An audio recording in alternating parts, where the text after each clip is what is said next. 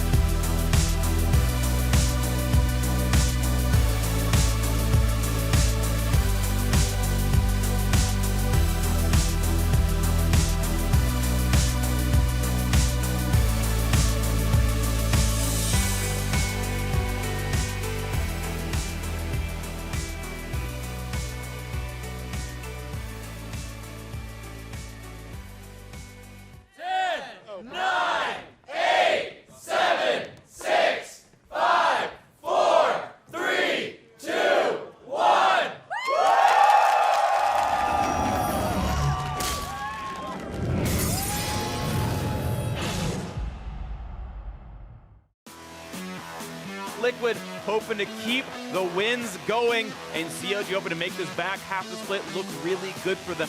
Shutdown on the Phoenix. CLG will not go quietly into the night. Counter Logic Gaming takes down Liquid in the match of the week. Huge stun from Bjergsen. He's trying to outplay it, but MASH is a monster! FLICKR have done it! They have defeated TSM! Can you believe it? The miracle upset!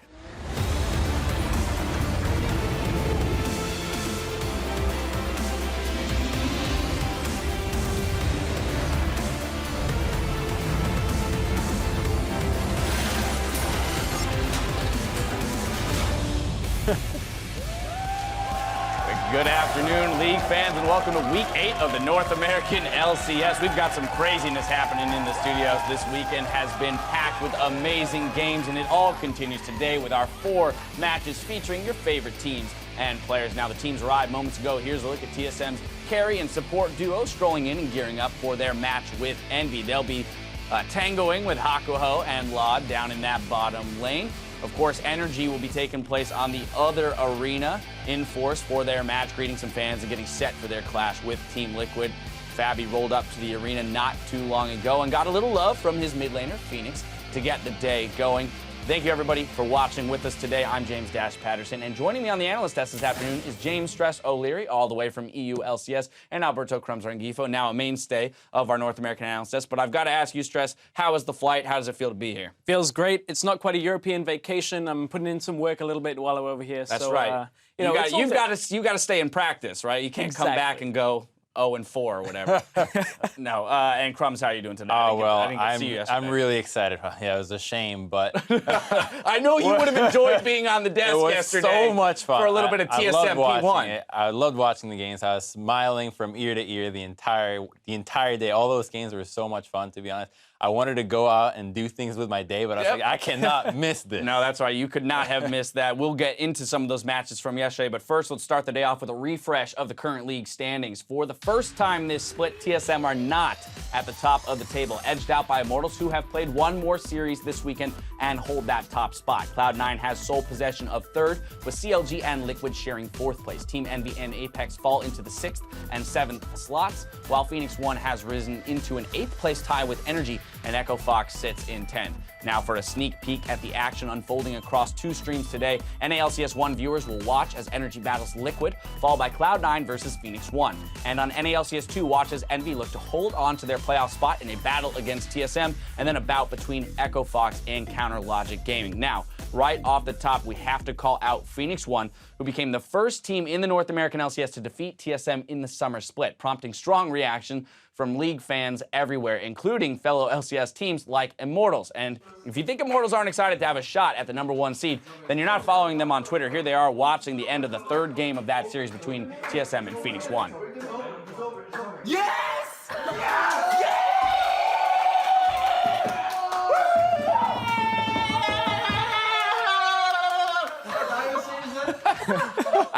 I love to see players get that excited about the opportunity to compete for that #1 slot, right? Because it would be easy to be complacent and say, well, we've already gotten a bye. It doesn't matter so much. You know, we're not going to see them at least till the finals anyway in the playoffs. But no, they want for pride and glory that #1 seed. It's like the Christmas gift you never thought would come. It's awesome. So I'm happy for them getting so excited, and this means that match between TSM and Immortals next week is going to be that much more exciting. Man, I've missed Huni, just seeing that every week, that kind of excitement. Of course, another slight thing for him and Reignover to celebrate. Of course, their European 18-game record's still alive. A little bit of a change now since that was best of ones, but still, it's there. It's in the history books. So, yeah, very much. They're going to hold that over there in EU, but who knows, right? We've got plenty more seasons of League of Legends to play. So either way, Huni and Reignover, they can also celebrate their record run with Fnatic is still safe, as he just mentioned. Now, Inori picked up 2 consecutive Player of the Game awards in that series last night and may have become a star overnight almost with that Rengar play, the way he turned that series around.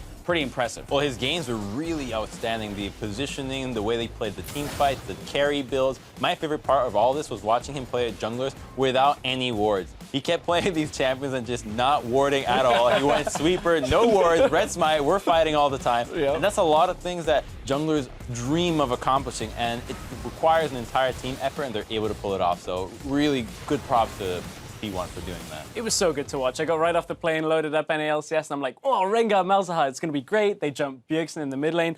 I think that was the most shocking thing, was just TSM not being able to adapt to the mid lane pressure on this meta as well. So Inori, great performance, also helped as well by Pyrion in that mid lane. Good foundation there for P1. Very much so. Malzahar in the last 2 games for the victory. So TSM not being able to adjust as they need either in draft or within the gameplay itself to deal with that early pressure from Inori. Now, though, I'd like to turn our attention to another thrilling series where CLG pulled out a huge win over Team Liquid after a tough 3-game series. And it all came down to one pivotal team fight at the very end. Now, Miss Harvey sums it up with her tweet, "Oh my God, that's a team that never gives up. GG, CLG League, what a game."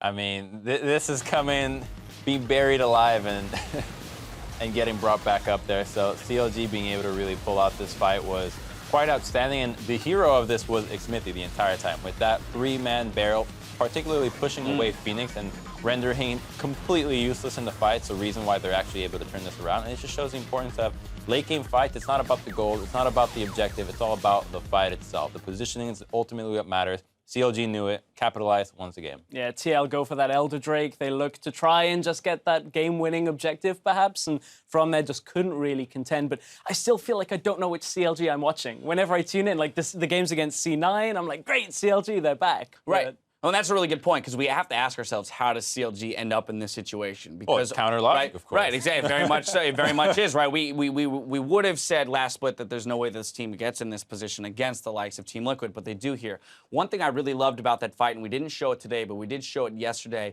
we showed the team comms over that fight, and right before that fight actually gets initiated, Afromu very clearly says to his team, "This is our fight."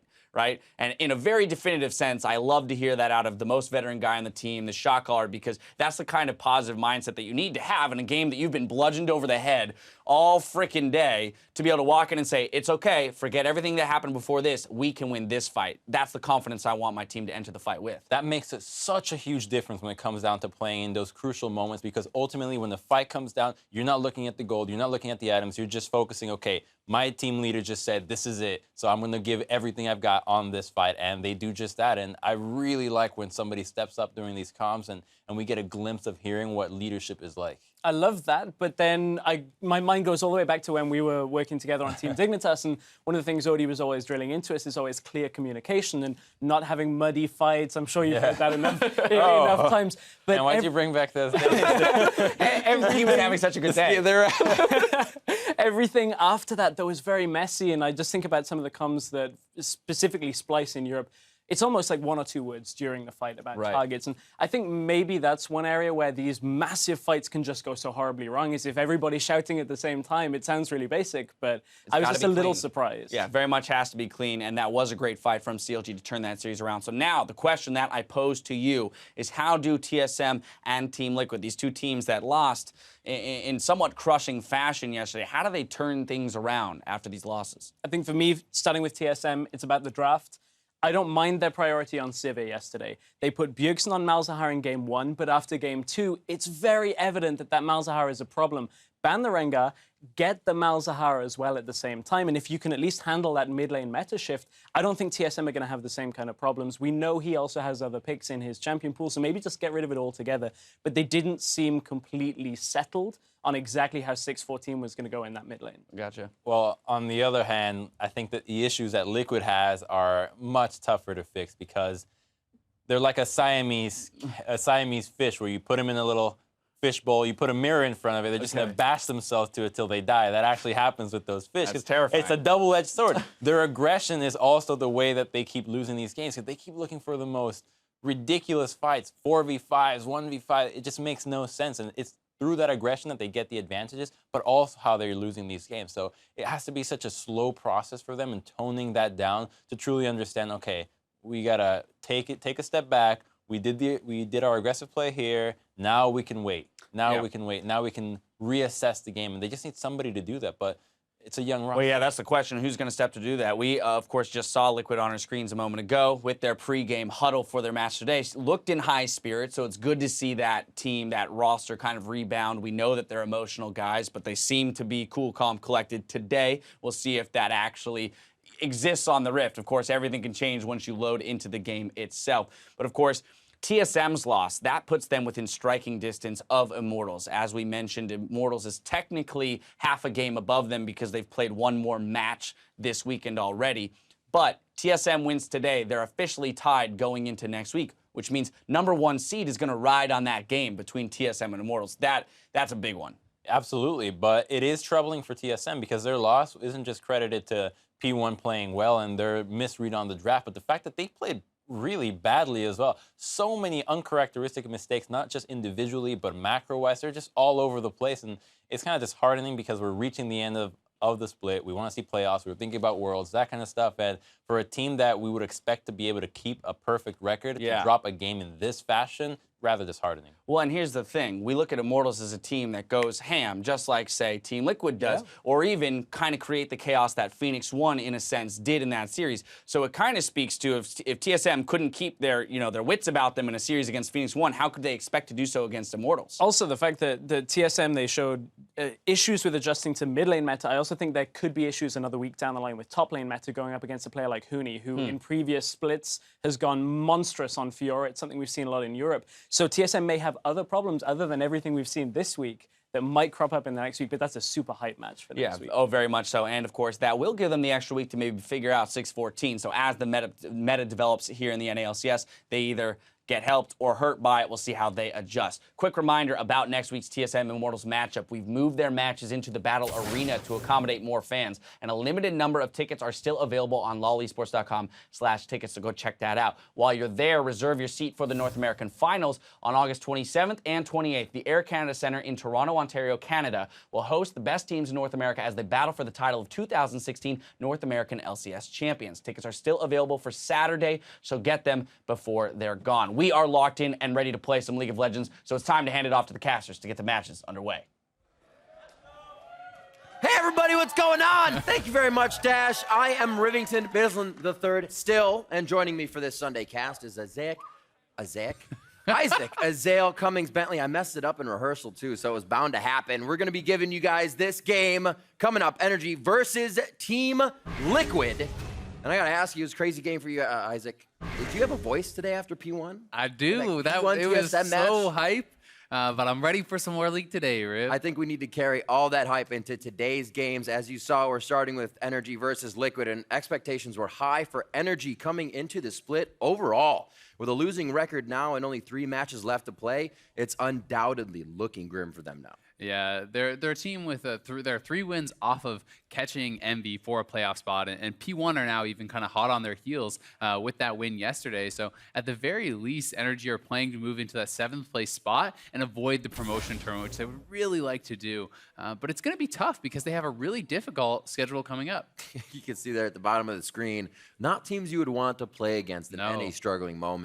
They've got CLG, TSM on the horizon as well next week, but today they faced off against the other top team, as we said, in Liquid, who looked really strong yesterday, despite ultimately, in the end, losing to CLG. Yeah, and Dardoch was back in form yesterday, but although Liquid looked really good in the early games, they really struggled to actually close out these advantages that they had, and they were in control of their destiny. And losing a game when you're that far ahead can really be taxing on you. So Liquid, especially with such a young roster, can be very emotional. And the real test is to see, can they stay on track and kind of solidify their play moving forward into the playoffs? That is the question. They loom now in that spot that the team likes to break away from. They've gotten 3rd recently quite a few times.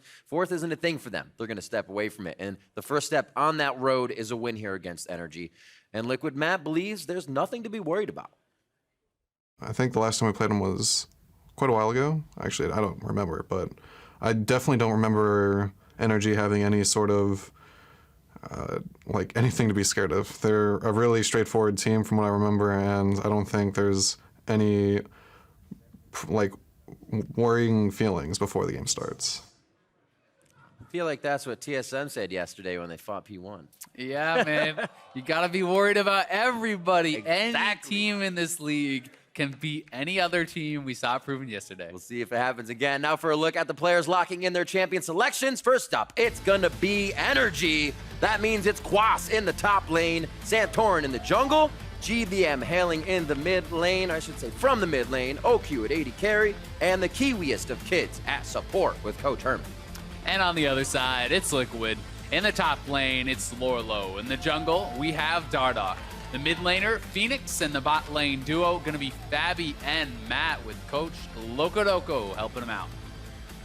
NRG has, as well as Envy, the teams we look at to have interesting champion selects coming through, Yeah. something that may be the bane or reason they find themselves in these tough-to-play matches, putting themselves in a very tight position of, yeah, we'll pick a low wave clear comp. We think we can get an early game when they've already been one of the teams with a very big deficit early game. Yeah, for sure. And I mean, sometimes these niche picks can be a hindrance. Sometimes they can really be a help. And Quas is a guy who's always been known for those niche picks. He was known for Swain back in the day. Right. And more recently, he's been one of the guys who's kind of pioneering Alawi in competitive play. You know, even actually drawing a lot of bans against him for it. So it's something he likes to play. And Quas is a guy who has been performing pretty well here for NRG.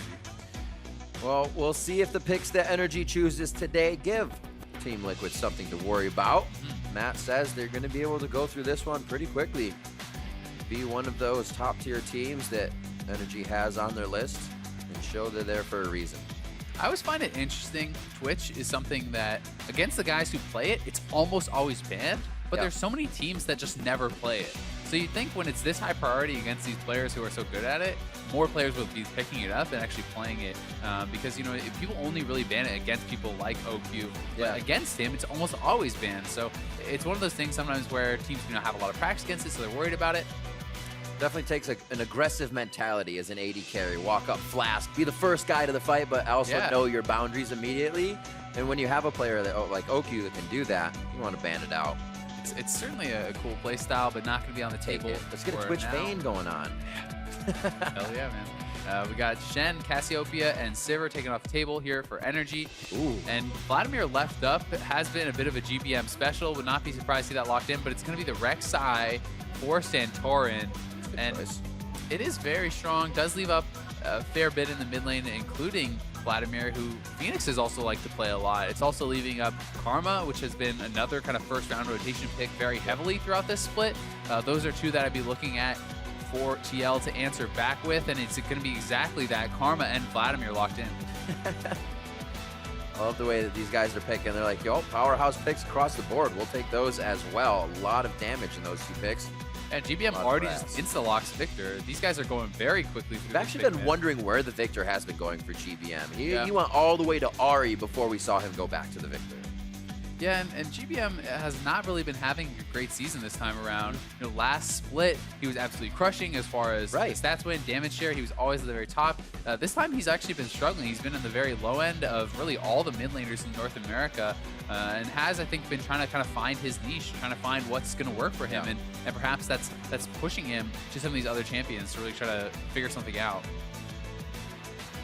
For communication, Quas is saying, you sure you don't want to pick my top laner right now? Like, you want this Braum? I think they just want that Braum. We have seen a little bit more Alistar play come in from people since the Sona's been out, some more sustain there. But it's going to be the AD carry. They go for the Lucian. Safe pick for OQ. Yep.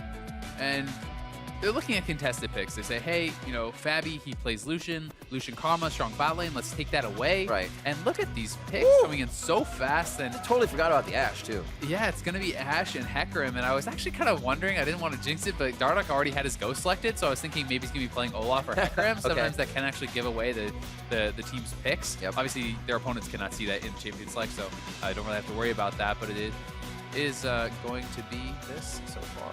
I like it. Aggression from both sides. We said in game yesterday as well, we haven't seen too many disengage comps anymore. Everybody is just banging heads as soon as they get in the game. Yeah, and they're leaving Lorlo with the last pick here, which I actually really like, because this is a guy who's been crushing lately. He's been doing so well in top lane, really does not get as much credit as he deserves. From 1v1 outplays to fantastic team fighting, Lorlo has been bringing it all. He is one of the best players in the league on Aurelia, which is also an S-tier pick right now, and leaving the counter pick for him is going to make it tough. And if we see Quas go to a Gnar, which may be the case, it could be tough for him because that goes right into the Aurelia. This kind of just sets him up for that great 1v1 lane. It may just be that. Yeah, there it is. Locks it in. All right. We'll talk about it more in the game, but it's been very interesting for Lorlo to start on all these tanks, come in as the Riven lover, the guy who mains Riven, plays Riven, don't get to see that, and you're like, oh, okay, so another player that was just talked up. But we may see those plays start to come to fruition for him now. He's been putting up those numbers. The teams are locked in on both sides. More fight compositions. I absolutely love it. And I feel like NRG got the team that they wanted. TL definitely getting a team that they wanted. Yeah, I think that TL really has some very, very strong lanes here. Aurelia should be advantageous in the top lane. I think their bot lane duo is stronger in that 1v1. Dardoch is going to be playing a very explosive jungler, something that he excels at. So excited to see how this goes. If you're Quas, you have to play this lane very carefully. You cannot afford to give Lorlo a big lead. And we saw that he's a guy that can carve it out in this exact matchup. Just yesterday, he was smashing Darshan in this very matchup. So Quas is going to have to play it very, very safe. And Santorin's going to have to work well with him because you already know Dardoch and Lorlo are becoming one of the best top lane jungle duos in the league. They know how to get that lane going. They know how to snowball it. A little bit of confidence towards that top lane, and it has done wonders for Liquid. Time to cheer your team on to victory. Get online, share some tweets, use the hashtag NRGWin or the hashtag TLWin to show your support as we head into match for our first game of these Sunday matches. We are literally so close to the end of the split already. It feels like it almost just started, even though we've had so many more games than before. It's kind of crazy how fast it does go by, and I'm right there with you, man. I was just thinking the same thing yesterday. And I'm like, what the heck? We only have a week or two left of the season. What's happening? So it's getting so much more hype. Everything's setting it up the way we want. Hashtag not even scripted.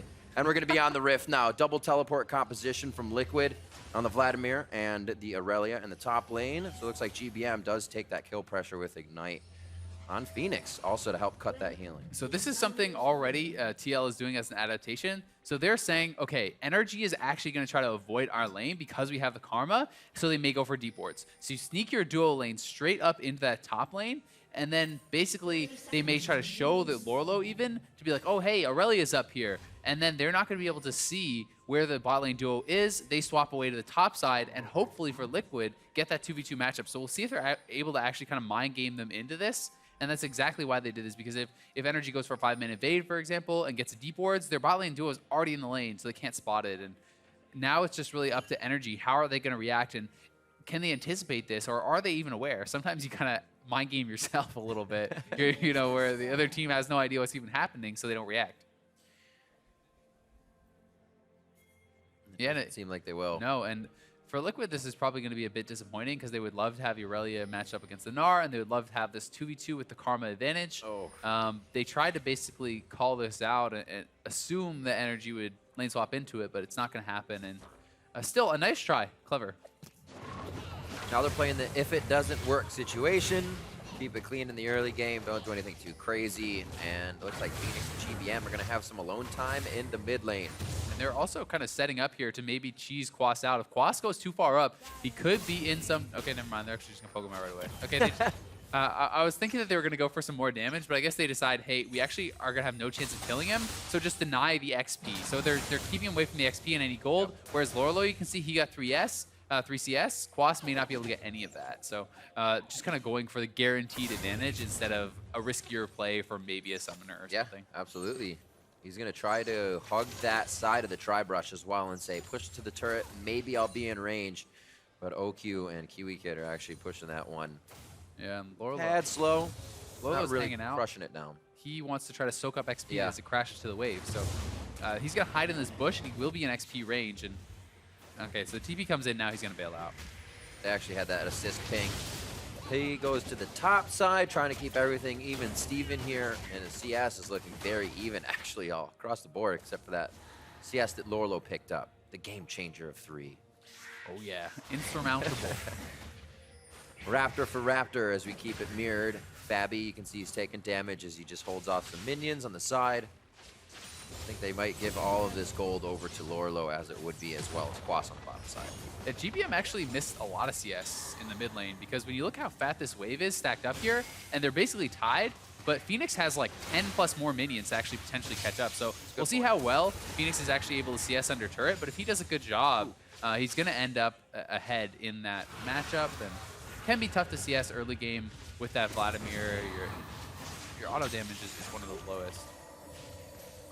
Doing it pretty good. If you get a Tides of Blood out for a bit of damage, you can get that attack in. Tower 1 goes down. GBM doing a great job at the harass onto Phoenix. Phoenix still is able to get a bit of a lead with that CSing under the turret, and Quas drops in the bottom lane. Now it's about that quick movement. You see that Fabi's going to be going down bot with Matt. How do they keep changing this one? Kill pressure from both supports. So if they meet up, this could be big once they hit 6. And this is where there can be some adaptation as far as the lane swap goes. Some of these teams elect to try to defend their next turret instead of going for a straight-up trade. But for now, it looks like it is going to be that straight-up trade. Yep. But TL does have the lead as far as kind of getting to this lane faster and really going to be able to, hopefully for them, get a faster push going. You can see that Braum is actually moving back down to bot lane. So this is kind of hinting that they want to maybe try to defend here with their jungler, mount a 3-man defense, and have their AD carry just kind of solo pushing here. And if TL does not expect this and they cannot pull off a dive, then it will be advantage to NRG. And so far, so good for NRG as they're going to be moving up, and we'll see what TL can actually get done, what the response is going to be. I think they may be calling a somewhat of an audible. Kiwi Kid walked away for a moment. He obviously still has time to come back, but once the majority of TL get here, this could be very dangerous for NRG. They're giving TL a long time to set up. Look at Kiwi, though. He's actually hiding there. They're trying to bait out the dive. They're saying, oh, go for the 4v2 dive. This looks free. And they're going to go for it. Now out comes Kiwi Kid. Now TL may have to bail out. This is going to be Santorin. The ignites on him. He should fall, but he goes underground and gets the sustain from his passive. The Zersa keeping him alive. And it looks like Quas may be able to keep himself good too. Lorlo wants to take the first tank, but they're not sure how to get on the turret damage if they do. Matt actually takes it, puts a shield on himself. Dardock's gonna go down. The rest of the team, Dardock falls, red buff transfer. Lorlo's got it. The chase on Kiwi Kid should be sufficient now. But no, he's able to stand behind a minion, get himself to safety. Oh. What a scatter for an early skirmish. Very hectic early fights, and NRG does get somewhat of an advantage as far as the first blood, but it is a kill traded back, and they're actually falling behind in the farm a little bit because of this, I guess. So we'll see who's going to be able to take down the next turret first. It looks like it should be TL, and let's watch this once again. So a clever start as P Kid does kind of pop out, surprise here, and unfortunately for TL, they're not able to take down Santorin right off the bat. Kiwi Kid does such a good job blocking off this and then flashes forward, stops Dardock from finishing off Santorin. Kiwi delayed as best as he possibly could have here, and Quas now is basically trying to do what he can, but where does he go? And does get the tag, thankfully, over onto Dardock with that jump, and is able to pick up first blood because of it.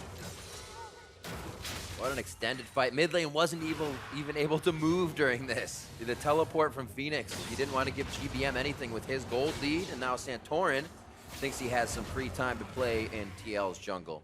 Dardock says that is incorrect. It's like Merc treads for Santorin right off the bat, and the knife coming in for Dardock. Yeah, a lot of FLICKR players have been electing to actually go Lucidity first before even any of the upgrades. He does get his Hunter's Potion instead, and that Chilling Smite, which is going to be very nice for him as well. But Lucidity has been really, really popular, and it's kind of the evolution of jungle buys. So many more people are going for these tier 2 boots first. You see it on Rex all the time, Merc treads in this game, but Tabby's early, the Lucidity's early on Hecarim. It's kind of becoming more and more common. Pretty cool. And is it the fact that you're favoring the move speed and the stats are coming in to boot, or is it just that it's always better to do it anyway? I think the move speed can be very effective, and specifically with a champion like Hecarim, when you're going for Lucidity, you're getting move speed, which means more damage on your E. You're getting Summoner Spell reduction when you already have Insight and a low cooldown on the Ghost, so you can basically spam out your Ghost and have it up so much more often than someone will have their Flash. It kind of allows you to freely trade Summoners. You know, if you go mid lane, you pop your Ghost, but you're their Flash, it's a huge win for you then, because your cooldown's way low. We see more and more junglers trying to get themselves in and around to help snowball the lanes. This is one of the ways.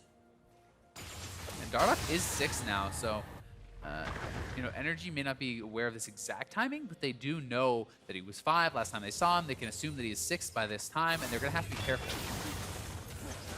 Oh, the speed was on to Matt. Polsta calling short a little bit there, and they're actually still able to pull or take him down. Nice job by Oki there. Yeah, really good job, and that's actually one of the advantages that they netted by putting their AD carry into solo lane, right? They had him by himself top, getting all the solo XP, so they had a massive level advantage, a level 6 AD carry to the level 4 support, and Fabi was only 5. If Fabi was 6, that wouldn't have worked. Nope. But because of how NRG allocated their resources, they give more XP to their AD carry, pays off with an early kill. Well played. Yeah. And it's something that actually Liquid had the lead on. We saw them return to the bottom lane, but they chose to go for a very long dive, which they missed a lot of CS, missed those levels. And NRG ultimately hits 6 first, gets that advantage, 2-1, and Infernal will start off being theirs here, 9 minutes into the game. Not too much of a gold lead coming off of anything that's happened. It's very even. But NRG seems to have a read on the map for now. Yeah, and honestly, it's Phoenix that has been keeping TL in the game as far as the gold lead goes, because the dual lane disadvantage is fairly big. Lorelo, to be fair, has an advantage as well, but Phoenix was up 20 CS moments ago, so he's doing pretty well, and things are looking good in that department. You know, the gold pretty much dead even though NRG has the extra kill, and that just means that TL is farming very, very well. I said before, GBM is kind of going back and forth, and Champion's been choosing. A lot of Malzahar lately shying away from the Victor, but seeming be able to control the lane much better here, even though down in CS, we would actually see GBM being pushed out of lane with 0 HP in recent games, and both deaths of the mid laners, so the LCS, so yeah, this is a step in the right direction. And he has one of the worst CS deficits of 10, and in this game, to be fair, he's going to be there right now. You know, he's down 14 right now as we do kind of cross that 10-minute mark, so 15 even. It's a pretty big deficit. You know, it doesn't sound like the most, but consistently being down that gold is impactful, and can mean you reach those item breakpoints a little bit too late for fights. So you can see they're setting up for a gank here. Ash Arrow is ready, Hecarim ult is ready. If they can hit this, it will be a kill. Will they go? Fabi is in position. They would love to get this early kill off. We can see that. Here comes. Just to the side. Phoenix put a lot of pressure actually on GBM there to get him to start kind of feeling worried. May have helped dodge the arrow as well. Yeah, still a good try. One of the things I really love about Fabi when he plays Ashe is that he's not afraid to actually just try with these arrows. So many players are sitting at level 8, 9, 10, and they still haven't even used their first arrow. They're just waiting for the perfect time. Yep. And I appreciate this kind of play style, this mindset where it's like, hey, you shoot it out, maybe you miss, but at least you tried, and sometimes you hit and get a free kill. Oh, had they followed, I don't know if GBM has the mana to do that, but yeah, I think they could have got his flash for sure. If GBM stayed up there and just even dropped the ulti, it probably would have meant Phoenix's flash. GBM did not think that they could do it. Gets a good base timing and anyway, and he had the wave. Yeah. A few minions, base timing. He is back out, continues to level up. His second item. Phoenix just using this pool to stay safe. They're putting quite a bit of pressure on Here comes Lorelo and Dardoch. They are looking, but it is warded out. It'd be a great time to fight. Phoenix wouldn't really be able to participate being so low. They know they can toy with the members of Liquid right now. They cannot fully back each other up. The arrow would come from bot lane, so they have quite a bit of time. It looks like NRG is actually going to get a bit of damage here on the turret. It should not go all the way down. Yeah, and they're actually potentially setting up a dive here as Rek'Sai is kind of snaking around, and they have a heavy HP advantage, maybe even just trying to get a lot of damage down on this turret, which it's down to about a quarter health already. Got definitely a lot more than I thought they would be able to. Fabi's called over immediately. Yeah. Dardoch maybe should have stayed to help them kind of clear that out, but did move off, and since NRG kept their guys there, we're able to be rewarded with quite a bit of chip damage, and means it's going to be a lot easier to take down when they return later on. Setting that turret up. Some prepped gold for their pocket. Lorelo to the top. We talked a bit about him in champion selects, and now that he's getting these damage-dealing champions, can make plays on his own. 1v1. No more Maokai's. Sometimes even on the Trundle he was able to do it, but more times not so. Yeah. So this has been really good to see. A lot of talk about him on social media recently, and definitely what Team Liquid needed here towards the end of the split. It certainly is, and I think he's always looked better on the guys that can be more kind of fighters and duelists and be more aggressive. But Phoenix here, pretty far up. Pulled pretty far out, throws down the Hemo Plague, back onto GBM, Tides of Blood comes out, and Dardoch rushes through. Onslaught of Shadows as well, and Kiwi Kid may find one more. It's not the Transcendent Blades that does it, it's Phoenix, and he picks up 2. 2 big kills for Yeah. Phoenix, and he is going to be off to the races. Already had that CS advantage. Give him 2 kills, and it is trouble as NRG bit off way more they can chew. Dardoch came in. The collapse was really fast from TL. Great job.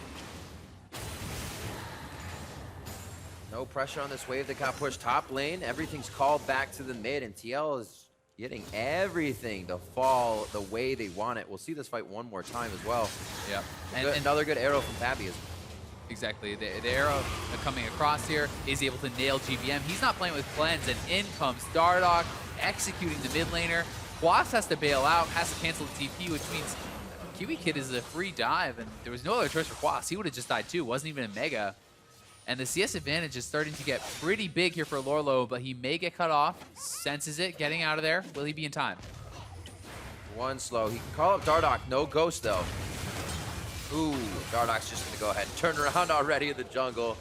Lorlo a bit too far up. The pink ward in the Tribe Rush has killed many a teammate. Feels like pretty good security, but sometimes it's not enough. Yeah, not in this case, and Lorlo would have had to early flash. He would have had to flash before they actually used theirs to make sure that even if they follow for the flash, they can't get the CC. Once they hit him with that CC, it was all over, and intelligently he does not blow the summoner, but still, he should have popped that flash probably right away. Yaram's Fist stacking up for Quas. Looks like the Triforce. 2 items in for Lorlo. Slowly building up to these first core items. Nobody's really scored one yet. Obviously, Phoenix, that Spirit Visage in mid, will allow him to stay in these fights and be such a nuisance. He's going for that Proto Belt next, as he already has a second Kindle Gem. Vladimir loves the CDR, so he's already got 20% from his build. He's going to be tanky. This will allow him more ways to kind of get in on those fights, and it's a fantastic build, very common. So what do these fights look like? Because you almost have 2 Bash brothers on each team in Hecarim and Aurelia, Quas and Santorin, backlining. What does the peel look like? What are the frontliners doing?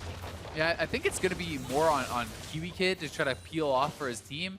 And for TL especially, they're going to be diving deep. I think that Phoenix can assist as far as backline dives. You have Dardoch and you have Lorlo. So it's kind of the 3-man squad that can go deep and really try to get onto GBM and OQ. And for NRG, I think it's more about kind of kiting backwards and trying to absorb that and then kill off the front line. Because I think if they exchange dives, Dardoch and Lorlo and Phoenix will kill their backline much before Santorin and Quas can actually get work done. Mountain now in favor of Liquid. It's going to actually help them once they get to these structures, especially if Lorlo's in a side lane by himself. Big wave to continue on, and Dardoch will give him a little bit of pressure towards that red side. Looks like actually Liquid's fine with splitting everything. It's like they're reading energy based on where they aren't in TL's vision. They're all on the dark side of the map, fine with us. We'll take where we have vision. Back right out. No, that's exactly how you have to play it, because if you look at the top side of the map, NRG has the entire jungle lit up with wards. They have such good deep vision right now, and really are kind of outpacing TL as far as that goes at this point. So TL has to play around where they know their opponents are. You can't actually be too aggressive, and sometimes the first step to being able to even become aggressive is reclaiming your own jungle. They need to clear out that vision, establish their sight lines, and then try to push them forward as they move up further on the map, and maybe go for even this kind of 1-3-1 style, which can be pretty powerful, having that Vladimir and that buddy system back. Double Triforce picked up for Lorlo and Dardoch at the same time. They would love to get into a skirmish now. Be able to bounce somebody out of the fight immediately. Quas with that frozen mallet build. Looks like he'll give Phoenix a little bit of trouble.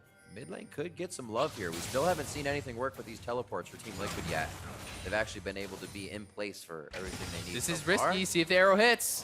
This might be one of those teleports actually coming in. Oh, they take him down so quick.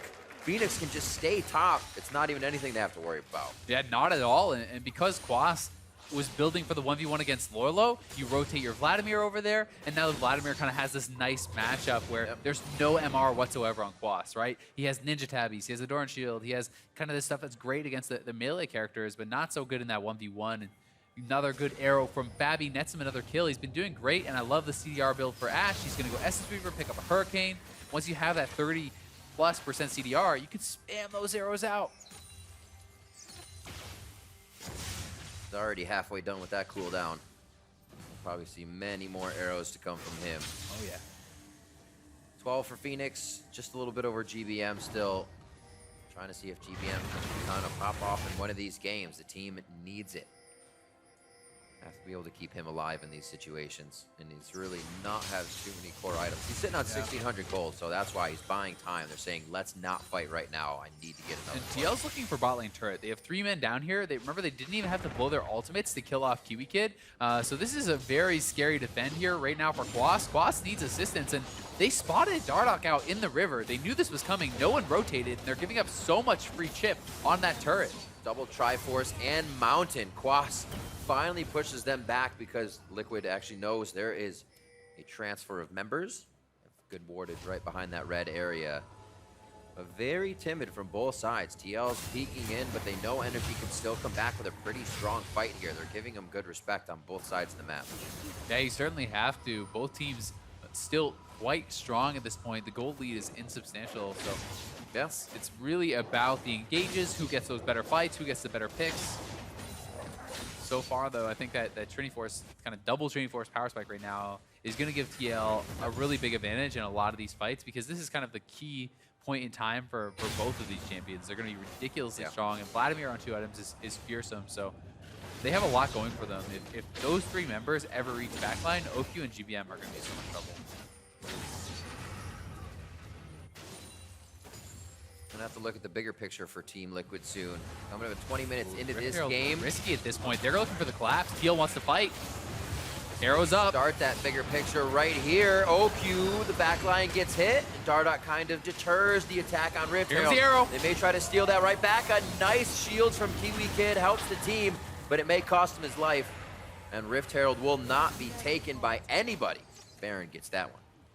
Good disengage from NRG, and Dardoch not willing to fully commit there, and I think it's the right choice. You don't want to dive deep without the rest of your team in play, and Lorlo was kind of free farming on the bot side, so they have that going for them as well.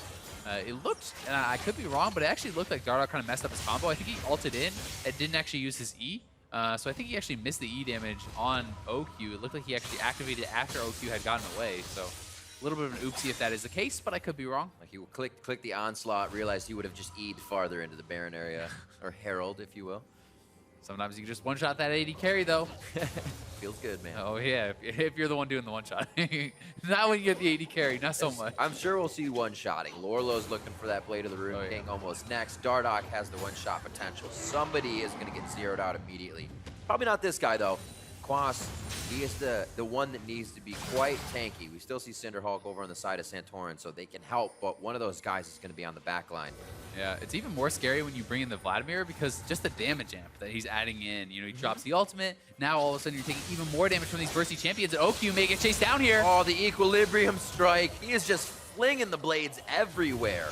And that's what you're going to be seeing from the solo laner from the top side. He will take anybody on 1v1 now, giving Liquid more free time for the mid lane, other lanes. The 1-3-1 split here in 21 minutes in. It's really not getting them too far, but evening up the CS in each lane because they don't have enough power to win these fights right now. Yeah, it's the mid hard for them. turret prepped up enough, though, they can take that down. Yeah, good job by TL. Get another turret, and they are up a decent chunk of gold now, and both summoners were blown there by OQ, so it makes it really hard for them to look for these team fights because we know Phoenix and Dardoch, even if Lorlo can't get there because he blew his flash, they have a lot of backline access still, and means the Lucian has very little threat.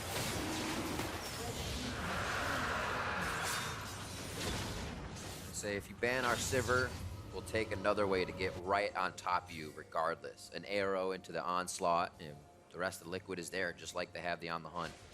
Just a little slower.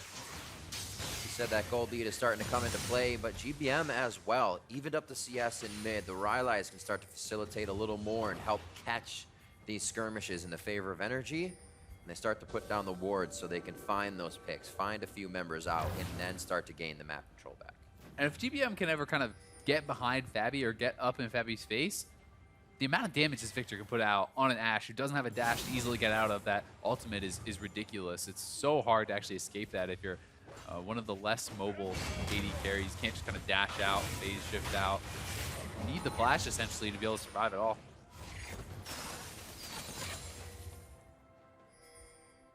Across the board though, a lot of items coming in. OQ has his 2 major items, and means he should be very strong as far as that goes. GBM done too. Quas building up some MR for himself so he can kind of match up better against Phoenix. He has the Hex Drinker, and we can see 2 items done for Dardoch. Bladed Rune Thing now done on Lorlo. So these guys are really bringing in a lot of their major items, and it's just going to kind of come down to a lot of neutral objectives probably if they can't get the picks. And who's actually going to be able to draw the other one out of the base and look for something. And smart by Quas. Like that ward clear felt weird.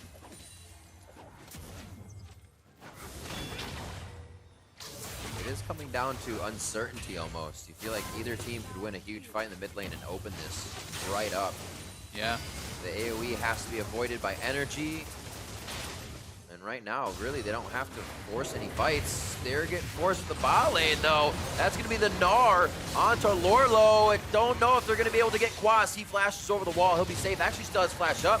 Topped himself over the wall. Here comes GBM. Finally out of the mid lane. Are we going to get some actions from these guys? Oh, the arrow nails OQ. It's going to be OQ possibly. Yes, he is down, and now they're turning for Dardoch, but he's swinging. He's helicoptering, and Kiwi Kid's going to have to ult him to stop. Phoenix could take down GBM. The slow is there. The return and the kill coming in from Fabi. Very nicely done by TL. Disaster for NRG as the team gets split. There was no one focus firing. Dardoch walks through the entire team at low HP, wins a duel on the backside, and then Fabi with the sniper arrow through the whole team tags OQ, which means the AD carry can't contribute at all. And this is the inhibitor getting cracked at 24 minutes. This is where those Triforce and Mountain Drake really start to pay dividends, and they are going to walk out with the inhibitor down, and that's huge. Now they could work top side of the map. For this to happen bottom side, they have so much more control now. The volleys should continue to come in, a nice mantra shield, and everybody is running home safely. And this fight one more time, because it looked a little sticky situation for a while. It definitely looked but good dicey. Focus on the turret. Yeah, and they do take down that turret, importantly, and Quas has to bail out because he's already at low health. So now watch Dardoch in this fight. The whole team comes, but look at GBM. He's kind of going past him. He runs through the rest of the team, so now they're split. It's only Santorin fighting on the backside. GBM's kind of running down here. They're all kind of, oh, where do we go? And now Dardoch's able to win the fight against Santorin. Kiwi Kid flashes back there to try to help him out, but that's already too late. And GBM's off on the other side in like a 1v3, so it just seems like they were not on the same page. Yep. Yes, this fight was going to go bad no matter what once OQ got hit by the arrow, but Kiwi Kid gets tagged again. Let's see, we saw a flash heal from Fabi in that last play. What's the risk reward? It looks like the reward is big for the risk. Onslaught of Shadows straight through. Hemo Plague on 2 members. GBM looking to get in for extra damage before he goes down valiantly. And Quas tries to scoop Phoenix back. He'll pull out of this one. No, goes down as Sanguine was also on cooldown. And Team Liquid is starting to find all the priority targets, and it doesn't look like NRG's able to answer that much. Yeah, and this could be second inhibitor. I mean, they could be cracking this one as well. They have the minion wave, and it's only Santorin alive. They are low on health, so do they want to actually risk it? Looks like they're going to make the call to pull back. Huge wave top. Yeah. Also, a lot of gold to spend up at this point, so why take the risk? And here it goes once again. Fabi says, you're too far forward, Kiwi Kid. Throws out the arrow. He's already taking a lot of damage, and then watch this initiation from Dardoch. Beautiful. Nails both the carries with that fear. They get pushed right back into the fight.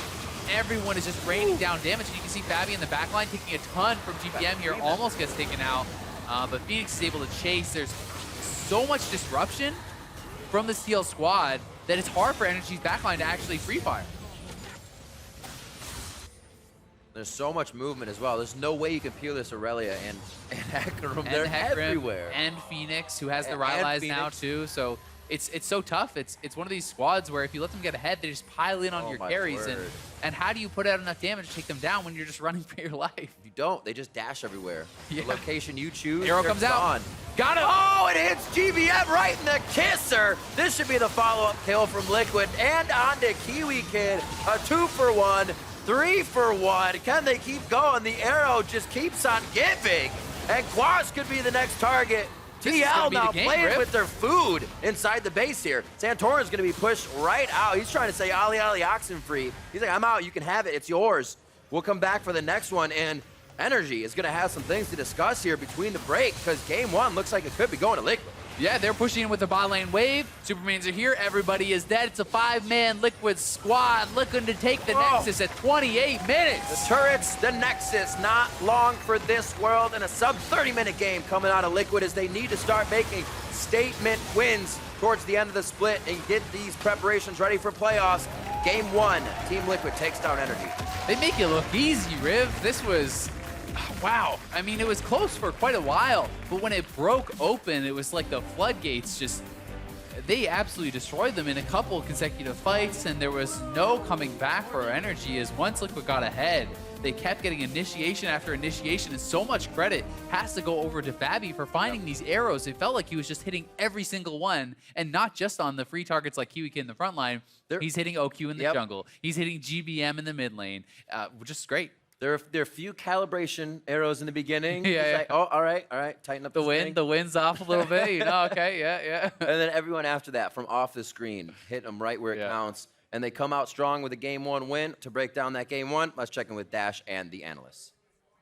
Thank you very much, gentlemen. Team Liquid with a victory here, sub 30, so nice game time from them. However, as the guys mentioned, it was relatively close until a very decisive kind of game-breaking fight where we did see Liquid wrestle control from NRG. Before we get into the actual gameplay, I do want to jump into Champion Select just a little bit because we see the bans going towards that mid lane, the Cassiopeia and the Malzahar, which we have seen rise to prominence over the last couple weeks as very strong mid laners. So what's left? Vladimir, which gets picked up in the first rotation by Team Liquid. And then it becomes very difficult. Something we were talking about during the game and during picks and bans was like, there's not a lot left you can run comfortably into the Vladimir. And one of the comments you were making, Crumbs, talking about NRG is when they run these meta picks, normally they look a lot better.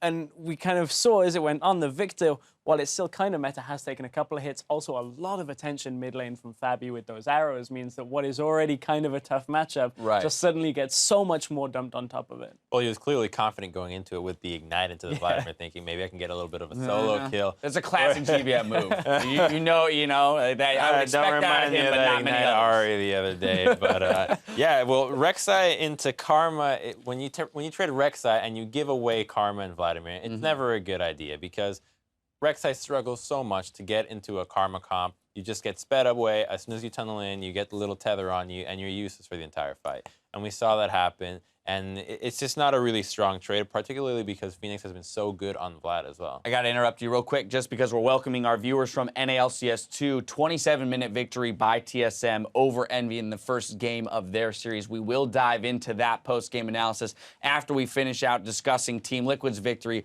over NRG. Right now, we're just discussing Champion Select and kind of that mid-lane pinch and the response to Vladimir. Yeah, well, we can do a little bit of a blender here. That's true. Both teams had a very similar composition with the Hecarim Ashe Karma. But one team ran it much better because that's a comp that has a lot of dive-in tools with the Hecarim, the Ashe, the Karma shields help it really well. So you want to combo it with more divers. What do? You go with the Vlad, you go with the Aurelia. It makes a really nice combination of champions to get into a backland, and they did just right. If we are to contrast that against what Envy's comp they put together, the difference here is you have an Anivia and a Fiora, two people that are not capable of going past the front line necessarily. They can't follow that Hecarim to where he wants to go. Much tougher for them to create fights than it was for Team Liquid to do so. But now continuing on the line of this Team Liquid NRG game, as we mentioned, pretty even through the early game. We did see a bit of a turret dive, somewhat botched early in the game, but still Team Liquid being able to stay in control for some point. But the item breakpoints around those Trinity forces, both in the top lane and in the jungle, really was what helped them break open the game on top of Fabi Arrow. So specifically, 12:30 in the mid lane, 2 for 0 for Team Liquid. This is the first real point in which they do grab an advantage. This is the arrow from downtown. The American snipers that come in, and immediately Phoenix has to blow his pool. There's no more stun anymore, and right on the edge, the arrow gets hit, and somehow all of TL is right here in the area. The TP comes in, and while Kiwi does flash away from the Hecarim ultimate, they're fine with blowing more summoners to commit for this kill because that's just so much pressure into the mid lane. As soon as that happens, NRG has to respond, send everybody mid lane. You lose pressure on the side lanes, and then TL just uses that advantage to set up the waves even further, to split push Aurelia. How many times?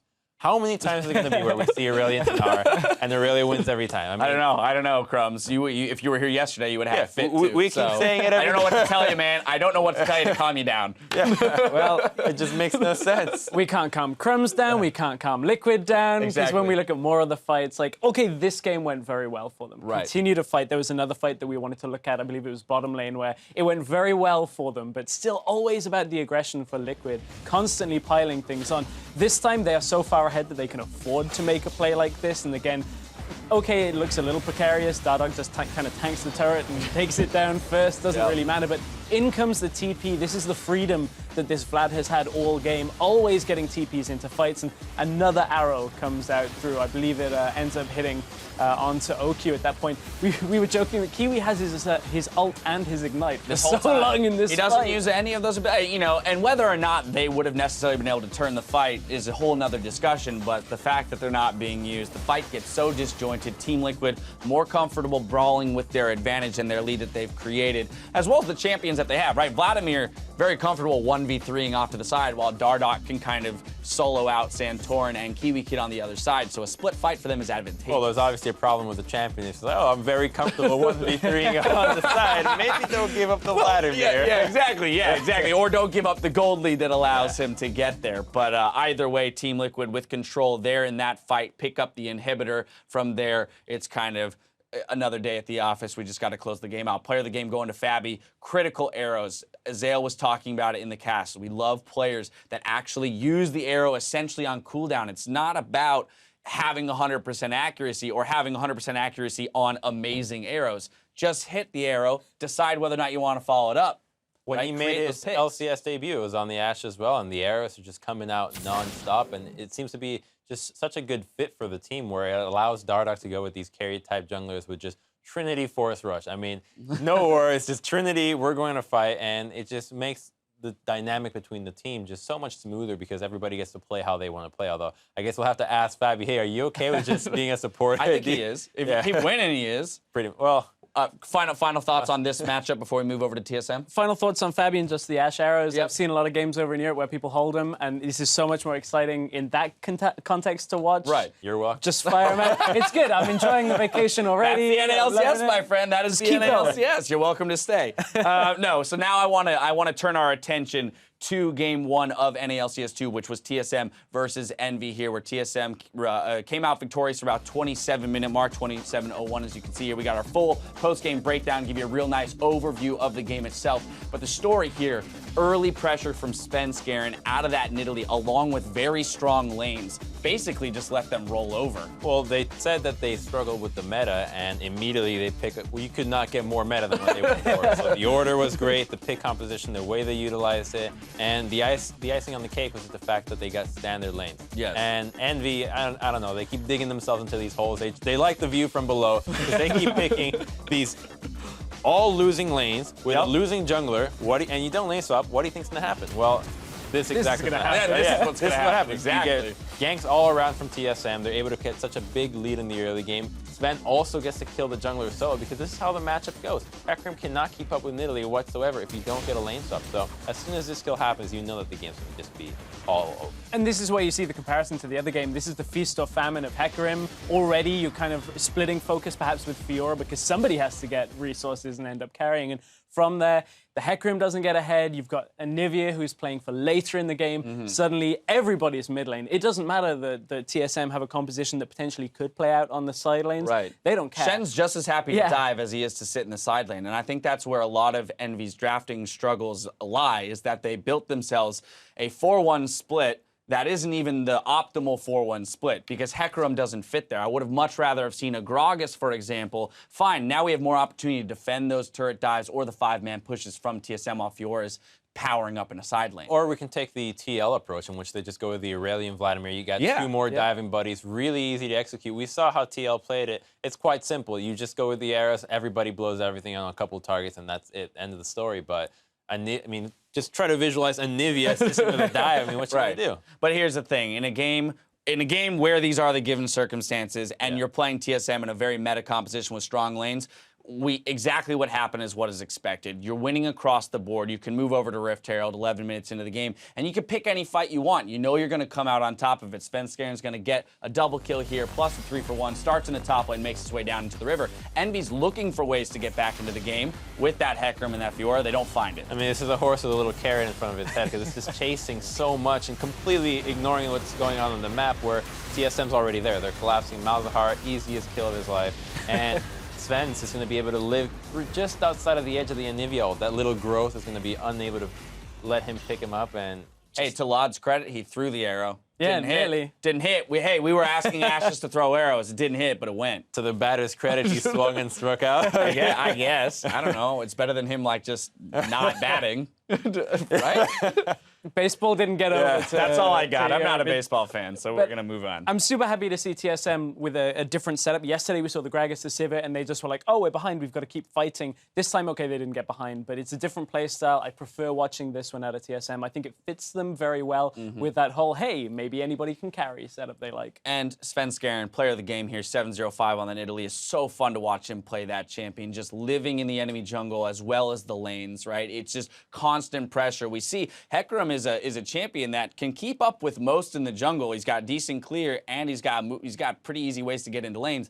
Not keeping up with Svenskeren in this situation. I mean, if I was Envy's jungler right at the time, as soon as I see our comp in Hecarim, I start complaining. I'm like, I need some help here. Like, we gotta swap. Something's gotta give because I'm not gonna deal with this matchup the entire game where you're just sitting there trying to get a pick, and you can't even go for a pick because you're not gonna gank Malzahar middle with a Shen on top of all things, and then you got Braum bottom. So.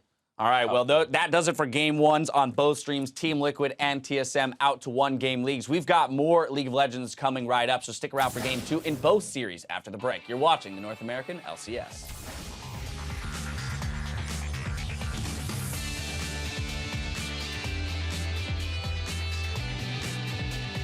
We make mistakes and we learn from them. No, we make mistakes and we argue first. And then we learn from them. Goes down the Hemo Plague, back onto GBM. Tides of Blood comes out, and Dardoch rushes through. It's Phoenix, and he picks up 2. I'm looking for Victor. Lucian, I want Victor. Lucian, Hey, no, kill Lucian, kill Lucian, kill Lucian. Nice, nice. I'm going to Victor. Victor flash. Give me the spin, give me the spin, give me the spin. I'm gonna keep going. We're going Lucian. I'm here. I flash. Oh, I'm gonna die. I'm here. We keep going. We're winning. One, Team Liquid takes down NRG. They make it look easy, Riv.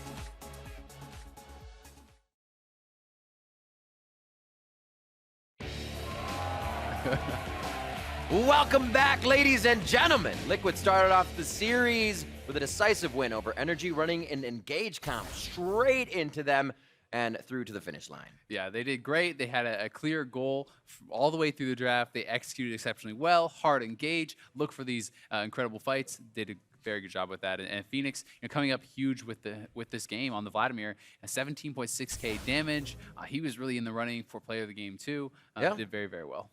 Yep, goes to Fabi though. All the Ash arrows coming through, as you heard the guys saying on the desk. NRG holding up as well. We see the early game getting better, as the desk said, with these meta picks, but still not able to kind of file things out in the right way. Yeah, they really they set themselves up pretty well, and they were holding even as far as gold for a long time, but they weren't able to kind of absorb these engages properly. Right. Part of that is because they don't have the right vision to actually see everything coming and anticipate it and set up their battle lines correctly. And part of it, I think, can also be something where if you look at picks, these aren't necessarily the best champions for peeling, for staying safe, and just not even taking cleanse. That's something that almost every mid laner nowadays takes cleanse when the other team is playing Ashe, simply because you know that it's such an easy area to pick on. You back in bot lane, you move mid lane, you shoot an Ashe arrow, and if you hit him, you pretty much kill him. So not always respecting the CC and the hard engage, and I think they just kind of need to play around it better and perhaps draft around it a little bit better. Also, one of the things I like that Crumb said on the desk during the analyst session was that it seems like, yeah, they got that Rek'Sai pick, but they almost picked into that thinking it was so great to take away, they forgot they gave away things that Rek'Sai can hardly get under in the Karma and the Vladimir. Yeah, exactly. It's really tough for Rek'Sai to actually really do that much. Yeah. And sure, you can try to go backline onto OQ as Rek'Sai, but you're not going to be able to solo him out when Karma's there helping. And it's also, if you're trying to peel a Vladimir and a Hecarim and a Irelia, good luck. So the pick just really did not work out that well. I think TL outdrafted them. We'll see what adaptations NRG can make. One thing I wouldn't mind seeing, if it's that kind of composition again from TL, is honestly the Alawi. Alawi has some of the best counter engage in the game. You dive into the team, 3-4 man, you ult them, and you go nuts. And that is something that really can be powerful. And that objective control, Riv, that's hype. TIL, man. Yeah. TIL. So we'll see, like you said, Alawi, Quas, why not? The guy loves to play Alawi. So that could be something they bring against this Team Liquid composition. The final suspension ban. It is Rek'Sai. You are out of this game, ma'am. What is going to happen for the next one? I did say ma'am, not ma'am. Or man, rather. So I'm just going to confuse myself on that now. It's a girl. It is a girl. Queen. There you go. You nailed it, Riv. Clarifying that I said ma'am. Yeah, you don't want to get those. So those tweets. don't get. Hey, Riv, it's the queen of the Zur side. Leave her alone. You nailed it. All bases, all bases covered. No worries. Just being sure. Yep. Being sure. I like it. Last ban on the side of NRG. That is Sivir. Sivir. S-I-V-I-R. Sivir. All right, let's see what they pick now. Okay, so it's the Vladimir. Yep. Phoenix feels like it's going to be the Vladimir once again, and we'll see how NRG answers this time. Ashe is actually left up once again. Yeah, Vladimir is something that Phoenix has always done so well on, so you have to be ready for this pick if you're ever going to leave it up, and that means you need to have a plan. You need to either be able to do well in lane or have something that is able to shut this pick down as far as the team fights. NRG needs to show us something a little bit different if they want to deal with this, because Phoenix was able to not only get a CS lead over GBM, but really kind of outperform in the team fights. Nidalee has been left up this game, but it's going to be the victor once again. The Karma, however, is locked in for Kiwi Kid this time. Yep. So they do pick up that Karma, taking it away from Matt. Was very successful on it, gives them a stronger bot lane duo.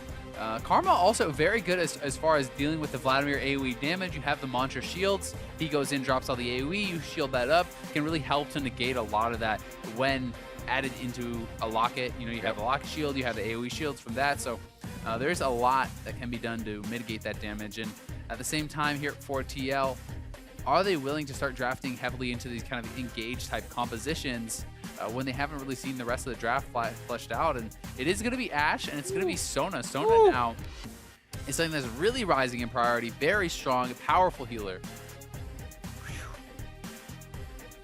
So much crowd control just locked in. The NRG has to be thinking of how can we keep a separated fight? How can we, again, like you said, counter-engage what happens when Liquid tries to run through us? Yeah. Here the Karma gives the speed. Victor as well can speed himself up. They also have the Chaos Storm to help kind of disperse Liquid in their engage.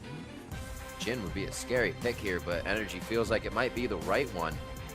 Certainly could, and both kind of filling that similar role as far as playing that sniper marksman, and they can be very powerful. Right, no, that's a good point. And it's something where, because they have that Karma that can kind of give you that strong lane, sometimes you want to be able to use that to really bully lane, and sometimes you want to be able to kind of bridge a gap with it. So in this case, Jhin maybe isn't as strong a laner as someone like Lucian or whatever, but you can kind of cover up some of those weaknesses by having a strong early laner such as Karma. I do think that Sona matches up pretty well against Karma. Usually the supports that can kind of heal up match well against poke supports, because you can kind of out-sustain in that way a lot of the time. And I got to talk to Aframu a little bit about Sona yesterday, and he was saying he actually feels that it's weaker early in lane because the damage that it puts out is a lot lower, but as far as scaling, it's very, very strong, and we do see Hecarim and that Trundle locked in. Yeah. He would be the guy to know with that Sona at MSI, so before it was cool. Exactly, it's the hipster Sona. What is this pick, though? Is the Alawi actually strong enough that we were talking about, or is it a kind of Gnar again? Does he lock it back in for that frontline tank? It really, it's hard to say, and Alawi can kind of perform similar frontline roles. It depends, do they want to kind of look for the engage? Do they want to absorb the engages? And I feel like when you're playing Marksman in the jungle, plus you have the Karma for a disengage, you want to be playing this setup where you're kind of kiting back and absorbing the damage and killing off the front line. I think Alawi does work well if you want to play it like that. Yeah. If they want to go for a Gnar, that gives them more kind of utility as far as going for the starting the fights themselves, right? You speed him up, he jumps in, he stuns him. So they do have the ability to go for that, and I think it really just depends what kind of style they want, and it looks like they will take that Gnar. Could also be something where they feel that the Gnar matches up better in the 1v1 against Trundle, which I think is fair, because Trundle really can bully out a lot of those melee matchups. So we did see the Maokai coming in recently for him, so it might have been something where he can help the entire team out, because they already have DPS. There's no doubt about that. They just needed that guy tank for Quas, and they've got it. Both teams now locked in. Again, double teleports from Liquid, but it didn't even seem to be utilized in the previous game. Everything was pretty slow going until the opening arrow fight around red buff, about 20 minutes in. Still looking to see if GBM can hold down mid lane, but they have kind of sorted out a comp this time to take that fight from Team Liquid. Yeah, I think that their composition makes more sense this time around. Yeah. Graves should be able to kind of just stay back with his teammates, just essentially peel through doing damage and using the smoke screen, just be able to kind of pump out DPS into these frontline divers. The only question I really have here is how the Jhin is going to fit into it all. So Jhin is someone who really likes to kind of absorb the initiations by using the ultimate for the counter engage, and that seems like it could be very tricky against someone like the Hecarim, who can kind of dive deep, interrupt that. At the same time, Karma matches up well with the Vladimir, absorb that damage, have your ED carries kite back, and look to kind of punch through that front line. All right, we'll see what happens going into game 2. Liquid look to separate themselves from Chronologic Gaming in the standings. NRG, Apex, and C9 are those games that follow for Liquid. NRG would really love to get a win here. They got to start with their 3 games left. That's TL, CLG, and TSM, so it does not get any easier as the road goes on. This is a chance for NRG to start to step back up. And we're going to be into game 2. On the Rift, we'll see what NRG can do versus Liquid.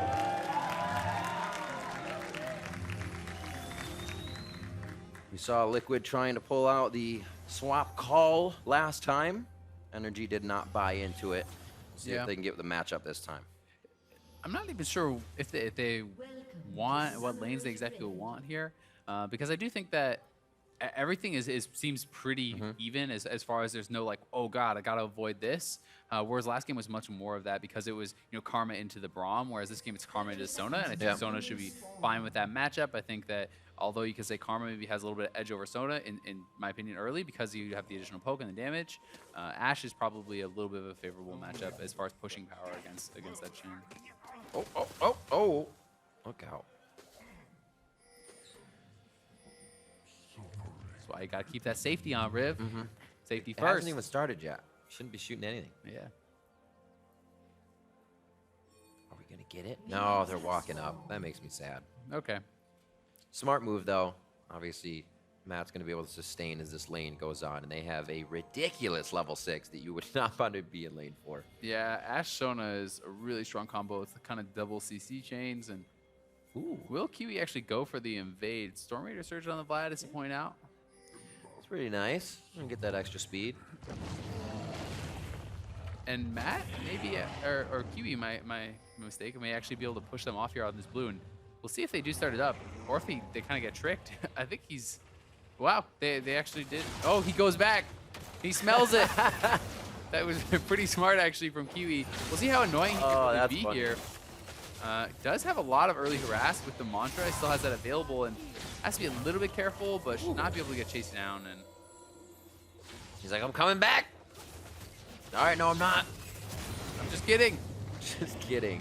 So not too much trouble on that. Big and small monsters all picked up by Dardoch. Kiwi Kid's doing a nice job. So bit of a push bottom lane as Quas, again, in this instance, still trying to soak up some CS here. And Kiwi, although he's not able to stop the camps, he is being pretty darn annoying. And this means Santorin is actually basically just free farming. They're going for a dive on Quas. Quas is trying to hold this, and I don't think there's really much of any chance at all. Oh, he's walking towards Fab. He walked the other way now. Fabby's getting the tank on. One last shot. The minion's not going to take him down. He popped the potion at a perfect time. And now it's the 1v1. Kiwi Kid stayed for the long haul, and it looks like Dardoch will finally cut him down. Wow, it is the first blood going over to Santorin, who just barely arrived in time. But Quas TP's back, and this is something that NRG's analyst was actually talking about. He felt that you can actually hold these turret dives, and even in 2v4s and potentially even 1v4s, this was not that much of a disadvantage because Dardoch was not even there. But they come out with a 1v1 in the 3v2 type situation. Still pretty risky stuff, and barely able to survive. Yeah, so that's really tight play by Liquid. They get out by the skin of their teeth. We'll see it one more time. Yeah, so it is that 3v1. They're trying to set it up. Matt pulls the initial aggro. Good job by him. And now he has to step out. And here is Santorin. They did not expect him to be there. He plays this very well. And at the same time, Kiwi has overstayed his welcome. Ghost and the E get popped. He's just going to get chased down by Dardoch, who collects a nice kill for himself. And the advantages have to come basically from when Quas TP's back. So Quas is trying to essentially get back to lane immediately and say, oh, you can't dive me again. Now I get this XP. And we kind of just end up in this weird situation where now it's just going to standard lanes because they defended. He'll be all right. He does get pushed out of lane, though. So GBM, I would say a lot better this lane. He's actually going to be able to deny this wave Phoenix grabbed in the previous one to put him up in CS. So GBM's having a much better game already. So that's true. The risk. That's is that true. He gets right back in there and he can collect this wave, and he will still end up a little bit ahead. So it is a trade of summoners, the Ignite for that TP. And when you bring the Ignite, you really have to convert on it. You have to get some sort of significant advantage or really have them playing scared. And now that the Ignite's down, he's TP'd back. They're going to be on even buys. He's going to be feeling pretty comfortable because the threat of the all-in is very low. That's why a lot of people just feel like TP is just better. And it's the same reason as far as top laners, you really never see Ignite these days because people are just so good. Even though TP keeps getting nerfed and nerfed and nerfed, cooldown, then channel time, people are just like, well, I'll respect your all-in, and then before I TP back to lane, I will trade heavily, and then I'll come back full health, and it doesn't matter if you have Ignite anymore because I have double your HP, and I'll just kill you. It's all about not dying. I don't care if you push me out of lane. It's the fact that I can be there again. Lorlo's looking to kind of create that situation for himself. He'll be able to actually heal up perfectly on this potion. And the minions coming in, I'll give him some good health as well. So Quas is going to push that in real slow as Santorin takes some time to clear the vision. See the Caulfield's Warhammer here for Santorin as well. They're looking to get some early kills. Yeah, they are. Here comes Dardoch. He's wrapping around behind. Kiwi's in trouble, has no summoners. Who does he choose? The Mantra Shield from Kiwi Kid, and so much early damage from these lanes. Matt as well putting down the DPS.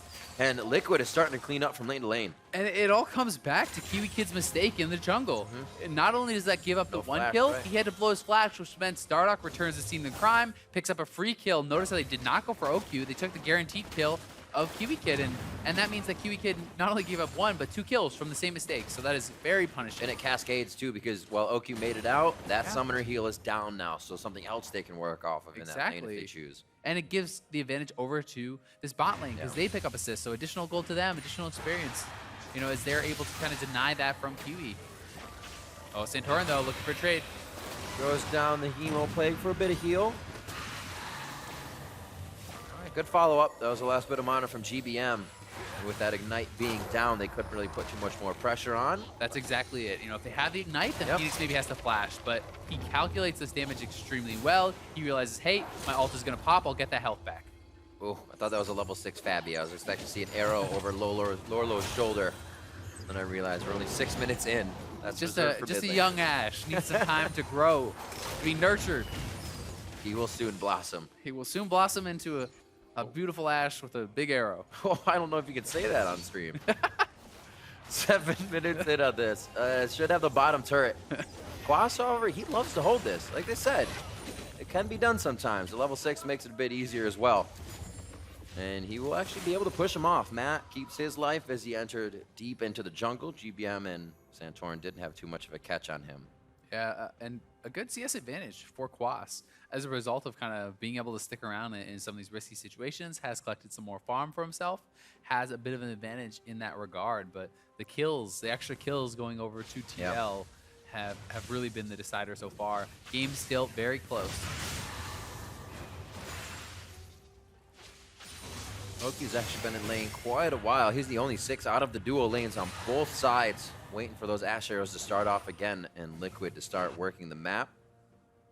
Are they actually going to be able to grab Dardoch here? This would be huge. NRG really doesn't put too much on their plate to be the aggressor. They act very they are very reactive, I should say, in their plays. So it's always good to see them trying something. Unfortunately, it seems like they're always just a second too late. Yeah, a little bit too late.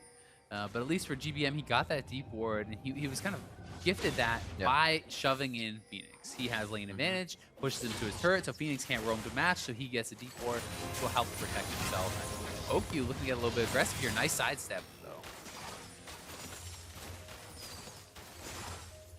Wonder what it's like for the mentality of a bottom lane when you're kind of just wondering how close are they to hitting 6? Can we farm this wave? It's a lot of pressure. I'm surprised they don't have any junglers in this area right now, as that's about to pop for this support on Matt's side.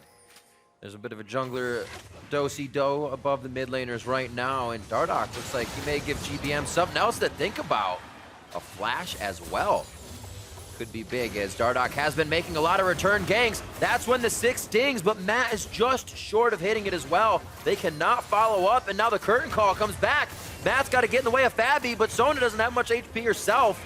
They are going to be able to stay safe, and boy, junglers would have a field day right now. Dardoch, speaking of junglers, he does back off, though. I think he actually thought he was spotted. I'm not sure if he was. Then there are pings, so he was spotted out. Had he not used his ultimate mid lane, might have been able to pick up a kill here, but still did get the flash for himself over from GBM, and may mean that Phoenix goes for the dive. Whoa! Phoenix going very hard. Breaks the turret tether. He has the minions in range now, and it's gonna be the draw! GBM and Phoenix go down. Draw in the mid lane. Jin's in the bot lane, though, Riff. But it is going to be a trade of kills. A gutsy move there from Phoenix, and honestly, GBM does pretty well for himself getting that trade kill. Because it was an extra summoner blown there by Phoenix, he uses flash. Still up in farm, does deny some of that experience, and see how game. If he teleports back to lane, I figured he'd walk it out so he can hold that. Knowing GBM as well has to take that long walk. Kiwi Kid's gonna go ahead and get some pixel brush. We'll see this one more time. I figured he was gonna pool out a little bit towards Wolves and maybe be safe, but probably both still would have gone down. Yeah, I wanted to make sure he got that kill, and the Ignite being up was big for GBM. And just kind of staying on his ultimate. Turret shot comes in. They do both pop at the exact same time, and you can see Phoenix feels like he goofed there a little bit. I think I made a mistake. Yeah. Got the kill still. So both flashes. I guess he doesn't have to worry about that. Maybe he's able to go aggressive because of it. And Santorin kind of sneaking around here. In case Phoenix does go in, he will have that support of his jungler. It gets pinged out. And that means that Dardoch is going to kind of have free reign as far as where he wants to path. They know that Santorin is going to be heading topside. That means that Lorlo has to respect it. And you can see Lorlo immediately backing off, respecting the potential of a dive. Very intelligent play, and it's up to Dardoch to get something done on the bot side. Whether they go for Dragon, whether they go for something of their own as far as kills is really up to them. And they're looking right now at GBM. GBM as well. This may linger into that Dragon you were talking about. Sure love a Cloud Drake on that Hecarim. But it looks like there are actually too many energy members that could collapse. Top lane should be taking down, so what will TL get out of this, actually? Quite slow to the bot side here. Kiwi Kid is backed off. It looks like they will equalize the turret just a bit slower. Yeah, maybe next wave they can actually get it. It's just one of those cases where Dardoch kind of hesitated a little bit on what he wanted to do. He wanted to look for the mid lane dive, but then GBM was playing really smart. He backed way off, so they couldn't get that. So he's like, okay, well, what else can we get? Can we go bot lane? So they are going to eventually get that bot lane turret, and it will be the trade. And they do look like they want to stick around here, so potentially trying to take out some of NRG's members as they come back, or maybe make a late move towards that dragon. Kiwi Kid's got to remember there is an arrow just on the other side of the wall that could come flying at him. Matt is also 6 now, so the crescendo is available. It looks like this could file out into the dragon. Maybe just scuttle first, and they will be back to rinse and repeat. Good forward wards, however, from Liquid are giving them quite good control over the map. NRG can't lose too much more grip here. Santorin has really done a good job helping out Quas this time too, and Quas has carved out a pretty big advantage because of that help and some good play from himself. He already has that Frozen Mallet, he's up 40 CS, he's up 2 levels. Lorlo probably gonna ding 8 relatively soon, but still, this is looking very good for the Gnar, and it's gonna be tough for Lorlo to match up well.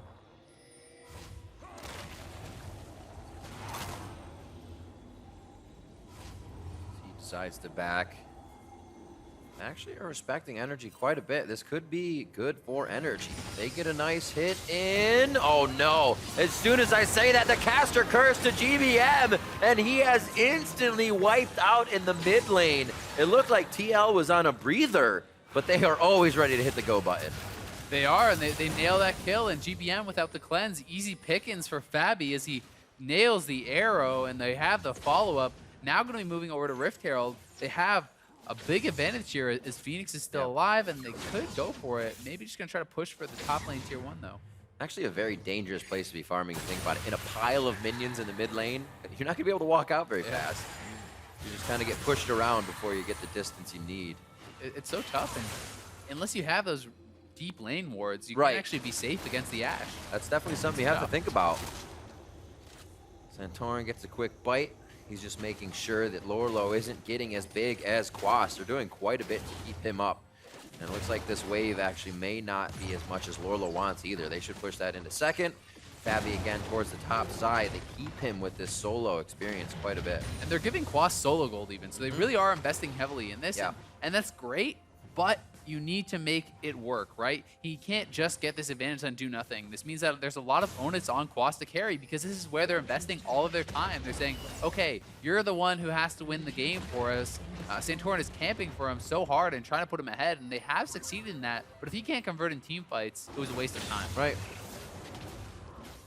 And it's not even that Liquid's going to bring the game to Quas either. Yeah, they could just try to avoid him, right? Exactly. Let him stay on those side lanes, farm it up. Oh. Just saying, no, you cannot get back into this engage. There really wasn't much Dardoch wanted to do on that one, it seems. Cooldown right now for the Ashe arrow. As it switches on me. It's going to be on 90 seconds, so not too bad. No, and as you do rank up and he picks up the essence reaver and some crit, we'll get better and better. Still, though, does nail the arrow, but no one really in place to actually follow up, so not too big of a deal. And Santorin, kind of heavy farming here. He loves playing this style of Graves. Really kind of a good power farmer. And can put out a lot of damage in the team fights, but Dardoch is going to be no joke either. He's level 10, going to be closing in on level 11, working towards that Trinity Force, and this guy is going to be a monster as he does complete it, and he has 2,300 gold in the bank, so he is actually very close, if not already having it. I think when he bases, he can just pick up a full Trinity Force. It's got to feel good to roam around with that much gold, still be initiating for your team and helping things. Yeah. You feel very, very sure of yourself, and that confidence just exudes. Falls onto the rest of your team, and everybody's behind you on the engages. We got to see where the close comes, though, from Team Liquid. Seems like they still give NRG a bit of respect when they do have a lead, and we saw it a little bit after they got a few arrows, but it seems like they could have taken it even earlier last year. And last game, it did take them, like you said, a little bit of time to get going, and And maybe now is the time when they do start to look for that, because Dardoch is 1 camp away from 11, so he'll have the rank 2 ultimate. He has his Trinity Force. He's ridiculously strong right now. The Ash Arrow is also off cooldown once again. You can see some of the TL members kind of moving over, and Dardoch's going to pick up the Gromp, get level 11. Will they look to fight? You see Kiwi Kid placed an award. They're actually getting less deeper each time. He only goes up to where it enters from the scuttle area, and he is out immediately as Liquid again takes over that area. It's almost going to be hard for NRG Esports to stay alive, as this will be the Rift Herald that goes down before Baron spawns. Control now for Liquid, looking very, very good. They're TPing in, they want to fight. Quas has no rage on that Mega Bar, but GBM gets sniped. GBM's hit. Quas actually has a long run now since they're pulling down. I don't know, they don't think he's coming down, so they're going to walk right into him on the escape. Look at their health, though. Phoenix is zoning them out so heavily, and Phoenix goes in. Oh, Dardoch hits it hard. GBM goes down. They're on to Santorin now. Phoenix was waiting for the perfect opening, and as Oki was standing still, he found it. It turns into a triple kill for Dardoch. Flashback to last game. Just a brutal fight there from NRG, as they are really just trying to force it way too hard. TL had the advantage. They had the perfect power spikes. We talked about the timing of the fight. They draw in energy, and Quas is on the other side. He has no rage for Meganar, and GBM and Santorin and Oki, their whole team is just getting zoned out and poked by Phoenix. They basically funneled into the Vladimir, gave away a free team fight. Dardoch being 6-0-1 cannot be touched as he dies in. We'll see this again. Yeah. Did he teleport in and back out? So he TPs in, he comes in, he needs to build rage before he can fully commit. But look at this, the fight is already lost. Look at GBM's health, look at Santorin's health. Now Phoenix, he's poking them. This is where you have to just give up on the fight. But they're running forward, they're all at half HP, and Phoenix goes forward. These are free kills. There was no chance they would win that fight from that position, as all of TL are full. There's no way. It's just really way too ambitious, and they needed to slow roll it and allow Quas to get his rage before they got poked down. But once the arrow hit GBM, once she took all that poke, they just have to bail out and say, okay, guys, yes, we would have liked to take this fight. That sucks. We give up the Rift Herald, but you back off and you cut your losses. Instead, they commit to the fight anyway. They give up 4 kills. And it's just going to be so hard to deal with this Hecarim. Level 12, 2 complete items. He's ridiculously strong. And it's it's rather hard to kind of find. Whoa, Nailed my him. gosh. Is there entry? Dardoch Here he could be goes. close enough. Hits him once, hits him twice. The Onslaught of Shadows puts him in a perfect spot. Goal side to get the kill. OQ over the wall. That'll be another kill for Dardoch, most likely just a little bit later in the game, as he is now 7-0-1. Feels bad when the enemy jungler has 3,000 more gold than your mid laner or your AD carry. Oh, my word. And that is the position they're in. This is ridiculous. Dardoch is going to be completely unstoppable. And even just how tanky this guy is for this stage in the game, the amount of health he's going to have, it's so hard to ever kill him off. Ask, and I shall receive. I guess it'd be thou for both of us.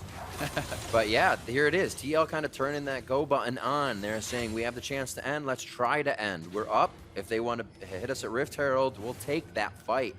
And they really are just setting themselves up for a victory here. It doesn't look like NRG can do much other than look for a mistake now, which Team Liquid has been far from making. And TL is making all the right steps to quickly close out this game. Look at the vision on that side of the jungle. They push up, they take the tier 2. They know they're safe to do so because they have vision all over that jungle. Now they already have a big ward on Baron. They can move up to the top side. They will look for deep vision there. They will look to threaten the Baron. And if they get an even reasonable team fight with this gold advantage this early, they will crush energy. 7,000 gold up almost at 20 minutes is disgusting. Absolutely crazy. And it hurts to harp on a point, but we see GBM once again, most deaths on the team coming into this time, also for mid laners. Yeah. You got to keep yourself alive on the map. That's the experience, that's the CS that he's always down in and under-leveled once again. And it's tough because he is getting picked on, and of course, you know, it's of like course, they make it hard for him. Exactly, and you feel like, hey, okay, I need this Ignite to match up well against the Vladimir. But it's not a fair fight. It's not a 1v1, right? Right. It's the Ashe is going to move over, he's going to hit you with the arrow, and Fabi just keeps nailing them, and because he doesn't play with Cleanse, he's getting taken down. So you can all bring him back to the draft. Maybe if you need the Ignite to deal with the Vladimir, you should be banning out the Vladimir so you can use the Cleanse against some of these other picks. Absolutely, if you're going to leave that Ashe up. Yeah, they're getting destroyed by Ashe in both games. Fabi has been incredible with the Ashe arrows. Coming through once again, the follow-up. Like we said, the confidence just flows into everybody else on the team, and they see the potential of the plays. They are all in on it. Dog pile on the first member hit. It's been GBM most of the time. Now they move together. Santorin can be very dangerous here. Gets the damage reduction. And actually see how much damage it reduces. They don't get too much off of that collateral damage. Curtain call. Gonna take a bit of HP from Matt and the team, but they'll be able to enter back into this. Bottom lane's getting hit up by Lorlo as they're dancing here on the top side. And Dardoch goes down, has the Trinity Force completed. Look at the damage coming in, and Liquid can just start pushing in the mid. They can push in the bottom. Boss goes to the engage. Just for Lorlo. It seems like it's gonna be big, but nobody's really there to hit. Lorlo and Dardoch are able to take the fight while the rest of the team comes in. They're just kind of wrangling energy together for Fabi to come in for the kills. Phoenix to start putting out more DPS. And once inside the base of energy, they say, keep going back to your fountain. We'll take this. Yeah, and Dardoch, Matt, and Lorlo basically went for a 3v5 there and still ended up in a fine trade. Phoenix, oh God, I don't know if you want that. We just saw the Nardbar go down. He ulted as well. Quaz puts himself way too far forward, hoping that Liquid would be between Energy's base and the blue buff. They were all at the blue buff, however, and somehow Quaz makes it out alive with the cavalry backing him up just in time. He does get out, but looks a little silly doing it as the TP goes down. And let's watch this one more time. You can see the AD carry and the mid laner aren't even here, but they're going in. Dardoch is feeling strong, maybe a little bit too strong as he goes down, going deep there. And sometimes you get that feeling where you're feeling invincible, Riv. You're 7-0, you're like, this is me. That one wasn't him, but he's still doing great. And they are looking to close out this game. Bot lane inhib is down. That's the toughest one to defend with Baron on the map. That's when you get that echo saying, it's like, that didn't happen. Do that again. He's Give alive. me that redo. Give the redo. Lorlo's ultimate almost up. Looking for summoners. Most flashes are there. Oh my 80 God. carries. That gonna help Santorin. His flash is down now, and so is he. Dardoch comes up with another kill as him and Lorlo, the Bash brothers, on the front line this game. One last hit coming in. Actually, the Death Blossom from Oki was already placed down. Nice little bouquet for Dardoch. As he falls, the team will realize they don't have as much power without him. And Phoenix is going to go ahead and throw some blood splatters into stop turn. Yeah, it's a good snipe from OQ, but Santorin was already dead. It just makes it a 1-for-1 trade with your top lane turret going down, your bot lane being pushed in. And it just shows you have to commit more pieces in one area to take out the people from TL, because TL just has stronger members, and it makes it so tough to match up across the map. This means that they've now seeded all vision really in their jungle. They're just losing more and more ground. And as TL does set up Baron vision, which is likely the next step, they could go for that. Or if they're feeling confident, they could actually just try to end the game simply by pushing in and diving. I think Baron is probably a safer play, though. We'll see if they decide to make that happen. Oh, 2 ultimates for most are on the map. Besides the supports, Matt and Fabi always sticking together. Liquid always seems like they have the path. When they're in the lead, they know where to go. They know what to do next. Matt coming in very confidently saying, nothing to worry about here. And it seems like he may have had read the energy book before entering the game. Kiwi Kid looks to tether, but himself goes down. Dardoch the ulti, he still could go deep if he wants. Quas tries to get his ult out, throws it back, saves himself for now as he leads to safety. Onslaught of Shadows just short on the heels of energy. Yeah, gets the fear on Santorin, but no way to take him out. Was looking for a juicier target. Still, they make the peel, they get the pick, right back to the Baron, rinse and repeat. And how does Energy approach it this time? It's gonna be tough. Do they? Yeah. Santorin isn't exactly on a champion that's in and out. If he is in, he's in for the team and the smite. One-way trip it is. It looks like he may not even get there. They put up a toll booth halfway there, and they say, will you pay the toll? He almost takes down Phoenix. And Matt doing a great job of the meat shield, dropping down that curtain call. Make sure it cannot get through for damage. And there's the Baron for Team Liquid, slowly setting it up and quickly taking it down. Phoenix just playing so intelligently, zoning Santorin out. He wanted to go for the Miracle Baron steal, which was really the only hope of them staying in this game. But Phoenix gives them a one-way trip back to the fountain, and it's going to be the Infernal for TL before they look to close out.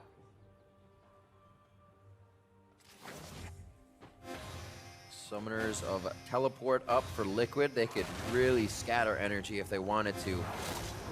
Baron up. They're probably going to work the 1-3-1 anyways, or at least the 1-2 from top and mid and just throw everybody else in whatever lane they want to. 14-4, 26 minutes in now.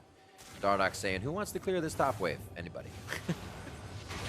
Nobody wants it. It's gotta feel good to be this big in the game. This is like Jungler's week. Anori yesterday, Dardoch's having a good game here. I wonder how the other streams are doing. He's almost at 13,000 gold with no one even at ridiculous. 9K on energy. So, like, props to the junglers this week. yeah, showing some hard carry performances. Yeah, absolutely. GBM. Chaos Storm over the wall to try and rain on Liquid's Parade. Arrow goes to OQ. That gives them time to take down the AD carry. Instantly deleted from the map. More removal here as Liquid puts on a clinic, trying to surgically remove the rest of the members of NRG from their own base as they turn it into shambles. And Quas and Santorin on the fountain for solace, and then back out to try and do what they can in the fight. But the inhibitors are falling, and the Nexus will be soon as well for Liquid. Oh, Dardoch gets pulled into the well. Down he goes. It's the morale boost. But that is going to be that as Liquid close it out. Babby nails another arrow. Can this guy even miss? I don't know. It's not going to be enough, though, for NRG. They try their damnedest to hold off Liquid. The 2-0 going over to Liquid as they take down NRG. And Liquid, they wanted a bounce-back game after that loss against CLG. Definitely stung, and they looked fantastic against NRG. NRG really struggled to match up at all here against these guys. They were able to hold it even early, but as soon as those engages started coming in, it was just pick after pick after pick, and Dardoch and Babby were like a two-man wrecking crew as far as that goes. They were just able to pick out their targets seemingly on demand. They're always hitting OQ, they're always hitting GBM, and it begs the question, you know, who's blocking for these guys? Not sure. Look at this discussion between Loco Doco and Lorlo. He's like, go around next time, or whatever they're saying. But instantly after the game, even a great win, they're discussing probably we could have cleaned that up. But it doesn't even matter. Things are looking up for Liquid. CLG as well on their heels, as they said in the standings. And NRG now face CLG next and TSM. So you got to expect CLG is going to come out with a win against NRG as well. Yeah, CLG definitely wants to keep pace in this playoff picture. They're looking to really kind of set themselves up well to go further, and all these teams really now are vying for position. It's going to be tough. We know the 1-2 is going to be Immortals and TSM, and it's, you know, the rest of the pack. You have CLG, you have Team Liquid, you have C9, and you have Envy, and all these guys really are battling for a position, trying to really see who's going to get those matchups that they really want. And honestly, right now, if you're CLG, C9, and TL, you all would really rather be third and play against Envy, because Envy has been looking like the worst out of that bunch. Right. It seemed like they had everything as it started, and then they seemed to falter a bit. You can figure them out in game from game to game. Maybe in the best of one, you know, Envy's there, but the 3 seems to get into the mindset of the team. Even though they always seem on top of it, ready to keep going, it doesn't seem to be able to happen for them in the victory. Liquid as well. I think these types of games are beneficial because they were able to play towards the end of the season the kind of same comp 2 times in a row, not showing other teams too much. Yeah, the Ashe is good. Yeah, the Vlad's good, but they have bigger champion pools as well. So to be able to come away with similar comps in 2 games is great just for the bigger picture looking forward, that teams don't get too much out of that as well. Yeah, I really agree. And I think that Dardoch showing all the success on the Hecarim, you have to worry about this guy. That was big. That they'll definitely worry about. It's something that's very scary. And when you have these players that play, not like Hecarim is some secret pick. Some people are playing it, but not everyone is, right? And when you show success on it, you can draw target bans. It opens up more players. It's one of those things where, hey, if Phoenix is getting Vladimir, this guy is always crushing on it. And if you have to ban away the Hecarim, maybe that leaves it more open. Same thing has happened with Inori, right? He's getting banned on a Hecarim, gets to bring out the Rengar, crushes on that. It's cool. We see it as well for some other ones, the Twitch, the OQ. Like, some of these guys just need to put it in the champion pool. It'll be much better. So now let's pass it off to Zyrene for a side stage interview with TL's King of the Jungle. Thank you very much, Riv. I'm going to call him Crazy Horse for today. I'm here with Dardoch from Team Liquid, asking you right off the bat, that Hecarim, you got it 2 games, you went off. Why are we seeing it now, and why is it coming out again? Well, we went through a phase where we were playing champions like Elise and like more supportive style junglers, and then we were like, what is Josh best at? And it was just 5v5ing and running into enemy teams. So when Hecarim came back into the meta, well, not into the meta, but solo queue, he was really broken. I just played a bunch of him, and then I incorporated it into scrims. So how's it feel to be playing that champion? I know you like to go off, so how's that feel? Honestly, I wanted to debut it yesterday in Match of the Week and stomp CLG, but they're too scared. But it still feels really good. And so I'm going to ask you about that yesterday matchup here. You're talking about how you guys should have won it. You had really just a solid hold on that game. What were your thoughts immediately after that game when you suffered defeat to CLG? Honestly, it's a fluke. They're not the better team, not even close. If they were the better team, they wouldn't have been down 4 Dragons and 11K at the end of the game, but we messed up. We mess up one team fight and we lose the game, so they can have the set, but if we meet them in playoffs, I'm sure we'll beat them. And you guys did actually just secure playoffs too. And so those 3 through 6 spots, they're still kind of up in the air. Is there any team that you're looking to avoid or you'd like to avoid coming into playoffs? It's the teams we're trying to avoid are impossible to avoid. It's TSM and IMT. So nobody in the bottom half, nobody in 3 through 6 at all? 3 through 6, I think C9 and CLG will probably be the closer ones, but I think if we play Envy or, is Envy and Apex secured? Whoever's going to take the 5 and 6 seed, probably I won't be scared of. Yeah, you actually have a little bit of power over that because you play Apex next week. Final question here, Apex and Cloud9. You can still get that 3rd seed. You can still keep Apex out of playoffs. What are your thoughts on those 2 matchups and what are you looking forward to?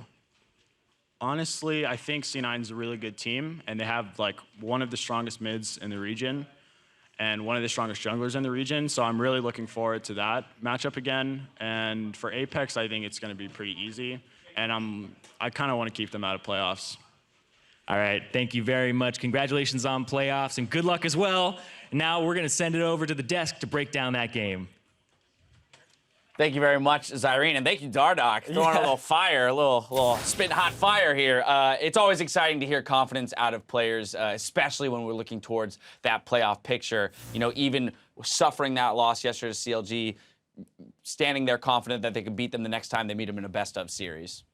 And, you know, he does have a lot of credit and things to back up that talk because a better team would not be down that much gold and that many objectives. And they did play well, but ultimately the results is what matters in the end. And I think that with that confidence that they can push forward, they should be able to actually bring a close series like it was at the end of the last split. But now I want to refocus here on the series that actually took place today. Team Liquid in a 2-0 dominant victory over NRG here. It did kind of show that they were able to rebound quite well from what would have, for most people, been a very devastating loss to have been up 11K and 4 Dragons and lose a game. But here, rebound, and they kind of put on a show for us over NRG. Yeah, massive show, especially with the Hecarim. We heard Dardoch's comments about the Hecarim as well, but I just want to kind of precede it by when you look at every other region that's playing Hecarim at the same time, Hecarim is feast or famine. Like, you'll have games where you go off like this. Well, he is not consistent if you fall behind and have losing lanes at the same time. That was most definitely an organic, hand-fed horse from the hand of Kiwi because there was a lot of free food to that Hecarim right from the start. Just like. So let's lay this out and break down a little bit. We saw what would have been a very standard lane swap initiated here at the very beginning of the game. Kiwi moving into the jungle to try and harass and slow down that jungle route from Dardoch, but gives up a very free kill to a Hecarim early in the game. That's devastating. The camp had already gone. We were looking at it. He's like level 1 versus level 3. Normally, you'd trade around that camp, as you know, we were talking during the game, but the camp's gone. Kiwi's just there like, great, I've got exhaust, I've got flash, I'm fine. The reason why the supports usually win out these battles is because it's not a one-on-one. The jungler has to tank the jungle creeps as well. You don't see the support go in and be like, all right, I'm gonna scrap you 2 levels down. Right.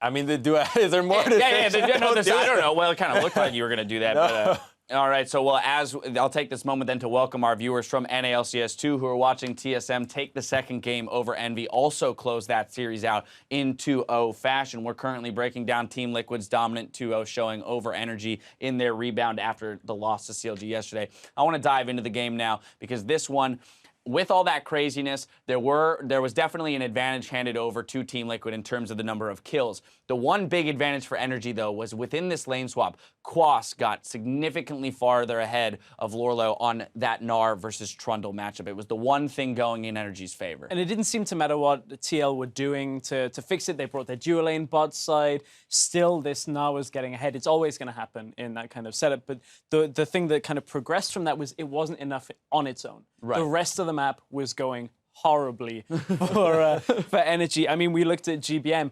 pretty much has a magnet on his back for the Ash Arrow. 1-9 and 4 over both games. For GBM, this has been such a big fall from where we saw him last split. And every Ash Arrow just hits him, Dardoch goes in. And it doesn't matter the CS difference between a Na in the top lane. It's not going to be enough. Right, exactly. I mean, Trundle will always have some amount of presence with his ultimate, as well as his ability to slow for team fights. The Gnar, if and when gets a good Gnar out, can be a big factor. But the replay, exactly. But our one and only replay for this game, 17 minutes of the game, is going to be a 4-4-0 for Team Liquid here. NRG looking to contest. Quas will TP in after having just gone mini from Mega, so therefore can't even build Rage at this point. And you watch the TPM from the side, and we're watching. It's on the mini-map. Side. Yeah, exactly. It's coming from the mini-map, and right now TL have kited back so far that they can just continue the engage with the Hecarim afterwards. And from that perspective, like, NRG don't actually have enough engage tools to get on top of them in this fight.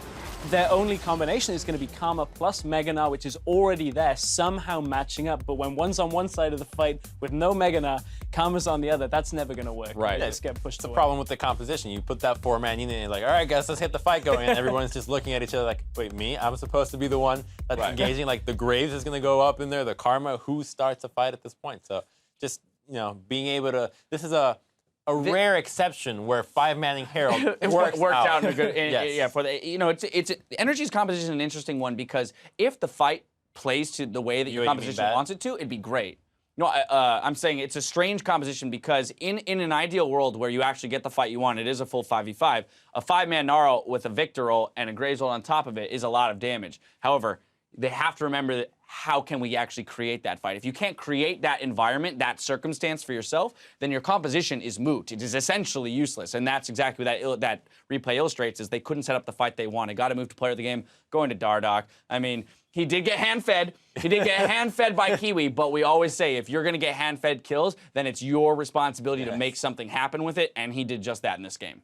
I mean, yeah, he had a really great showing on the Hecarim. I like the Trinity Rush as well as going with that really high damage Dead Man's Play, making sure that the damage is really up there. And we saw towards the end of the game, just taking away those red buffs from Fabi, just like, no, I'm the carry here. You are the support now. Yeah, exactly. Well, Team Liquid picking up that victory is going to help them in that race for third. They're still alive in that as they play Cloud9 rather later in the season, week 9. I want to now transition to TSM versus Envy. This game here from TSM, once again, just dominant across the board. We saw the team composition crafted by Envy. Kog'Maw, first time here in North American LCS. We've seen this in LPL and LCK. It's been successful, and they do create a team composition that mostly replicates the same elements that these other successful teams have done, but it's not successful here. Which means it also replicates the same weaknesses that this kind of composition has. And you look at the lane setup here, we called it instantly. It's like they need to lane swap, they need to draw this game out past 30 minutes. And the problem is, okay, they get the lane swap at first, but so much starts going wrong around the map. Again, you have this impact that comes out from Sven a little bit in the early game. You've got the Caitlyn to deal with in the push. Just too much went TSM's way in the early game to ever let this Kog'Maw composition come online late in the game. We started seeing glimpses, but it just didn't end up enough. Well, I think Envy's just playing on 6:15 a little bit, getting a little too ahead of themselves, just getting ready for the no lane swap meta. But you have all losing lanes, all losing matchups. What do you think is going to happen? And exactly that, once again, surprise. I think especially, too, when it's proven that you are the worst team, right? I mean, we have 8 weeks of evidence here to say that TSM is clearly one of the top teams in the league, the only team that might be able to compete with them, Immortals, or P1, exactly. But for this example here, as the worst team, to craft a composition that has all losing lanes is definitely a scary prospect. Our only replay here, 8 minutes in, TSM's going to pick up 4 kills. This spells the end of the game because that's a ton of gold to be going up against a team composition that wants to get past a certain point. And it's just TSM making the first move. Envy's not even close, trying to respond. They get a 5-on-2 dive, and immediately they kind of tunnel a little too hard to try to get this dive going. Proxy's going to get picked up by the Braum Q, and then Ninja's going to try to keep going. Seraph's going to try to escape with his twisted advance, but unfortunately, a nice little move by Hunter with the R dash is going to pick him up. So just being ahead of the macro play, and Envy trying to respond later, and instead of just taking the losses and saying, hey, we got outplayed, No, just bash your head into it, see how it happens. You get a cracked skull. Now, player of the game is going to Bjergsen, 5-0-8 on Karma. There was also some discussion around maybe Biofrost for early play in the game, and in that replay there, you'll have noticed that Biofrost makes a nice little sidestep to actually body block the flash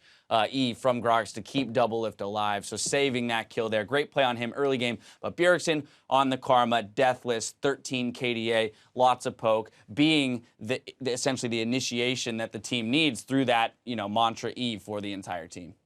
It's just about consistency on Karma. That as a champion, she has such a well-rounded kit to allow you to do everything, that as long as you're playing smart, you're playing safe, and even sometimes aggressive when you're looking to go forward with a lead like that, it's very easy to rack up assists, rack up kills, because you're just going to naturally get damage. He got Ardent Sensor as well, just get everything on top of it. So personally, I'm not a big fan of Bjergsen on Karma. I feel like it's not taking full advantage of his mechanical prowess. Obviously, a highly skilled player with a pretty much no skill shot champion. Doesn't really seem to click too much for me, but I do think they picked it because it is a nice answer to the Vladimir. Strong early laning phase, and you don't need to pull out all your tricks here to beat Envy, and they did just that, and it looked good. So both of our series end in 2-0s, TSM over Envy and Team Liquid over NRG. We're headed for a break, but when we return, Cloud9 faces off against a red-hot Phoenix 1 in the Battle Arena, with Echo Fox battling CLG on NALCS 2. Stick around, we'll be right back.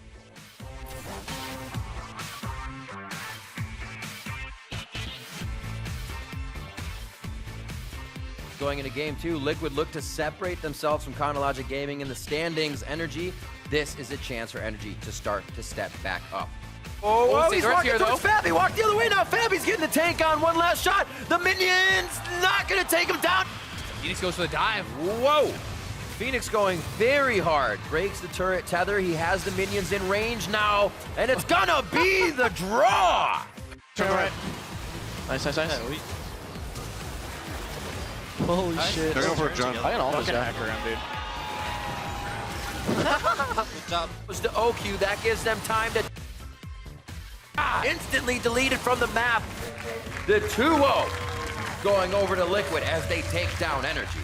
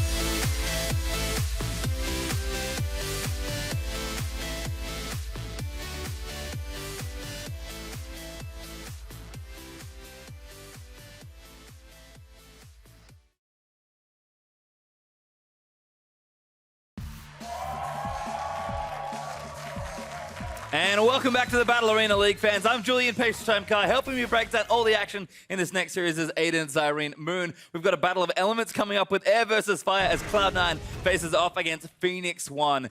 Cloud9 looked a little shaky in their recent performances, but they are still riding high in third place. Yeah, of course, Cloud9, they are in a good spot and having already secured themselves a spot in the postseason. So their next few matchups are all about solidifying their gameplay and keeping a hold on that third place spot with Liquid right behind them.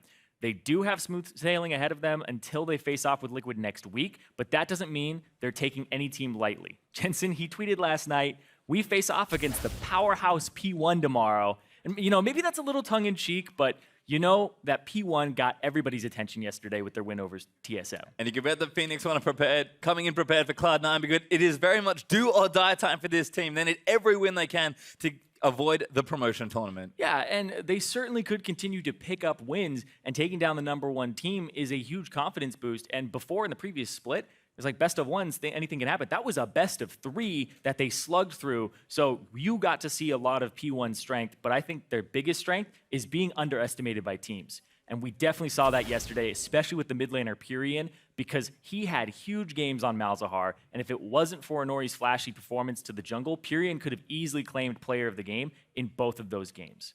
Right, the best thing that P1, they can do is continue to play each game as it comes and keep up the fast-paced style we saw yesterday. They have everything to gain and they have nothing to lose, and I like that reckless style because it worked out for them yesterday. Certainly is, and it's been looking good, and a lot of aggression there has been coming out of the jungle with Inori putting his show on Rengar and Rek'Sai yesterday. We'll have to see how he fares against the fan favorite Meteos in what is now a featured matchup. We wouldn't expect it here between these two, but they've both been playing very, very well. Yeah, they have. Meteos stepped up once again, consistency, making a lot of early ganks, and now you don't know exactly where he's going to go. He's shown that he's able to gank top lane again like the old school where he'd get balls ahead in the top lane, and he's also been able to get Jensen ahead as well. So Inori, on the other hand, though, he's going to play kind of for himself, but that's his team playing around him, and I really think that the carry jungle style, we saw Dardoch just do it with Hecarim, it's something that Inori is able to achieve with his Rengar, Rek'Sai, Hecarim picks as well, but this guy, they were waiting for him to come in. He's come in, and now he's making sparks. Yeah, and he had, maybe some big things to say out on Twitter before he managed to come in, saying, if I was here, I could be carrying this team. Finally getting to prove that yesterday versus TSM. And Inori's electric performance yesterday surprised everyone, but the man himself shares that he might have seen it coming. To be honest, I actually had a dream yesterday I'd go off as Rengar, because we had a plan that we might pick Rengar, and it's weird for it to happen, but it's like, it's kind of, I guess it's just really weird. Well, dream now reality, I guess. I wonder if that's how Champion Select went. It's game. You're down a game. Game 2, he's like, Coach, I had a dream about this. It's like, all right, follow your intuition, follow your dreams. Well, it certainly worked out that time. And now for our starting lineup. First up, of course, it is going to be Cloud9, a team that have already secured their playoff spot. Can they hold third? In the top lane, it is Impact, Meteos their jungler, Jensen in the mid lane, Sneaky their AD carry, Support Smoothie, and Coach Reaper. And their opponents, FLICKR, still looking for a playoff spot. They have to win every game, and they need some help from those teams right above them. It's in the top lane, Zig. Inori in the jungle, Pyrian in mid, AD carry Mash, support Gate, and Coach Charlie. And again, you said it already, P1 have nothing to lose coming into this game. Cloud9 still have things to gain despite how solid they've looked.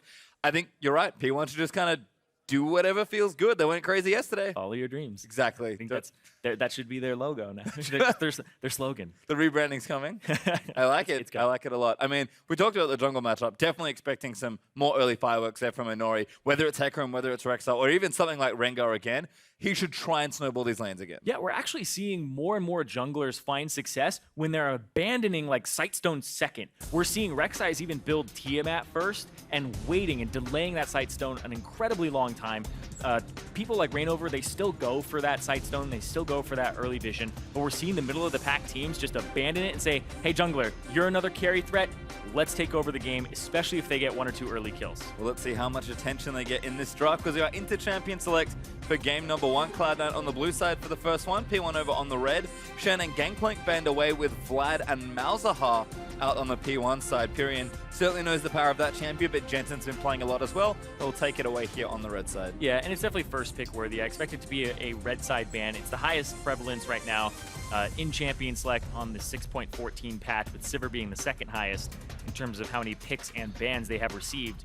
Almost 100% of games, 97 for Malzahar. And there's a Braum ban from Cloud9, so taking a champion away from Gate, and Ash ban Actually giving some credit there to Sneaky, but still some AD carries to be first picked, and they insta-lock Sivir. Yep, second highest prevalence at the moment. Karma and Gragas are the next two highest, but they're just trading picks back and forth. You could expect the Rek'Sai to come through for Inori. It's a very good champion for him, but also, even though you're like, okay, man, the guy plays a mean Rengar, and he plays all these great champions, because Meteos has the overlap of the Rek'Sai, it's best to take that away. Yeah, I definitely agree there, as Karma and Rek'Sai are pretty much kind of going down the stack rank of champions at this point, just taking what's strong. P1 not going to give too much away there with their first few picks. We'll see if C9 start to deviate here, and they have had the Sivir Karma broken up here, so Smoothie, who does love to default to that pick, will need something else here. Yeah, he may go for the Braum, then we may see a Braum Gragas here out of Cloud9. That's what I would expect. We'll have to see. Still locking in. Oh yeah, Braum banned away, sorry. That would be very strong. Yeah, it would be very hard. Maybe a Sona as well, because Sona has jumped up in priority very highly. Kind of curious to see what Smoothie's got. I feel like both of Cloud9 supports, when they were still both playing actively on the roster, were kind of, slowly learning each other's champions. Smoothie's definitely branched out from the Karma-only days. Bard definitely been a pick that maybe inspired by Bunny Fufu, and there's Gragas and Bard, big playmakers on the Cloud9 side. Okay, so the support was kind of up in the air, though, especially with the Karma takeaway and the Braum ban. Go for the other B. Go for Bard. So the Bard Gragas. So decent amount of engage here for Cloud9. We've seen them excel when they play pick-oriented compositions, and you do have to be a little bit wary here if you're P1, because you have to hide your mid lane. Because Jensen, he's able to play the Cassiopeia, which is still up, still a very powerful champion. Empyrean might be able to counter that. And Talia's still on the table as well. She's seeing a lot of bans. She's actually, in fact, both mid laners going to pick late here, because Na and Lucian are the picks for P1, with Empyrean going to get that counter pick for the mid lane here. Jensen will have to show his hand, but kind of curious to see, with Aurelia up, a blind pick Na here from Zig. We've started to see that matchup tilt very heavily in favor of Aurelia most of the time we've seen it play. Yeah, you can actually kind of herd Zig towards this pick because you banned Shen and Gangplank, two of his favorite champions. He got to play Gangplank yesterday, and it just immediately ends up on the ban list. He does have some cheese picks as well, things like Jace top lane, but he goes for the range with the Gnar, and I expect the Aurelia here. You have a lot of engage. You can get some split push down and have a 4-1 composition. Get some wave clear as well, possibly Cassio. Trundle seems fine as well, I guess, if they want that instead. In fact, certainly played a lot of both of those champions, but it's going to be Cassio locked in for Jensen, and Impact will take Trundle this time around. Okay, so it's a little bit more for the team comp. It's not for that split push solely. Like the Cassiopeia, high damage, pretty good blind pick. The only thing that really gives it a hard time right now would be the Talia. Unsure about the new Rise and how that would fare against her. Certainly important to note that it is the current Rise as well after yet another rework, so haven't seen him just yet. Team's definitely figuring that one out, but if it was locked in, be a lot of changes to talk about there. Talia, though, certainly something Empyrean hasn't shown us yet, so he's going to go back to a comfort pick. There is Azir as the last pick for Phoenix One. Okay, a little bit surprising there with the Azir, especially since Azir took what seemed like a slight nerf because it eventually evens out in power with the Sand Soldier damage. Having much lower at early ranks and then going up with his level, it prevents your same type of wave clear. Like the whole point of Azir was you had a decent laning phase, you had some pretty good mid game, and then you just went off at 2 and 3 items. Now it's really oppressive to it's really hard to be oppressive because the lower damage, because it's not just you poking them, it's you clearing out minions is slower. Yep. And all of that just kind of trickles down. Yeah, you kind of need to wait a little longer to get stronger, and curious to see it into Cassio specifically, because I felt like Cassio kind of entered back mainly to fight Azir and Victor as the first few picks, but we'll have to see. Pyrian certainly very strong on the Azir, but Jensen no slouch on the Cassio. Cassio's been winning a ton of games recently, but the coaches are going to shake hands, and I guess we'll find out on the Rift. Yep. And I want to see how that Azir fares. He dropped in win rate in solo queue, but that just means that he's much harder to actually excel with. We'll see how Pyrian does with the mid lane, but it was banned against him previously in a few sets before this patch, so we'll see how he does. We certainly will, but it is time to declare your allegiance on Twitter. Join the conversation by tweeting using the hashtag C9win or the hashtag P1win. I imagine P1 have picked up a bevy of new fans after their performance yesterday. See how the crowd fares as we move through. Because if P1 start winning again, doesn't matter which team you liked before, everyone's a P1 fan when they're winning. Everybody loves an underdog, and P1 the biggest underdogs were usually banned from saying David and Goliath, but it was David and Goliath it certainly yesterday. was then. And David ended up winning on that one. P1, now we're about to get into the game just a moment, but P1, if they continue this streak, like they're just going to gain so many fans. People are going to love that momentum coming in. And right now the question is like, where is the ceiling for them? Because people are like, okay, maybe they can make playoffs. And then when they beat TSM, it's like, okay, is that a fluke? What's going on? Because it wasn't just like, oh, they won a team fight when they were down like 5,000 gold and then they won the game. It was, no. These guys actually took control of the game and then closed it out through aggression. And we're talking like double kill, minute 2.5 in the mid lane off of a gank. It's like those types of plays that give them a hold of the game, and they showed that they wouldn't let that hold go, which is the mark of a team near the top of the standing. And he pointed this out before. It's like they won in a best of 3, which I think was the most important thing. Like, yeah, it was a very dramatic 2-1 win. They got destroyed in game 1, to be perfectly honest. TSM manhandled them there, but they managed to keep their composure, you know, get more carries for Inori, play a little more snowbally, and then go from there. Worked out well for them. Can they do it against Cloud9? They've definitely been more of an inconsistent team despite their record looking very good towards the end of the split. In a lot of minds, Cloud9 are probably gearing up for playoffs now that they've locked in and just trying to hold that top seed.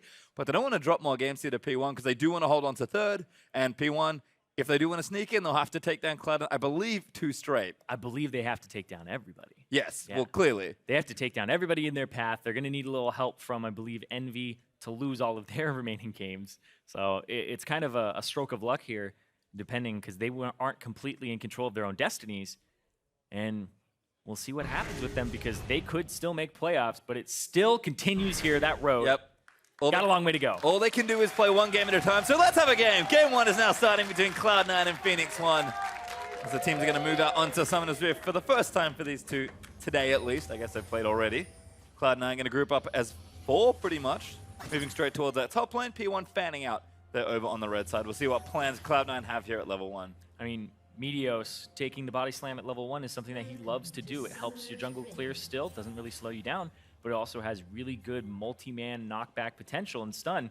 And they have the Bard on top of it. So Zig, see what happens? He actually they hurted himself bottom, and that's the sign to go. Homework done. Smoothie flash binding. Zig still eats a stun on the other end, and Meteor not going to follow in. Looks for the flash body slam, but that's not enough. Zig hops away. Yeah, it's 2 flashes for 1, and Zig has to level up his E. So that puts him a little bit behind. It's not going to have that same type of harass. But it does give him some safety, and I assume you go for the lane swap now because of that. You go for lane swap wards to counter, and then make sure that you're able to go and swap it and avoid that matchup just because of the E. You can still do it, though. It's ranged. Yeah, hard to say if Cloud9 were actually looking for it because they invaded, I guess, for Vigilant initially. Did their homework, almost got a kill onto Zig, but couldn't quite land it out there. Zig, though, now on that bottom side of the map, will be joining his jungler, I assume, for what looks like a lane swap here. And Cloud9 are a team that love to swap Sneaky away into the early game and just kind of get in that safe farm. Yeah, despite it being an okay matchup, it's still Sivir in Lucian with 2 range supports, so might as well avoid it for now. Get Sivir to those power spikes and avoid Lucian. Jensen and Pyrion, as a result, will face off here in the mid lane. Pyrion at level 1 looking good. Gate with a drive by it. Getting some damage down there to Jensen, but he avoids most of that here. Gate just steals some of his money and then leaves. Gonna go back down and help Lucian push out. Yeah, speaking of going back down, we see Smoothie actually just checking the jungle, running around. They aren't on this strong side of the map. He's gonna check the red, after he checked the Raptors, and he found nothing. He's gonna go back top, and they have a good idea of where P1 started, and they didn't go for a greedy start. Yeah, it looks like they will just be jungling vertically here. Meteos has all the info, so he's gonna go over into P1's red side. And Inori, actually, that's not the right side of the jungle. But he was talking about how he has good mid-lane jungle synergy, so that's what he's going to need this game, because Meteos has shown that he'll gank for Jensen, he'll get him ahead. But Pyrion's adopted a really aggressive style lately. The Malzahar and the Azir, he loves to shove his opponent in early. It puts him in a very gankable position, but if Inori is in a position to counter gank, it's been working out for P1 more often than not lately. You can see Jensen eats his first biscuit here. We'll get some of that health back here. Cassiopeia does have some inbuilt sustain as well, so as the lane goes on, Jensen should be okay, but Pyrion just playing up, making sure he covers for his jungler. Inori, though, did back away from that red side of the jungle. Going to go into Meteos' right-hand side, but again, we kind of split the map here with the early lane swap, so not too surprising on this movement. Inori, just a bit of a misstep there. trying to get greedy, I guess, taking something away from his unsafe side. Yeah. Also, if you end up finding just the jungler, you may be able to have your mid laner collapse. He wasn't level 3, though. He didn't clear out his Raptors before he went, and that may have actually given him the confidence to do so if he had done that. Because you really need all 3 of your abilities to use Rek'Sai. It's like, if I have a knockup without a tunnel, what am I? What do I do? What's my purpose? Not enough as it turns out, but Inori now level 3. Gate once again gonna visit mid lane. Jensen probably not too happy with the situation. Towers have fallen as well, though, as both top laners managed to collect the local gold and knock down the first few structures. Zig's going to stay for what CS he can, but I imagine we'll have another swap back and see if we can't trade 2 for 2 on those outer turrets early on. Yeah, it looks like they do go for the swap back here, Mash and Gate towards the top side. He only saw Mash, to my knowledge. Okay. Award could have expired, but oh wait, towards the mid lane though, Jensen, he's getting some help for Smoothie, but good gank here, Jensen trying to oh, go Jensen, watch out! Gonna go down. No, he goes there, period. Will flash for the last auto. It's a trade, but Azir secures first blood. Jensen doesn't even blow his ghost there, and that's the flash and the heal out of Period. And here's TP to the bot side. Now Sneaky trying to turn it around. Zig only level 2. Impact flashes forward. Puts down the W for a bit more speed. Finally pillars off Zig, but Inori gonna knock Impact away. Now he's slowed down as Sneaky doing damage with the Boomerang Blade. Zig looking for the Transformer. Smoothie tries to line it up. Good flash out there from Inori, and P1 escape. Oh, TP to the top side from Zig. So he ended up trying to hold, and now he's going back to the other side of the lane swap. So he saw that his enemy top laner TP'd down, so now he's gonna go to the top side. Down a little bit in experience. But let's take another look at that mid lane fight. Smoothie is just hanging out over here. Comes through, and Perion's like, I'm gonna have none of this. Gets the Thunderlords off.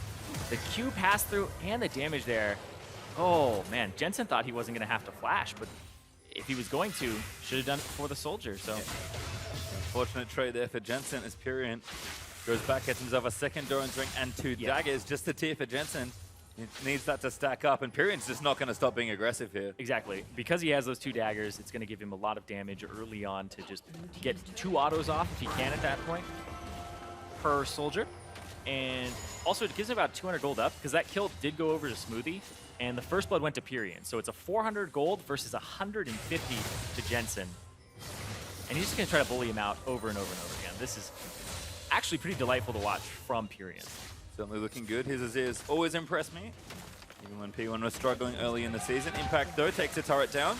C9, briefly, actually not even up at all. Zig actually got the top turret just briefly. So 2 for 2 now on those turrets. We'll see where the lane assignments are, but it's been a pretty standard lane swap with plenty of action in the mid lane. As Gate and Impact going to look for some trades. Gate going to lock him down with a snare. Mash actually probably not there in time. Pretty long lane for Impact to run down, but he's relatively tanky. Gate's going to keep trying it, though. There's no help going for Impact. He doesn't have a flash. Impact doesn't have flash. He's got no flash. There's the flash ignite. Snare down, and Gate picks himself up a solo kill. Picks himself up a world champion, too. Gate. Impact has just been overstaying. He did that top side, too. We saw that where he stayed. He knew that Mash was coming. He had to assume that Gate was going to be there, too. Exact same thing happens again. You had to take another look at it because it's either Impact being over-aggressive or it's the fact that they just aren't warding and he's not assuming that he's going to be there. There's now 3 members of T1 in the bottom lane, so they're going to shove into that tier 2. Meteos currently there to try and help it all out.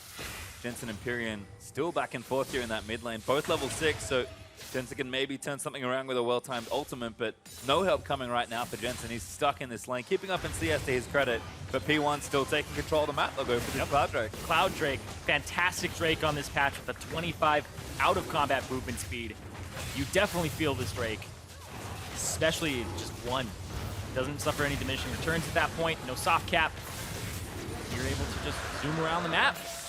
And there it is. P1 taking those advantages. Yeah, I mean, carved themselves out a nice lead in the bottom lane. Forced Impact off, got themselves a kill. Now take the Drake. C9 trying to split the map as Sneaky, Smoothie, and Meteos are all grouped around the top to mid section. Looks like Rift Tower might be what they look for. Yeah. We'll watch this one again. Impact is so far forward. Look at those wards in the jungle because they don't know who's coming. And I watched it back. They didn't ward for him. So when your support and your AD carry leave, maybe your jungler's on that side too, they should be warding the crossroads at the blue and cutting off those entrances and even just warding in the river. And Gate he takes advantage of that. It's such a great heads-up play there because Inori had walked through the jungle and been like, oh, they're not walking in here. It's not warded. Really good stuff. Is Pyrion now with the blue buff, actually. Going to continue to shove out that lane. 10 CS or so ahead of Jensen, who's also going to go ahead, pick up his own blue. Smoothie in a bit of trouble. Inori going to face check him. Smoothie does magical journey out to safety, but Inori going to steal the red buff away. P1 taking a really good hold of this bottom section of the map, although Inori doesn't feel quite safe enough to commit to that red buff. They'll ward it instead and maybe come back for it later. Yeah, especially since they didn't have a great idea of where Gragas was at the moment. And Jensen's just playing in fog. Smart stuff. Impact and Sneaky pushing up. Cloud Drake! It got him away from the pillar! Hey man, it's the little things that matter. And like you said, certainly significantly buffed on this patch as well. Yeah, basically, you take one and it's like 2 of the previous patch. You take 2, it's like 3. It's pretty ridiculous. Take the 3rd, it's like 7. I don't know. Yeah. Exponential Cloud Drake growth. It's like you had Elder in 3. It's a lot. Collapse tunnel there. Zenori does ulti back to his blue buff area. It's like both teams just trying to find spots to farm more than anything else. Sneaky, as almost always, has farm priority here in the bottom lane, forcing Mash back towards his tier 2, but they're pretty even on CS. Impact is suffering a bit because he's actually hung around in the bottom lane to pick up whatever he could, but he'll rejoin Zig as that wave pushes towards him. Yeah, and they're just catching these waves right now for P1. I definitely think P1 are in a better position right now to actually have a fight. I think that this next Cloud Drake is a great time for them. I actually think that you could even group up for the Rift Herald. And the reason I think this is, you bought Tiamat first. Inori, so skips jungle item, goes straight Tiamat. Gragas, no combat stats. 100%, you go for a fight, you try to force something. If they fight you, Gragas is just a CC bot with like no HP, nothing. And it's a very good time to actually take advantage of that. And in general, pretty strong for P1 here as Inori maybe caught out of position. Sneaky and Smoothie rotate themselves up to the top lane. Don't aggro the Rift Herald though, and Inori able to tunnel out the back of the pit to safety. Not a bad transition there for Cloud9, but they kind of commit a lot to just secure vision on their area. Have to think they're going for the Rift Herald, but if they don't get it, just some wasted time there. As I guess they're waiting for waves to push back as well, so Cloud9's maybe just trying to stay active. Yeah. Zig is pretty far up though, so trying to just keep it shoved out. They don't know exactly, but they do see Smoothie. There's some intense ward battles going on around this red buff. P1 making sure they get all the vision they can. Smoothie though, gets some value out of the sweeper. Picks up 2 wards for himself. And again, Sneaky and Smoothie just going to move back down, collect what farm they can. Jensen holding on here in the mid lane, caught up very nicely. They control to not get too pressured here by Pyrion. Now Meteos made his way in. Could be a kill. Body slams in. Look for the ultimate. Locks it out with the miasma. Ultimate's good, but Pyrion still moves back in from the cast. And Jensen gets himself a kill. Yeah, Meteos, perfect time to go in. He completed his Runic Echo, says, all right, it's time for a gank. I have those stats. Goes for it, abuses it, and then they pick up Pyrion. Doesn't have a chance to flash either. And talked about Pyrion playing pretty aggressively in a lot of his lanes. Cost him a lot there as Jensen able to answer a kill back. Oh. Inori trying to go in as well. Gets the flash knockout. Game flashes forward, but Jensen able to flash out this time. Meteos here for coverage, and P1 cannot secure it. Yep, they get the double summoners out of Jensen, though. He's going to try to chase down Zig. Get the other Q, going to keep going for it. Does not commit with 4 members of Phoenix One in his face, but very nearly gets himself a second kill. They get both summoners out of Jensen, so it gives Pyrion a little bit of an advantage here, but he is still down now in gold by just a little bit. We talk about this a lot. The scariest thing about Cassiopeia is when things go wrong, they tend to snowball out of control. This is just a great game for I mean, he's got a tier, right? So if he's doing this type of damage with a tier, and yeah, Pyrion saw that ward get placed down. It should have just bailed at that point. Like, even just flash, maybe just W get away. He really committed to being sneaky. They had no idea that he was there. Or they saw that he went off into that bush, and then they really were like, okay, he's probably just sitting here. Ward it to make sure, and then Meteos engages, so. Morelli Nomicon now finished for Jensen as well, so has a bit more power. The next time Meteos comes for a visit, Pyrion has finished his Nash's Tooth, so both mid laners are farming well, but Pyrion did commit the heal to that gank as well. Still got himself killed, so maybe Meteos going to continue applying pressure there, see if he can't snowball that lane ahead. Especially since the 2 long side lanes are just kind of getting farmed up at this point. Zig and Impact nice and even. Sneaky and Mash also nice and even. So it's pretty much all around the mid lane because everyone else is just waiting for farm to kind of come to them in those long lanes. Yeah, because the lanes are so long, you just push it out and then eventually it comes back to you.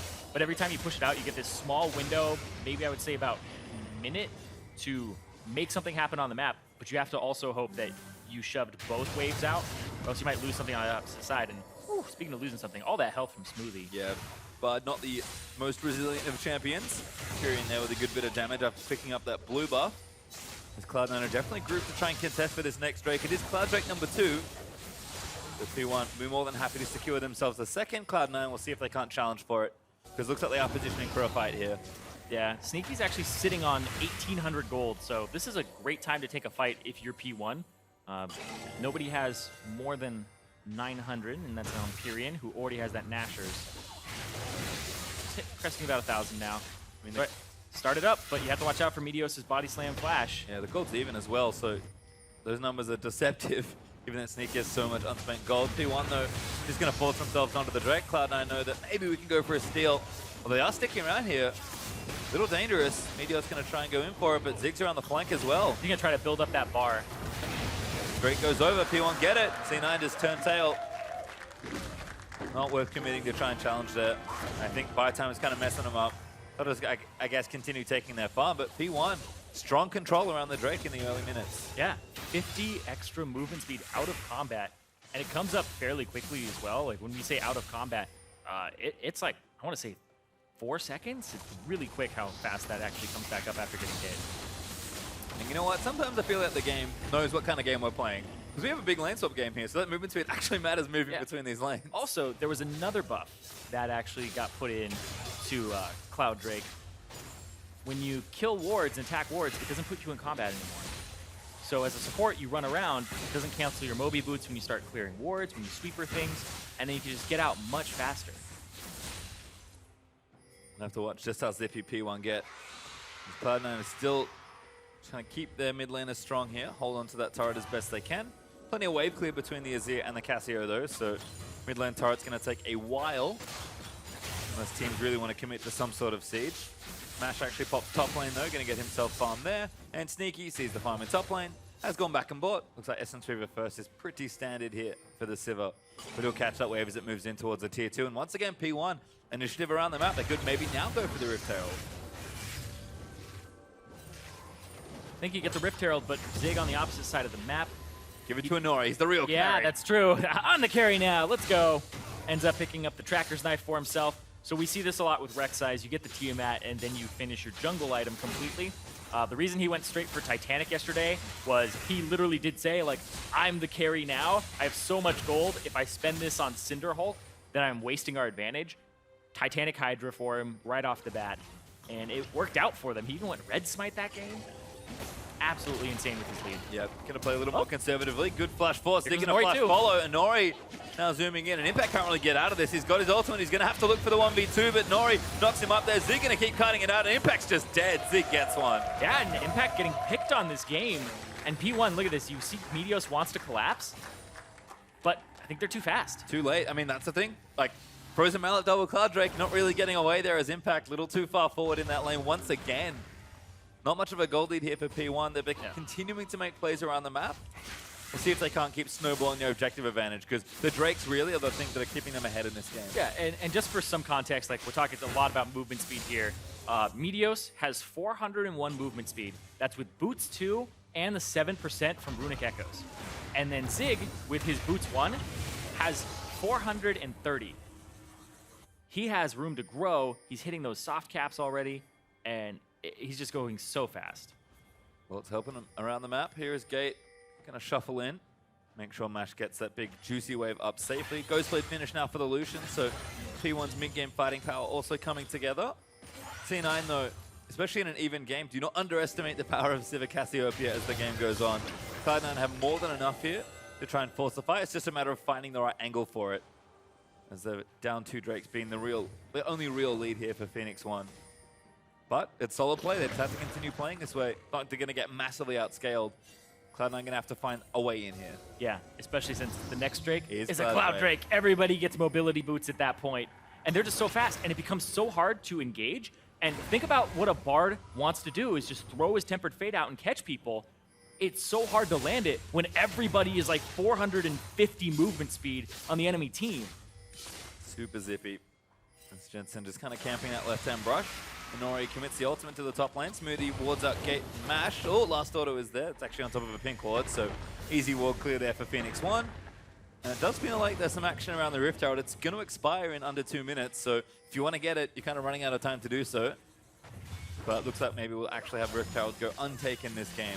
You really want it if you're Impact, though, because his goal is to split push and then make those tanks a little bit less squishy and peel for the Sivir. But I feel like he really wanted to have a 4-1 going in this game. Because when you have a Sivir, it's all about either team fighting or I'm the 4-1 bot that just makes sure that the wave is clear. And if we get engaged on, I just all team, we run away. I think execution in the team fights, as always, going to be very important here. Cloud9 more than happy just to play back of it, I feel like. Yes, they're down a little bit here and there, mainly on objectives. But Phoenix are not really pressing the issue. They're not playing nearly as aggressively as they were yesterday. Happy to play a more controlled style of game, kind of at Cloud9's pace. It was a lane swap game, so we expect things to slow down a bit. Meteos and Smoothie actually will move on to the... They're baiting me. No Rift Herald today. Looks like they're going to try and shove down mid. Nobody wants to take it. It looks like they didn't even know what they wanted to do there for a minute. They wanted to trick me, which they did successfully. Yeah, I think the idea was Rift Herald's a waste of time right now because Cloud Drake is in 45 seconds. If they can get mid-turret, they get priority on Cloud Drake, but they can't actually out-wave clear the Azir. They'll get some damage on it, but they still need control of this area or it's just going to go over to P1 for free. Yep. 30 seconds up to the Cloud Drake, and Nori going to take that Scuttle Crab. We'll have vision around the Cloud Drake from that for a few seconds after it spawned, and Nori even going back in. Try and get some deep wards down. Very aggressive actually onto the red buff. Once again, has the giggle. Now going to smite it away. Going to swipe that blue trinket on the way out. No, he's actually tunneled, so doesn't do so, but takes his tunnel out to safety. Steals away the red buff from Sneaky. P1 definitely have advantage around the dragon right now. God, it's so annoying as well because think of all the other Drakes. All the other Drakes scale with you. Percent AD AP, 10% of your damage, and then there's the Ocean Drake, which is your missing health and like mana. This is just flat. So getting it early, it's super good because the other ones just scale and you want them later on. This one's like the best early game one to have at the moment. Certainly with how wide open the map is. P1 have been trying to take advantage. Cloud9 though do get a flash out of gate with Meteos threatening with the body slam. Ziggs down here though. Needs to charge up the Narvar, but could look for an engage here. P1 once again ready to contest for this dragon. Yeah, they have the Scuttle Crab though. And Cloud9 really want to stop the Cloud 3 for P1. But P1's just going to clear out the mid wave because they know they get priority here, then they can walk right over there. Nash is going to get the inside track, get to clear out that minion wave, and Impact has to go top. Two-man ulti there from Smoothie. Gets onto Gate and Inori. Doesn't land the stun, though. No, Impact has to go top. Look at that gigantic wave. He's going to miss out on that. And it was just pushed out very beautifully. He's going to clear it very quickly with his Titanic Hydra. He has his TP available. This is just going to get shredded right now. Meteos. Oh, Sivir got it! Sneaky manages to steal the Drake. 10 HP, missed out just barely by Inori, and Sneaky stops the disaster. No more Cloud Drakes will end up spawning, to my knowledge. Next one is Mountain. Well, if that worked, although Sneaky about to pay for his steal. Mash, let's rip with the calling, but doesn't quite kill Sneaky. Sneaky just going to go back to base, get his health topped back up. Phoenix 1, finally a misstep around an objective. Inori just short on that smite there, and Sneaky just threw out the Q. Very well played there. He's done this a lot. Elder Drake, everything. Easy. 10 HP. Just barely missed out there by Inori. And a lot of the times on Rek'Sai, you charge up so that you have 100 Fury, and then you E it for the true damage, and then you smite. And it looked like just a bit short. Miscalculated perhaps there for Phoenix 1. As we'll reset the map once again. Rift Herald, of course, went unanswered, so Baron's now ready to go, but probably won't be seeing him for 5 or 10 minutes. Yeah, and when we talk about objectives, and especially movement speed in particular, it's all relative. So now, effectively, P1 just has one Cloud Drake up over Cloud9, right? Because it just matters if I catch the guy, yes or no, instead of, and that's actually preventing disaster, because otherwise it would have been 3 versus just 1 with that steal. Cloud9 still trying to look in here. Again, everyone's sort of powering up. We've got scaling mid laners, decent scaling on the AD carries, tanky top laners. I feel like they're trying to prep themselves for a team fight, but no one's committed for a big 5v5 around an objective just yet. Cloud9 were able to steal away the last Drake, so did need to get their hands dirty to take that one away. And there's a Rylos on both the Azir and the Cassio. Like, things at some point in this game will break wide open, but it's really been an arms race for the first 25 minutes or so. Teams are just trying to find a tangible lead to run away with. Yeah, and you wouldn't exactly expect that from P1, but you would expect that. Hold on, they want to burst this tower down before the TP comes through. TP, he's going to complete it. Nori zones them off it. Zig commits the summoner to get there in time, but that tower's still low. Yeah, very low. They're going to have to shove this wave back out. Luckily, nobody took any damage on P1 side, so they'll be able to push it back out. Maybe even get the other tower in response. They're going to try for it. Sneaky actually just bops his way up to the top lane to clear that out. We'll get that wave pushing back very quickly. T1 has done a good job applying pressure and side waves. Maybe find a pick here. Ooh, they threaten Smoothie so much that he actually just gets out of dodge. Zig's got flash as well. He's mega. This should be able to force it onto the turret. Need a little bit more damage. Can't quite get Lucian in range there with the miasma blocking them off. Good little defense there from Cloud9 on the turret, but P1 might try one more wave. The more things change, the more they stay the same. You take our turret to critical HP. Ah! I mean, it really has been an even game. Apart from one or two little things here. Ooh, Sneaky chunk though. It's exactly what you need because he's the wave clearer. Now you can walk up to that turret, give it a couple of hits, but no. Yeah, Cassio doing her part as well. Yeah, they'll get it. They're not going to rush for it here. P1, the only wave clear that C9 will have left if Jensen backs is Meteos. And that's not enough here. He'd have to maybe throw his cask out if he really wanted to, but I think they're just sacking this turret. Seems like they are going to give it up, and Nori and Meteos. Little battle over the Raptor camp. I think Meteos at least got the first might down. I believe he got the camp, but P1 will get the real prize here. Finally breaking parity on a lot of things here in this game. P1, the first one up in turrets here as they take the middle outer. Yeah, but now they have to scatter, catch the side wave in the top. And Nori actually gets the red buff. Beating forward, and Nori slowed there by the meeps. He has no flash. Rest of Cloud9 looking in. He can tunnel out, but that's it. The first stun misses, though, but the slows in from impact, and Sneaky still chasing down to Nori. I think just trying to buy some time. The pillar is now going to force the tunnel out, but Cloud9 can keep running forward. They're trying to go tier 2. Yep, they're going to look to rush something down here, but he should die here. Jensen even here to collect the kill. Perhaps he will get it for himself. But P1, they're straight onto the mid tier 2. Yeah, Mash isn't here either, though, so that's a little Oh, delay. danger. Ooh. Ulti onto Zig. He's going mega in the stasis. Pops his way out of the stun there from Bard, and the turret from Empyrean's enough to keep them alive. So kill picked up for C9, but they have to trade a TP for it, and a decent amount of time as well. Mash continuing to farm in the top side. I believe his Black Cleaver should be completed when he backs now. And again, everyone just powering up. And that's going to get that wave pushing in. Jensen still hanging out mid, making sure he clears those away. And look, Sneaky, nice big wave of minions to farm here as well. It's going to even that score right back up. Mash has had a little bit more free time to get some farm, I think, because P1 have been playing with a bit more initiative around the map, but there is nothing in this game, really. That gold difference still sitting at about 500, and it's been that way for this entire game. Yeah, it's just been Drake's, and even then, that gap was closed. Cloud9, and thanks to Sneaky there with that steal, just barely. Mountain Drake, though, that'll be up in 45 seconds for these guys. And it looks like Inori actually abandoned completing the Titanic Hydra and started going for Dead Man's Plate. Makes a lot of sense. Wants to go very fast this game. I mean, he knows that this game is coming down to a key pick or a key team fight. Speaking of key picks. Double pink ward. Sneaky's like, a lot of value. Yeah. Getting a bit of help from Smoothie and clear that out. Another ward there for P1 though. Had 3 wards in that brush just to make extra sure. They'll never think that we put a pink ward on top of a pink ward with a green ward. And there we go, they clear out the green ward. Baron? P1, yeah, actually holding vision around the Baron area. Cloud9 like, uh-oh. Didn't think of that. I mean, TSM threw at Baron against them yesterday.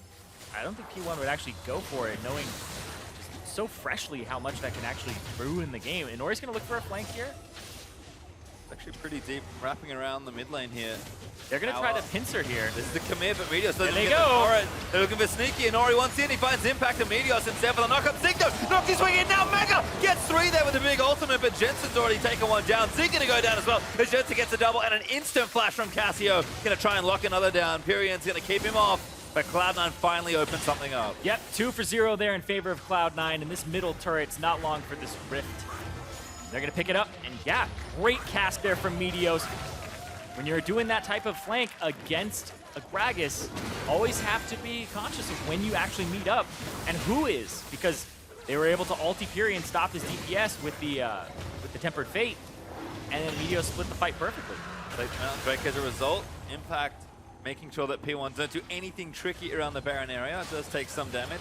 Mash trying to steal the blue buff away, but it's really the little things now. P1 looking for a consolation prize as Mash going to successfully reset the blue buff.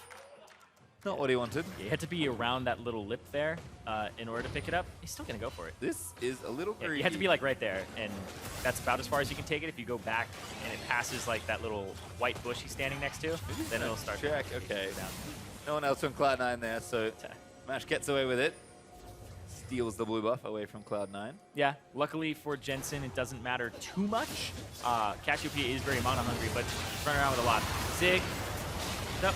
Nice stun there, and then sees the perfect opportunity. The pillar from Impact to set it up, but just a great ultimate there from Smoothie to stop Period running in, finishing him off.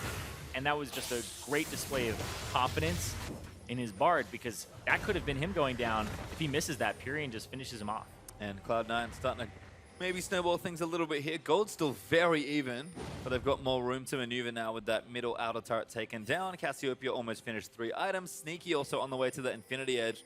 When things start getting really good for the Cloud9 comp. We've seen 3 item Sivir take over game after game after game. It's just a matter of getting there safely, and Cloud9 seem to have gotten there with Sneaky about to approach that critical item. And Impact and Zig fighting the bot side. Impact has a 2-level advantage, but it's a Gnar matchup. It's a little bit harder for Trundle. 5% HP really hurts him. Zig did commit to FLICKR as well, so looking to 1v1 Impact, or at least try and challenge him in the split push. Yeah, he does need some resists, though. I expect a Spectre's Cowl to come out next. Get himself up a little bit more HP. And survive, because Jensen 4-1-1 on that Cassiopeia. He's just going to start doing work now, especially with the Rylai's. Once you get in a fight with Cassiopeia, you have to either kill her or you're going to die. And there's no real disengaging from a Sivir comp that has a Rylai's behind it. And you can kind of see the beauty of Cloud9's draft here. It's something I've played a number of times already, but comp looking really good now that we've hit the 30-minute mark. Jensen going to get some bonus gold as he takes down Pyrion's Sun Turret. And now it's Cloud9 actually that have P1 push back to their third of the map, threatening around the Baron area. Yeah, 1,000 gold lead, but they do have the Mountain Drake, so you have to check this Baron pretty frequently. It'll go down right quick. Nikki says no, I just want more farm. Again, kind of still waiting on that third item here. Oh, calling down onto Jensen pretty quick with a Ghost Blade popped in, but Jensen... Yeah, he gets the Ghost out. Takes some damage. It's that Cloud Drake, man. Speeding forward, firing bullets. Puts him in combat, though, so I believe he loses it after a little bit. Too. The first bullet, though, oh man. Yeah. With Karma Shield and just... Rushes right through. Infect and Zig still hanging out, but looks like Spectre's Cowl is the go here for Zig. Actually, it's not, but it is a magic resist item. Yeah, it looks like he's going for Guardian Angel. Okay. That would be my assumption. He still can't go for his Rot Portal. It's been a while. Yeah, we see it every now and then. I don't like his Rot Portal against Trundle, because... yeah. Why don't you like it against Sivir? Just big numbers, man. Yeah. Oh, it keeps bouncing, yeah. I don't like it against Trundle because his passive heals him from dying. I didn't even think about that. It's actually pretty bad against him. That's level 16 as well, with a Frozen Heart. I don't think he's particularly bothered by anything that's happening in this lane. Nope. He's going to take the CS.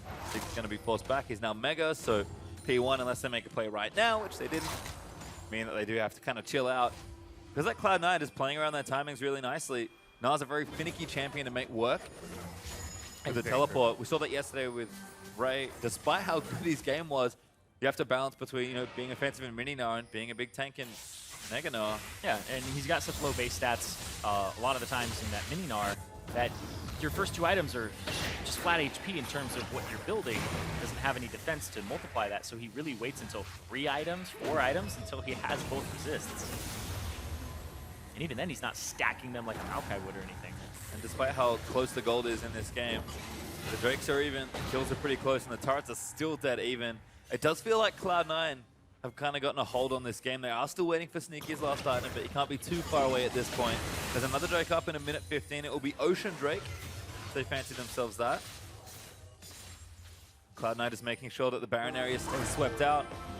If P1 ever make a misstep around the map, they'll probably just leap straight on it. They have so much Baron damage with this team comp. P1 just know they can't afford to make a mistake, but Cloud9 are more than happy to be patient here. Especially with for a Impact pick. pushing things down. Yeah, Mash immediately knows. Dashes out from under Meteos' potential pressure. And you have to feel if the game just keeps going like this, Cloud9 kind of feel like, you know what? Yeah. Pretty sure we just win. Yeah, they like it. They do have to worry about the late game Azir because he eventually becomes around level 17 exactly what he was before in terms of his damage output. It just becomes incredibly threatening. They have to watch out for that, but it is a Cassiopeia, a little bit more durable, and ooh. Gage took a huge chunk of damage there from Jensen, but Impact is going to Dardoch TP his got way in.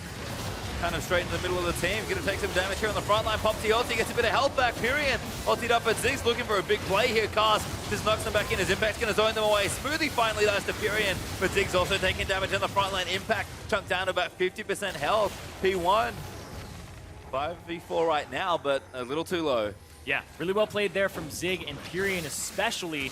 Meteos, I think he messed up his cast, didn't hit Inori into the team, hit him out, and it wasn't even off of a flash from Inori either. And I really like the wall up there from Zig. Ends up hitting not just Smoothie, but it does clip Sneaky as well and stops his damage output and stops those Sivir ricochets from wrecking the team fight. Create and Mash can comfortably solo this Ocean Drake.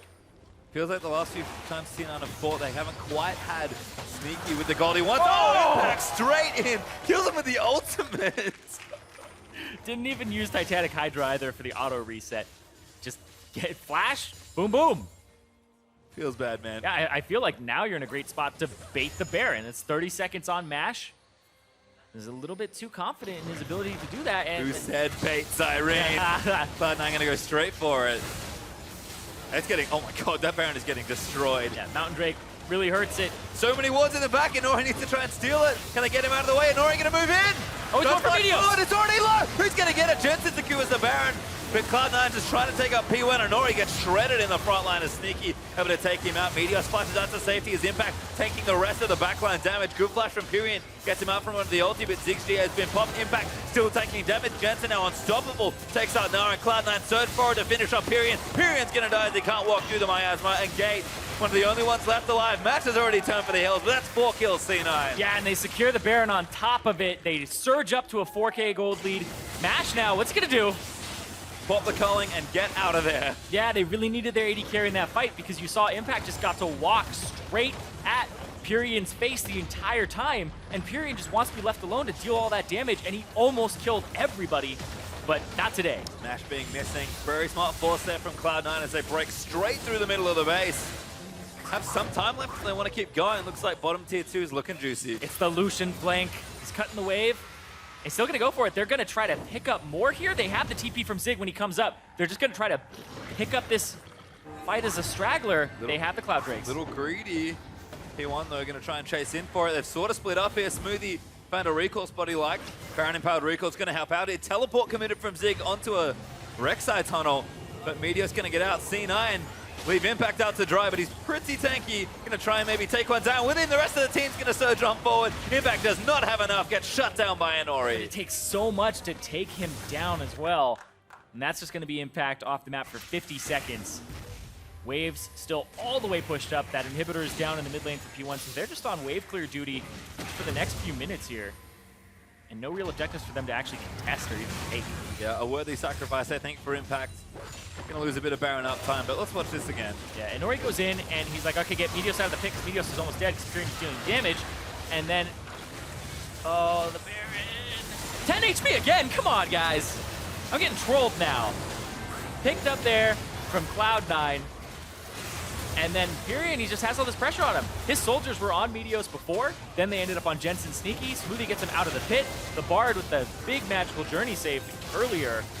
And now they just go on Pyrian, and he really just wants to pick up and clean up that fight. If they had their AD carry, it would have fared way better for P1, but that's what gave C9 the confidence to go for that fight, as they had picked off Nash previously. And it just turned into a huge lead there. You can see the Baron power play still ticking upwards there for Cloud9. It's a 3,500 gold up already from that play. Elder Dragon not up for a few more minutes, so Cloud9 is going to get some early vision down, but can't really play for it just yet. Instead, they'll take whatever's left of their Baron time. They've got a little under a quarter left, and they'll try and take down a few more turrets. Super's pressuring mid as well. Impact with his teleport, max level with 4 items, shoving out the top lane. Cloud9 have a great position here to try and knock down the remaining turrets and try and end the game. Yep, and we don't really have too much to deal with that at the moment. This Baron buff, It's almost expired. Impact doesn't have it either, so it's kind of difficult for him to push this wave up. They'll have it for about 2 more waves. But that might be enough for them to just go straight for these turrets.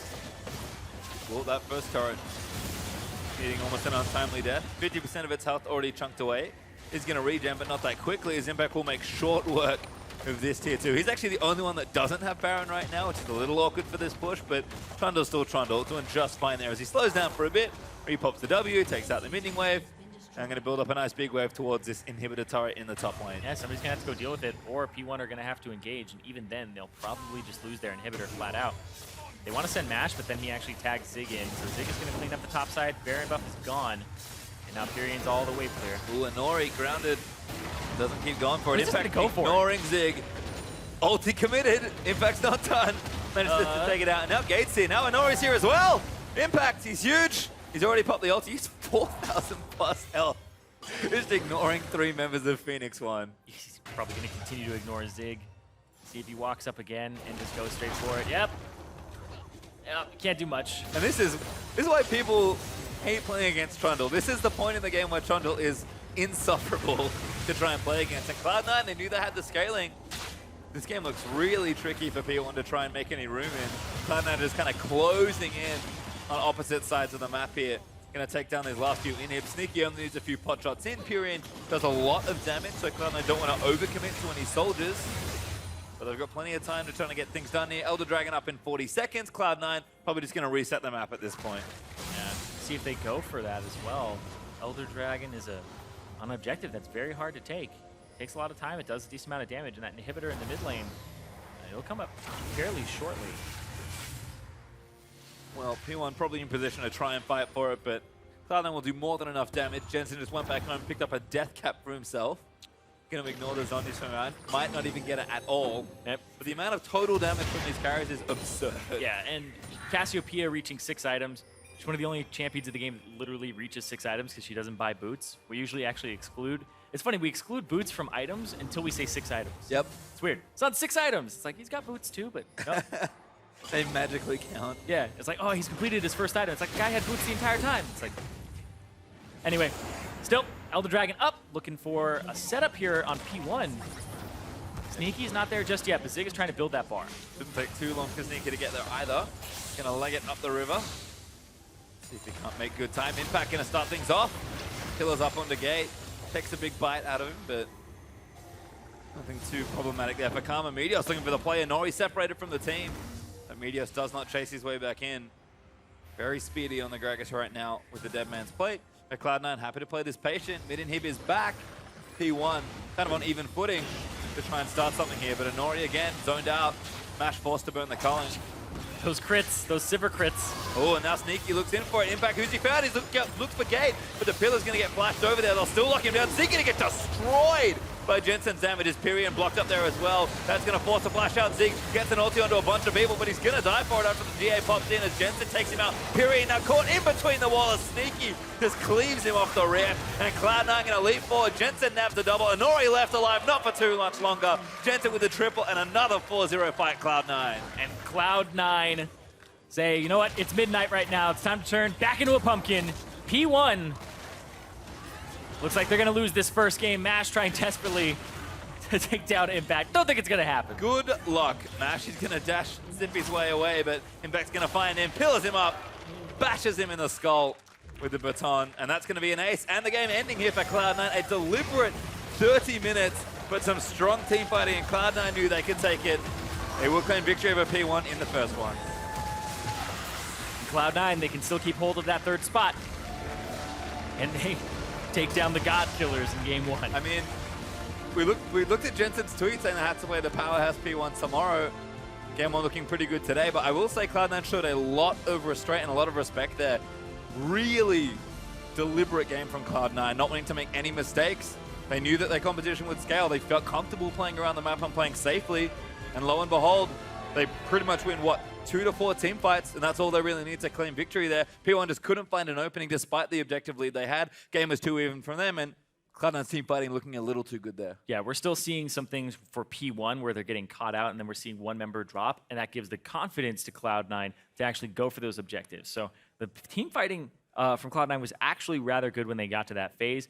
I loved that they were able to pick up that one that really tilted the game in their favor. Like, I loved that the Cloud Drake went over to them. It's just really, really just these great, like, I swear, if they did Elder Dragon and it got to 10 HP, the Illuminati's a thing.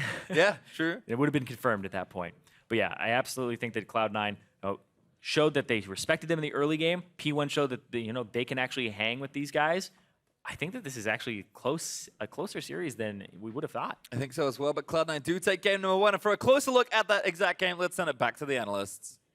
Thank you very much, gentlemen. And Zyrene, I agree with you right off the bat that this is actually a closer series than we probably came into this week thinking that it was going to be. This was the match I wanted to look forward to all day, to be honest. Well, after Phoenix One's performance last night, absolutely, all eyes on this one. And to Zyrene's point, they really did, if anything, not just stick with C9 for the early game, but if anything, set the pace for the early game. Through that 20 minutes, we saw them about a 1 and 1.5K gold lead. So they definitely, whereas maybe 4 weeks ago, we were talking about them just trying to claw, to stick right behind us at 15 minutes. Now they're creating leads at 20 minutes. They have, however, had to make some adaptations in the picks and bans phase as well, having to ban out Malzahar themselves because they're like, we don't want Jensen having Malzahar. That's not something we can let as a first pick. So, as you said, they go into the game and are actually able to dictate some of the pace in the early game.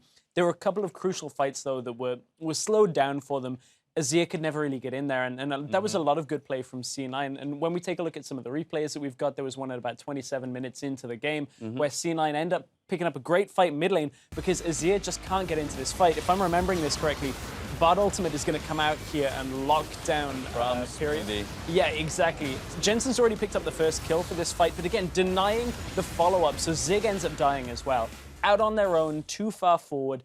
P1 just can't quite collapse on the fight, which potentially could have been a good fight for them, but still, in an even game like that, those ultis hitting just key members is what's going to win the fight. Oh, I thought the cask from Meteos is rather MVP right there because when the front line's kind of going in by themselves, you can quickly separate them. And when you have the likes of Trundle, Cassiopeia, it's so easy to melt front line, and they do just that. So front line gets separated.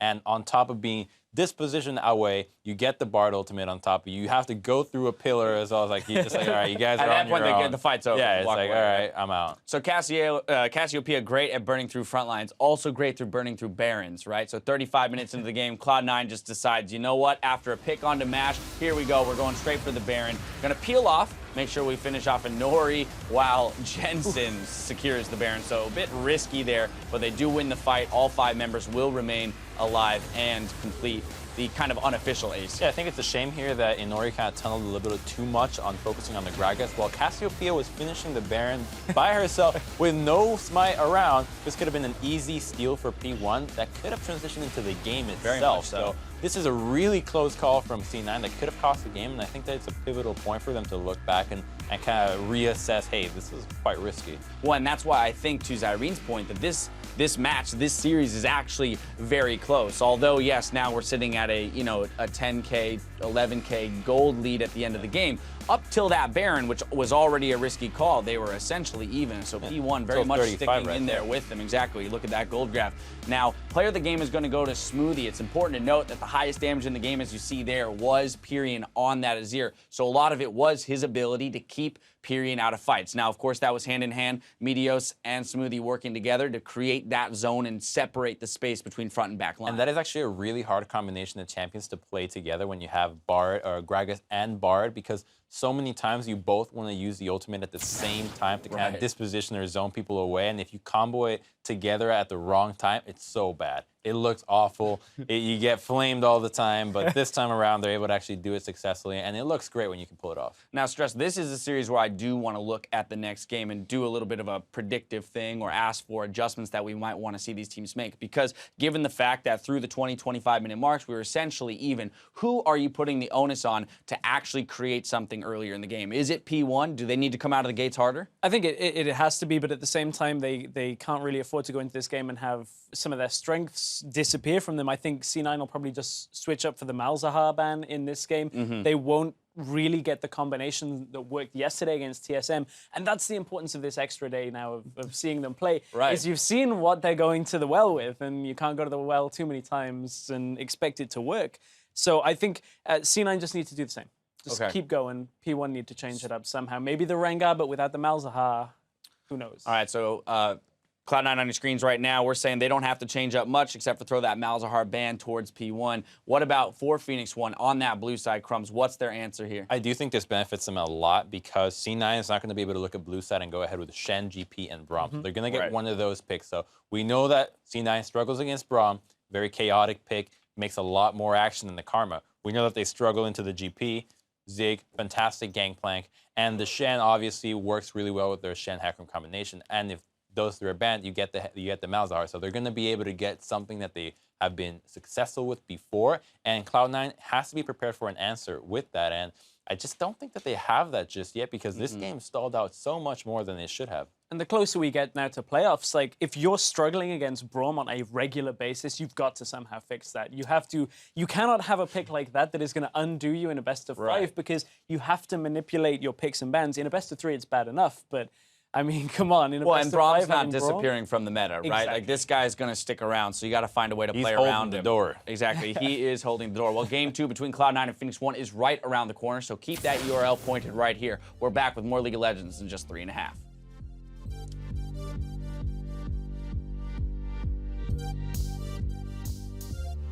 P1 start winning again. Doesn't matter which team you liked before. Everyone's a P1 fan when they're winning. They're looking for Sneaky, and Ori wants in. He finds Impact and Meteos and there for the knock on Zigno. Knocked his way in now. Mega gets 3 there with a big ultimate, but Jensen's already taken one down. Zig gonna go down as well. Oh, he's got Go backside. I got Baron. Oh, shit. Nice, I didn't know it was dying. Just do a stun. I'm focused Ajiru. I'm hitting front. Hitting front. He's gonna get flashed over there. They'll still lock him down. Zig gonna get destroyed. 30 minutes with some strong team fighting. Cloud9 knew they could take it. They will claim victory over P1 in the first one.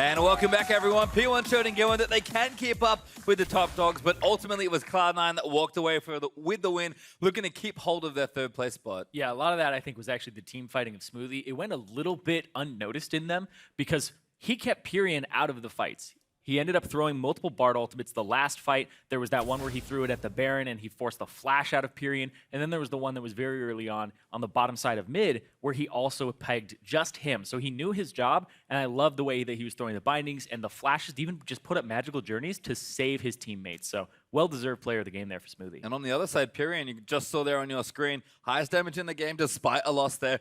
Another great Azir game from him, certainly capable of carrying even without the Malzahar maybe available to him. And I just think P1, they had all the tools to get it done there, but just never really did anything. They just need to be a bit more aggressive. Yeah, I feel like Pyrion was just opening up the mid lane over and over and over again, being pushed out forward. And I feel like that's a perfect place for Nori to be. There's a lot of rules of jungling, but one of them is sometimes you play to your shoved up lane because you know the enemy jungler is going to play to that lane, right? Because he's going to follow the jungler book that says, hey, if that lane's shoved, you should probably help your teammate out. So ends up not going for it, but I want to see them be more aggressive, more proactive, because even if you don't get the counter gank, you at least get his jungle. Yeah, and we saw that a lot yesterday where Inori was just going crazy in all the lanes. Like, it felt like P1 could have just pressed the issue a bit more. Instead, Cloud9 were able to scale up, play a very slow 30 minutes, and then really take over in the back half of the game. We're into the draft for game number 2, though, so we'll see if we have any changes.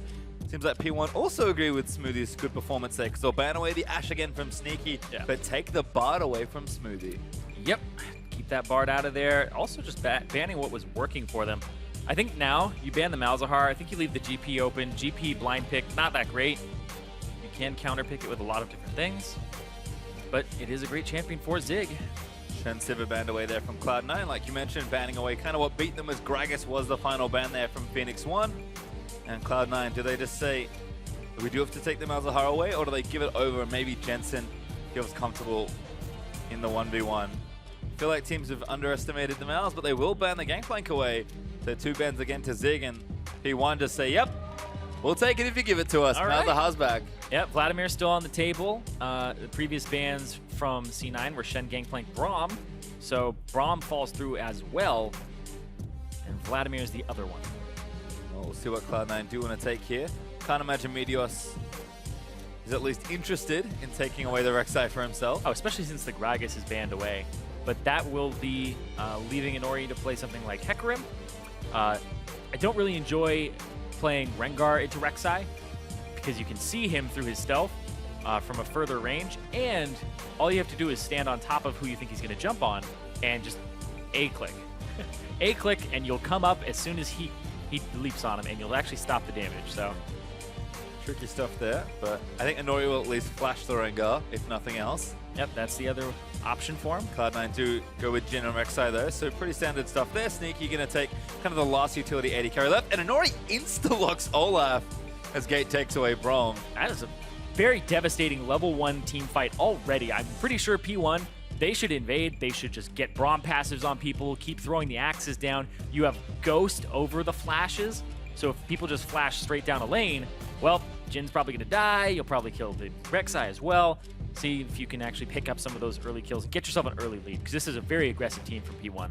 See what Cloud9 have in store here for picks 3 and 4 then, as Jensen actually hovering Zilean, which I believe we saw already into Malzahar. I can't quite recall which player it was, but have seen it already. Doesn't feel great, but feels relatively safe, which is kind of what you need against a champion as powerful as Malzahar.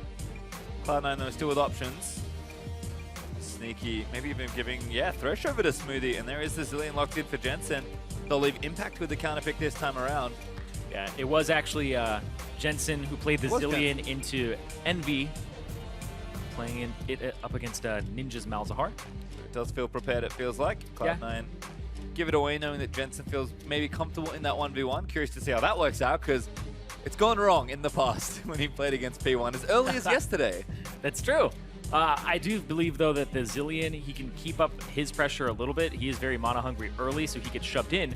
But he ends up not so much stopping Malzahar, like pushing pressure back onto him. He just kind of prevents what Malzahar wants to do. Single one person out, make sure that they can't get blown up, and save his team. And that's all you really need to do against Malzahar, is just kind of stop that snowball effect Looks like last picks, though, are in for Phoenix One as Tristana and Rumble are the final selections. Zig going to take something a little more aggressive into that top lane.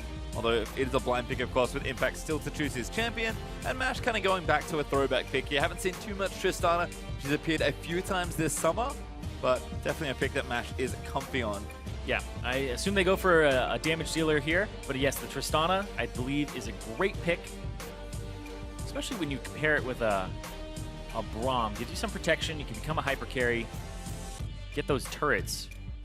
Because all Tristana has to do is just walk up, throw an E on it, and then Braum walks up and throws an E up, so you can't wave clear. Maybe that element as well. P1 recognizing that, you know what, we kind of kept up in the lane swap but couldn't break mid as easily. As last pick is Aurelia actually for Impact. Kind of expected to see it last time. See it now into the Rumble rather than the Gnar. Looks like Zig's kind of gone away from that champion this particular draft. Yeah, it looked like they tried to push him towards the Gnar again and then pick the Aurelia as the counter. But the pick of the Rumble, maybe a little bit of a curveball there for Cloud9. Overall, though, Cloud9's composition, pretty standard for him. We do see the Jhin again for Sneaky. And this is pretty much just everybody playing champions they're incredibly comfortable on, right? Sneaky on Jhin, Smoothie on Thresh. It's that throwback. Maybe taking some bunny lessons, too. But yeah, they're actually both fantastic Threshes. When I knew them in Challenger, they were both Thresh one-tricks.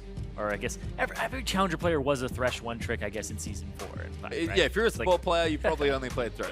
Much like back in the day, you only played Lee Sin. That's true. That's true. If you weren't a Lee Sin player, you weren't a good jungler, but depends. Rip Lee Sin. That's true. That's true. Fallen so far. Well, drafts is in. Coach going to shake hands one more time. Our Phoenix One going to get to do that again, or Cloud9 going to take the sweep. I guess we'll have to find out soon-ish. But a bit of a change here from P1. We expected almost no changes for Cloud9, which is what happened. P1 have adapted. Is it enough here to win this second game and force another third? I guess we'll find out. Don't forget to keep those hashtags rolling. Hashtag P1 win. If P1 going to make another miraculous 2-1 comeback on hashtag C9 win. If you think they're going to hold on, sweep this series as maybe teams would have expected them to, although not so much after yesterday. Definitely lots to play for here. Yeah, and P1, I feel like they're strongest when they're most underestimated. When we saw them go 0-9 at the start of the split, it was immediately like, oh, count this team out. People are like starting to insult them and stuff. Piglet have an interview where he's like, they're a disgrace. It's like, what? Now they start picking it up. 4-2 on the second half of the split, and now they're just trying to gain momentum. They instantly move out as 4 towards the top half of the map. Pyrian gonna probably get a ward down that middle, but looks like that invade you predicted is gonna come out here for Phoenix One. Could just be for vision, but if they find a pick they like, they're gonna use the invade against them. Pretty much the exact same one. Impact hangs out there, and he only sees Zig. Oh, nope. It's like too cheap of an invade. I feel like now you call it off, and if you need lane swap wards, you just run straight through. Good little ward there from Impact. Going to make sure to spot them all coming in, but again, it just feels like Deep Vision's going to be traded off here. Cloud9 starting to move over into Phoenix One's red side of the jungle. And you can see the pings already onto that really deep wall between the tier 3 and the tier 2 in bottom lane. So could have another lane swap on our hands here. Quite possibly, and just get those lane swap wards down.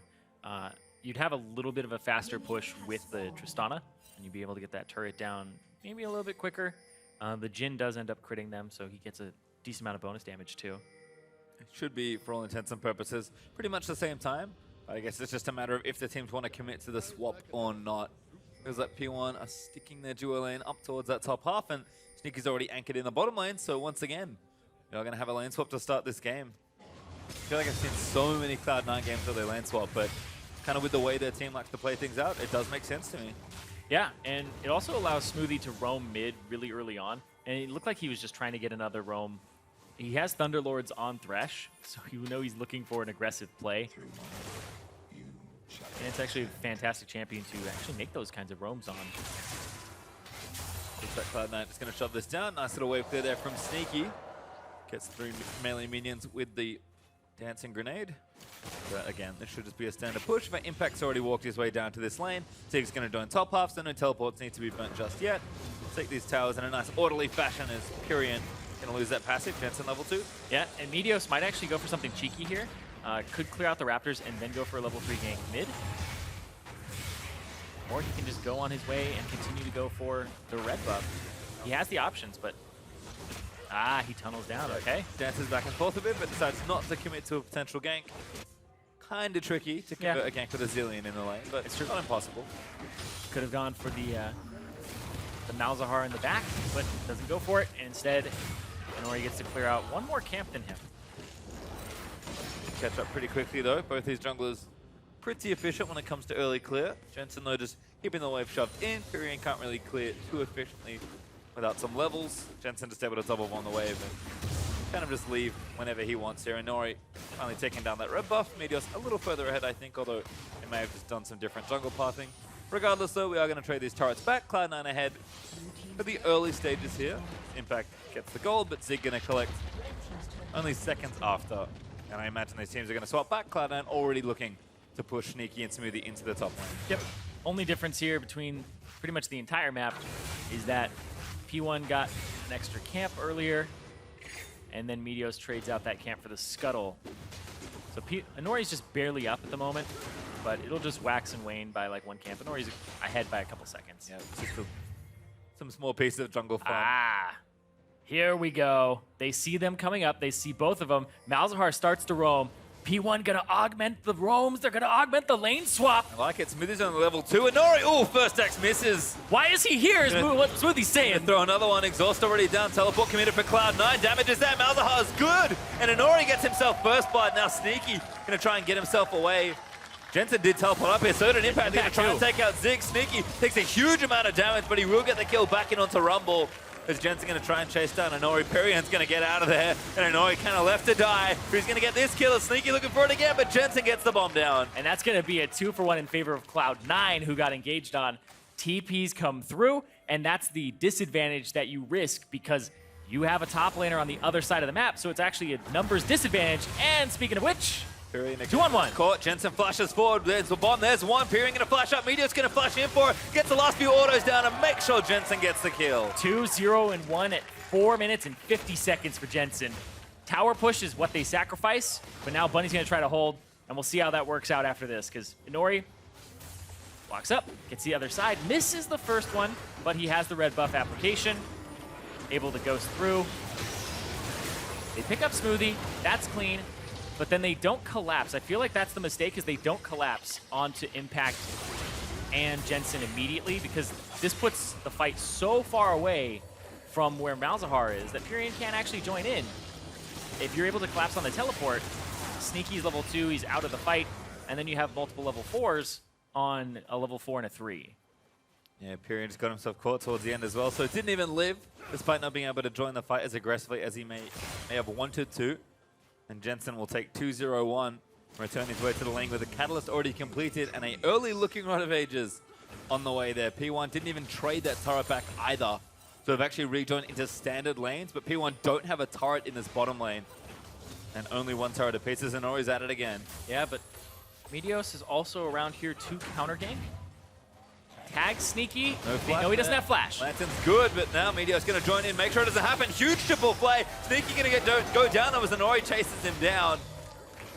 Smoothie tried, but he couldn't quite pull someone under the turret for a kill. Hey, you were talking about you want to see more aggression from P1. Hey, it's your kind of game, play-by-play. Yeah, I mean, even the top lane attempt there from P1 didn't work out in practice, but the theory is great there. I think P1 trying to close the lane swap early, get themselves a few kills. Very creative. Try to make something happen. It doesn't work for two reasons in this game. Because of TP, most mid laners have started to abandon it in favor of Ghost. But because it was double TP, Jensen's able to roam and match it, even though he normally wouldn't be able to. And the other one was just the fact that, you know, they didn't collapse back on the teleports. Yep, and looks like turret is finally going to fall. Good aggression from Inori. Make sure P1 collect that outer turret that they prepped in bottom lane earlier. Jensen level 6 going to get ultied up by the Malzahar, but that's not quite enough damage. It's ambitious. Void Link finally going to spawn. I think Pyrian maybe messed up the inputs there. And Jensen going to hold that ultimate, doesn't need to burn it. In fact, he's going to stay in lane. Yeah, he's got a Catalyst, so you spend a bunch of mana, you get your blue buff handed off to you, you're just going to recover HP over time. He's got such high costs, too, that he really does actually get a lot of HP back. Meteos also here. Going to take the Raptor camp away from Inori, though. See if he wants to have a visit to Pyrian's lane, but I think Jensen's more than happy just farming things up here. Going to take the waves down. Getting pushed in now because Malzahar's able to very quickly push the waves in, but Jensen can safely wave clear and just collect farm at his leisure. Sneaky once again. Lantern on top. can't be too aggressive here in this bottom lane because Cloud9 don't really have anywhere to run to.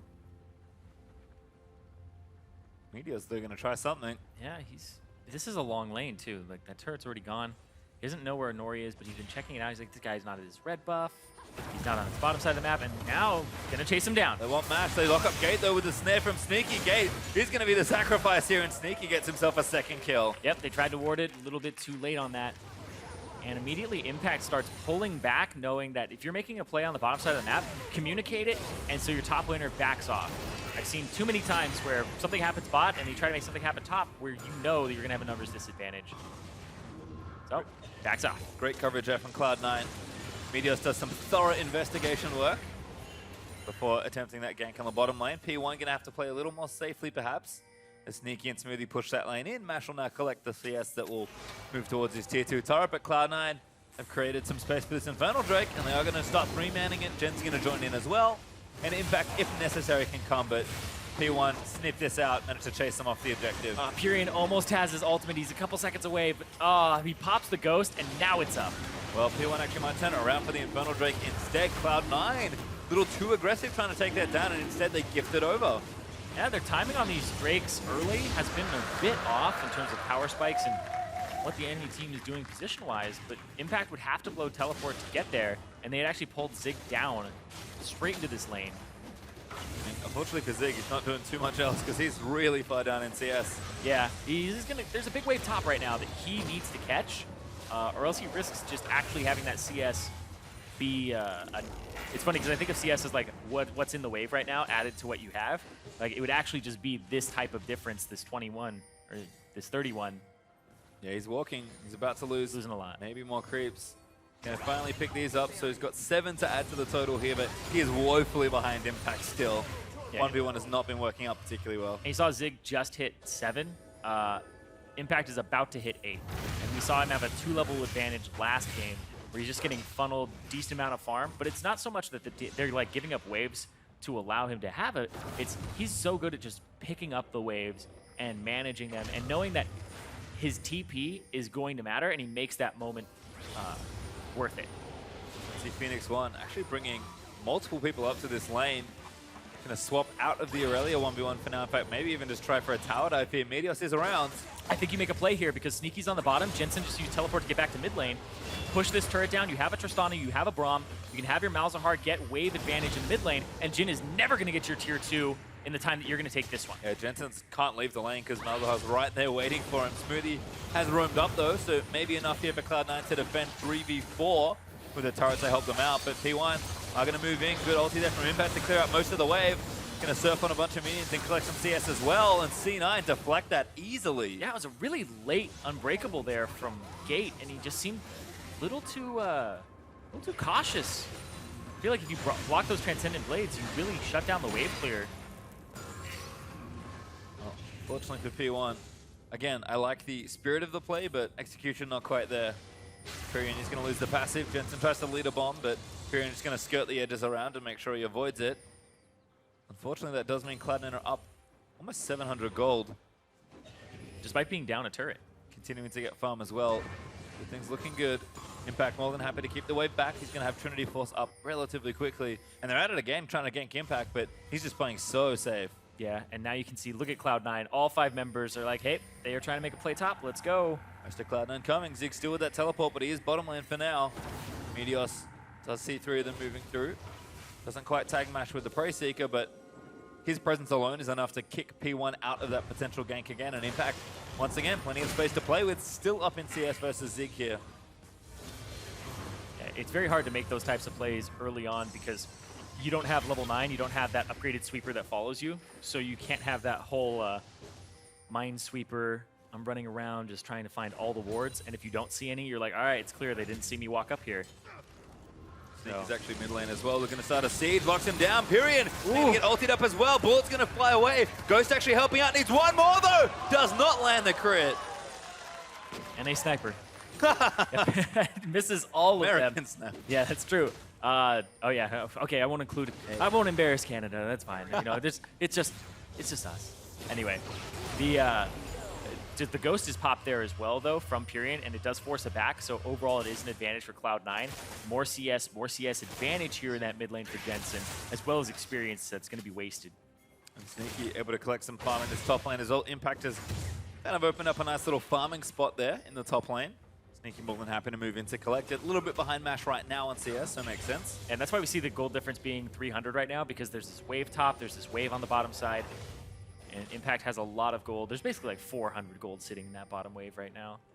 Impact kind of scooping it all up now as well as P1 continuing to be proactive around the map, but Cloud9 have played very well defensively. It does feel like this team starting to develop a pretty interesting style where, you know, they're happy to play deliberate, kind of play the game out, collect their farm in a very macro level sense, and then kind of win the mid to late game. Yeah, but up against those top teams that will abuse you early on, it's a strategy that doesn't hold as much water. Well, maybe it's something they adapt between opponents. They definitely don't want to make mistakes here and drop games to P1 where realistically they shouldn't be. But Phoenix 1, of course it's their job to try and upset here. Looking not too bad here in the second game, but game 1 was kind of started in the same fashion. Cloud9 have continued to do a good job playing strong reactive League of Legends, and they've got the Zillion, they've got the Aurelia, even Jin just farming up. Everyone's happy to be patient here. Cloud9 are a team that, at least I've seen them play recently, more than happy to wait. Yep, Cloud9 can be very patient here. P1 on the other hand, gonna pick this up. And who will it go to? Probably an Ori. Probably. Zig is trapped in the bottom lane, so unless he wants to commit teleport to it, Meteos does spot the lack of Rift Turret with the Prey Seeker, but not nearly there in time to try and steal it. And Ori's going to go ahead and get it. Meteos actually going to spot him, but we'll pick up Glimpse of the Void. It's a good buff for Olaf to have. Yep, took 3 people to do it, and so they pick it up. We'll see if he can actually put some good use to it. Olaf loves to dive, so sometimes he does get out of range of his teammates and allows himself to make use of the Glimpse of the Void. You can see Red Smite Cinderhawk as well for Inori. A bit more aggressive. Meteos actually, no TM at this time. He's playing for the Vision. Went for the Sightstone, has the bomb, his Cinder. Impact now finishes his Trinity Force as well. Zig does have Sorkshoe's Proto Belt, so he's got some good early efficiency in those items, but Impact, I think it's his time to really take over a lane. Either 1v1 or getting involved in some sort of skirmish. Yeah, the Trinity Force power spike, absolutely huge. And the fact that he's a level up as well. Trinity Force goes off your base damage, get more base damage, get more damage in general with Trinity Force. So if he hits that level 11 before a fight breaks out, has that rank 2 ultimate, it would be very beneficial. And Zig would love that right now. Zig would love to have level 2 equalizer before a fight. Oh, this is bad news though. Yeah, gonna get chunked. Impact will chase him. Protobelt, maybe not enough there. Impact looking for a solo kill, perhaps under the turret. Gonna line up the last blade surge, gets it and executes the rumble. Ooh, well played there from Impact. Gets the reset as well, so that he's able to Q again to a minion and get out and not take as many turret shots. Nice stuff, and Cloud9 as a result will also open up space on the bottom side of the map. They'll start the Cloud Drake. Should be able to get it for themselves. P1 do have it watered, but they don't have the manpower to try and defend. And that's a big deal as Mash trapped in midair. It's a bomb. Jensen also doing pretty significant damage. He's level 11 right now. Yeah, Zillion only has 1 damaging ability in his kit, so a lot of it is just loaded into that ability. And it's a skill shot on top of it, so it has to be really rewarding to land. That's what we see happen when both hit on the 80 carry. Jensen feeling pretty good with blue buff. 20 CS ahead with the Rotovators finished and Morello Nomicon being worked on. Did start off with some early kills from Cloud9's nice little top lane rotation. Jensen reaping the full benefits right now. Bombs himself. I think he wanted the minions, but he's not too fast. I mean, Imperium's keeping up. He's Malzahar, but P1 have just not been able to find the same angles they were able to yesterday. The noise pressure's kind of been subdued a little bit. Imperium's not really been able to leave this lane. And Jensen's along with the teleport, so P1 kind of forced to play Cloud9's game, which is real good news for Cloud9. Yeah. Despite being up a turret, they still don't have that pressure advantage. And Cloud9, I think it's that Sightstone as well from Meteos, and the fact that he has the Tremor Sense on Rek'Sai, it allows them to just make very aggressive moves or avoid the aggression. Here we are again. Yep. Furion keeps dancing back. That Ghost helping out a lot, actually. He slowed him down. Sneaky does save the last bullet. Gay jumps in as well, though, but he's going to get snared up by Sneaky. Might cost himself his life. It'll just cost a flash. Jensen flashes forward. looks for the last bomb but doesn't land it. That was really aggressive from Jensen there, and put down the slow onto Pyrian so that that last crit shot from Sneaky's curtain call could land. Now they're going to have to bring Olaf and Tristan to the mid lane, try to clear this out, make sure that they can prevent the siege from happening. Looks like wave clears enough though. Mash there in time. As Zig still just trying to get some CS off of Impact here. Impact continuing to bully this lane a little bit more. He's going to back off because P1 have kind of ducked back into Fog of War, although Inori's on top of a pink ward right now. He'll clear that out from that little bit of brush. And Impact going to go back, maybe spend some money. As a Ghostblade Mash is back again, I realized. Yeah, Ghostblade looks like it'll be Runeat's Hurricane second afterwards. So already got that attack speed. Arm penetration works against turrets, so it is actually quite good. BF still for Sneaky though, going for Dustblades. So armor penetration everywhere for the AD carries right now. And again, the battle for mid lane turrets continue, but they are short-lived as you really just kind of trade chip back and forth for a few minutes. Impact though is starting to make a real dent in that top lane turret. Yeah, slowly but surely getting there. Has that advantage, level 11, but evened up now by Zig, slows down, but still ahead in the experience department. And that's the thing, this gold lead, kind of alluded to it already, but it is deceptive here. Cloud9 are up in gold, but that's behind a turret. Yeah, they have a From turret that lane to take. swap. If they just power through on the top side of the map, they would be able to force it down, but they have to honestly respect the power of P1 and what they'd be able to do here. P1 sticking together as well. Meteos entertains the idea of a dive, but does not commit. With the rest of P1 clearly ready to answer. Blue buff is up as well, but Pyrian should be able to get this for himself. Gonna let the Voidlings do most of the work there. And yeah, they're gonna run back in and make sure they get it. Inori just make sure it does enough damage. Pyrian gonna go ahead and get the buff. Cloud9 again doing some damage to the mid lane turret, but it's just Jensen's wave clearing a couple of autos here and there. Neither team really hard committing to any sort of siege, knowing that there's plenty of farm still to get on the side lanes. You can see a ping down the bottom lane for Cloud9. I imagine that Sneaky gonna wander down with Smoothie to pick up a wave. And there he is. Sneaky's favorite side lane farm. Yep. You have to assume that he's going to go for it, though, if you are P1. Not really able to make a move around it either. And, like, you should be making plays around gigantic minion waves when they push forward. If you push the enemy underneath their turret, and they have to back off because you brought numbers there they didn't expect, then you get chip damage on the turret. You can continue to do that every few minutes. But in this case, P1 aren't really making too much of it. It looks like now they're trying to invade the jungle with it. And they bring Pyrian over as well. So it'll be a 4-on-4, but Impact does even up the turrets. Yeah, Zig finally forced off that turret. That gives Impact the time to take it down. Turret's not evened up as Cloud9 get themselves about 2,000 gold ahead. Ulti out from Gate though, looking for a play. Smoothie forced to flush out the wall. Jensen's been caught though, but they're actually knocking around. He gets the ulti onto himself, and Meteor's gonna try and shred Pyrian apart. Sneaky pots the ultimate, but it's not quite enough as Zig frontlining gets hooked by Smoothie. Bomb should be there though, as Sneaky able to take him down. And Impact's fighting Inori with now Gate on the side as well. He's got a bomb on his head, diving back in onto it, gets himself a double kill to Sneaky as Gate's gonna get locked up by the deadly flourish. The Vision's about to trying to get back in and clean it up, but the exhaust is down. Sneaky gets himself a triple kill as it all settles. And Pyrian the only one left. There's the quadrant. Sneaky gonna get another penta, he does! And Sneaky picks up a pentakill in this hectic fight. Oh, man.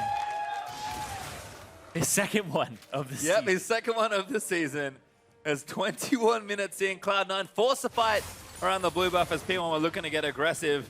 That's a huge influx of gold for Sneaky. Goes from 2-1-1 to 5-1-1. Jensen's even going to get the mid turret here as well. And Clouddrake's back up in 30 seconds. Cloud9 once again find an opening. Oh, man.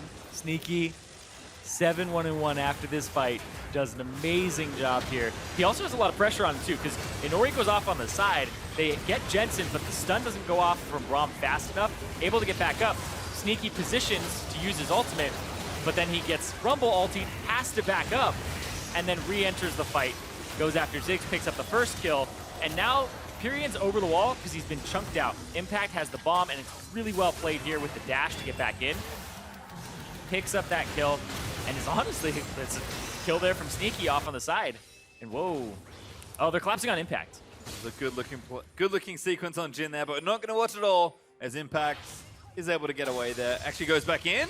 Rest of Cloud9 series going to try and stun up one. He slows an Ori. Meteor's here as well, though. Hook lands in. Zig caught again as the W is going to land in for the snare. Zig now forced to march up, but Impact just going to shred through them all. The last bullet whizzes by Gate. He doesn't quite go down. Impact, though, revived by Zillion. Piri now caught out of position. Jensen this time gets the double. There's another. Is Piri going to go down? A triple kill for Jensen. Are they going to go in for an Ori as well?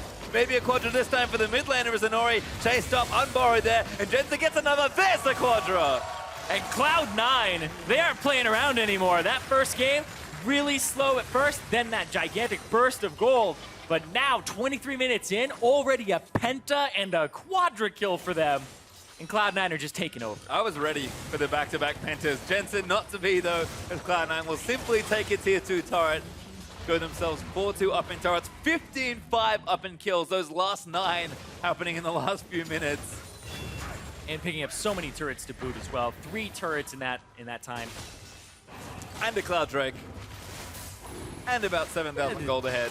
Just taking everything on the map, and Cloud9 saying, Liquid won their game today, but we need to still keep hold of third, because in week 9, Cloud9 plays Team Liquid for that third place spot most likely. And the stakes would be very high there. Mash walks back in, Impact just goes, all right, time to queue. Because at that point, he's like, my team's gonna get slaughtered, I have to do something. And he ends up dying. Impact goes back in, big facilitator of that fight, but keeps getting sped up as well. You say facilitator. Yep. I say he stole the penta. He earned that one. Pretty sure that last bomb was gonna kill Mash. But Impact takes it with the Blade Surge instead. Jensen is denied the back-to-back penta. Yes, he needs to have a formal apology for not being a soothsayer. I'm sure it's fine. Cloud9 will take it regardless, as they are real far ahead in this game. Jensen now with a death cap completed, so no one's messing around on the Cloud9 side. Yeah, and now P1 is a very large advantage that they have to claw their way back from. And that hook onto Zig to start it all off was just absolutely beautiful. It's the one person they really wanted. If they hooked an Ori, maybe he would have ultied out. But he ends up going on the right person, and whoa. And all this pressure now. Sneaky using the ultimate pretty much whenever it's up to try and force something. Gate able to hop his way out with Stand behind me, but Cloud9 still not done. Smoothie's been on point with hooks in the last few minutes. Empyrean maybe caught out. Jin W not quite in range of Sneaky, a little off by a screen. Zig gonna put the ulti down, and Meteor's getting chased out on the other side. Pyrian gonna commit the ultimate. The rest of P1 are in there. He needs the Meteor lantern. flashes out, but he gets himself stunned. He can't click it even if he wanted to. Lives forever though, as the Jensen ulti's gonna keep him alive. Now Impact round the side, gets exhausted, flashes over the top though, and goes in for an Ori. Mash locked up there as Jensen slays him with a few bombs. Impact takes that an Ori, and Cloud9 react beautifully to pick up 2 clean kills. And the Zillion is just shutting down everything that P1 wants to accomplish. Gets around the corner, gets the chrono shift off, and that just has to tilt you a bit. Well, Cloud9 might even look for Baron now as well. Not the best Baron damage. Team Mokega catch instead. Zig locked up and bursted down. Sneaky godlike as well, as Gay gonna get chased. Meteor gets the Umbaro on the back end of the hitbox, and there's a double kill for Sneaky. Smoothie again, another hook. The previous fight got a hook to start it all off again. Hooked Zig, this time even more. So this Thresh working out for him. And now time for the Baron, I think, as Jensen chases Pyrian out. Kind of the only one left right now is Anori and Mash are both leaving the base. C9, not the most Baron damage, but more than enough to secure it this time around. And they are insanely far ahead. 26 minutes in, now more than 10,000 gold up on FLICKR looking for the sweep. And FLICKR, they took down TSM, they got a large morale boost. They had to feel really good about that coming into this game. And then Cloud9, they're just deflating that balloon right now. Pyrian, he popped his ghost really early because he thought this would happen. Speeds away. They really want to get onto Jensen here.